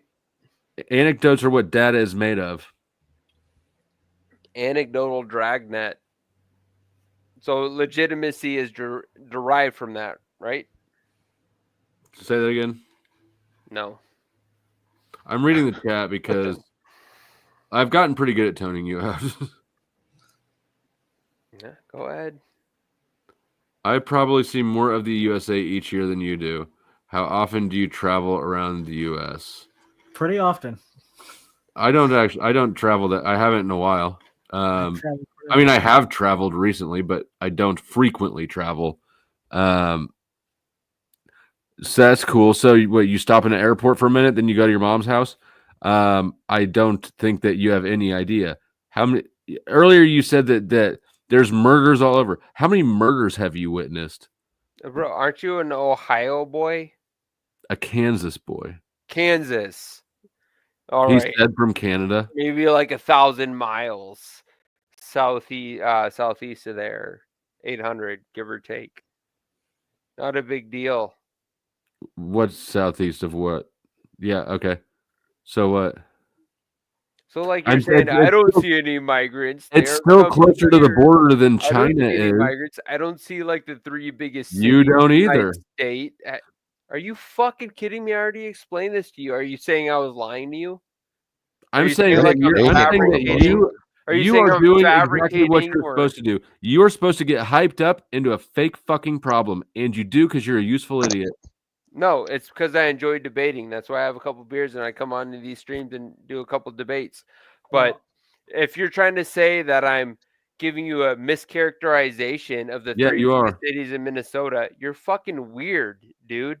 You can talk Oh, to no. anybody from That's this not- state look, and they will Somali cooperate. immigrants is not the border crisis immigrants that It's like are being- 1 in 3 in every big in the 3 biggest cities now. It's huge. No one voted And on it. look, And when people say 1,000% of your impression of this problem is derived from the news. Now, you live in America all the time. You would think that if this were a reality, you would have you experienced are it in just some way in your life. hold on. I'm sorry. I know you're the host, but you're just making shit up right now. You're saying Like I what? don't know. I lived in these cities. You're just making weird shit up. I But don't know what's your why you experience, do though? that. What's your experience? Tell I us asked your you experience. already Just what said your it's experience like was with 1 in illegal 3 people immigration. right now. It's like 1 in 3 people you see are, at least in Are St. the- Cloud specifically. In Rochester, you have a lot more minority, a lot of Hispanic, but you have a lot of Somali. And then it's What was it like 4 years ago? 4 years ago. I could say back to like 2009, it was huge, and I haven't lived there since then. But I know Okay, so it's always expanding. been a fucking problem. It has nothing to do with the current border panic. Did you listen to Governor Walz from Minnesota when he was talking about immigration? He said Nope. we need them for our workforce. That's why we're Listen, bringing them Flo. in. You just Listen, made Flo. Flo's point for him, dude. The immigrants are eating his My dogs. Okay. point too. So if I make Flo's point while making my The point, only thing that the illegal immigrants are stealing from you is your headspace. my headspace. Mm-hmm. I don't have. That's I where don't have they headspace moved for it. in What do you up here. think I'm thinking about when I'm not debating with you, yahoos? You think I'm worried about fucking immigrants? I live back. I don't know. What do you what do you think Minnesota. about when you're not I here? have a sprawling 20 acres that I just bask in. I don't. You need to have sex more, I think. Bro, I've had more sex than probably all 3 of you combined. I'm good. I'm just I stand corrected. If that was true, you wouldn't have time for this fucking panel. Listen, bro. When you get a little bit older, I your had libido goes hey down. now. How old are you, motherfucker? Me 37? No, this guy. He said when you get a little bit older. I'm 32. So you're the second youngest on the panel. Okay. I'll have you know that when don't I know what pushed that- start on this stream, I was still not dressed. I had sex so recently. Yeah, it's good. I'm not fucking dogging it. I'm just saying, like, my libido has gone down. I've had a lot of fun, did a lot of partying in my youth, and I'm You're plenty gay, though. happy. I'm gay. You're not old enough for your libido to drop. You're either gay or you're sick or you're lying. 32? No, it's just I'm fucking listen, I was You're raised coping. I was raised by a single mother with a fucking She sister hot? who was 4 years older that hated me and beat me. I've Is never that had where all any the sex came from? Is that grandfathers, where you had all the grandmothers, sex? uncles, or anything like that that cared for me. So I've always been I have a very niche type of upbringing, which means a lot of being alone. And that's what characterizes me. So you guys can make your fucking weird gay jokes. That's fine. But this is me extrapolated all across the country. You see it everywhere right now. You hear people talking about You don't it. really see it. Nobody sees it anywhere. Even Cynthia, who was in Dallas, didn't have You any don't think so? experience with it. You don't think like that has anything to do with anything right now? Hold on. Before I continue, you're let me address this comment. Ape, yes, you are correct. Immigrants are a net fiscal drain on government only directly. But when you consider their contribution to the whole economy on all fronts, they're a net win. Well, my issue with that comment is the illegals. How do they access this government funding? Like, you need some sort of documentation. Yeah, I mean, I don't think they're accessing nearly the amount of funding that people panic that they are. But you can say that if they're by definition they're not contributing anything more than sales tax. Abe, Well, don't not even necessarily, fucking, because if don't we're- even give them that argument. Just say We decide the rules. It's a zero-sum fucking game. There's no talking about it. We shut our borders down. You come in legally by our rules. That's it. And if Democrats want to argue that point, let them do it. They just got slaughtered in 2024. Okay, I don't disagree. We should enforce the laws on the books, or we should take them off the books. Our border policy is not working with this whole have laws and don't enforce them thing. And every governor who sent out buses of immigrants from like Texas or whatever to around the country should also be charged with trafficking. Honestly, trafficking. Yeah. But their overall contribution, and it's impossible to prove this, right? Because economics is a soft science. But I have no doubt their contribution to the economy is way greater than their drain. We all benefit from it, and like I already said earlier. Yeah, it's a net gain, right? Because they're Yeah. going to be using less resources than the average American and contributing about the same back Yep. in. So, Bro, that's such a dumb cheap way of labor looking at too. it. That's like fucking the 5,000 foot view. You need to be 30,000 foot. How much bigger than you get than the What are you whole saying? economy? Are you saying we need cheap labor for our farms so our farmers can do good stuff? Because pretty sure when Trump was in office in 2016, he put massive tariffs and had to do a government bailout for our fucking farmers. Like, what are you saying? We need them here? Doesn't that prove my point? We need people to come here, have babies, and then they become Americans, and we need to create that process. This is why you're hard to argue with, because the things that you say are so counterproductive to your side that it just confuses people. Well, You're agreeing with me. All your support like reinforces my point, not yours. I'm pretty sure what I say reinforces the point I'm trying to make. I know that you think that, but I think that you're wrong. well, explain it that's to correct. me. He is reinforcing his point, which is also your point, Flo. You're saying we agree? It's Yeah, too I'm saying it's too we agree. early or late for this. Well, it sounds like you should be a fucking Republican and not voting for Kamala like Hornet over here, who thinks the presidency is an important role. Probably would vote. Anyways. Some frat boy douche with an earring who wants all the time, energy, attention, and resources. He's the hit. He's got an earring, and he's got that frat boy douchey college vibe that you all love so much at the sports bars. He wears his hat backwards and makes little quips, so he's cool to hang out with. He's actually doing the conversation. So Joseph, you don't think the president is an important role, but you think your vote matters. Why are you insinuating? How are those two things that. cohesive? I was trying to point out the flaw in Hornet's logic. I'm trying to illustrate that Hornet doesn't actually believe that office is important. Because clearly Kamala is,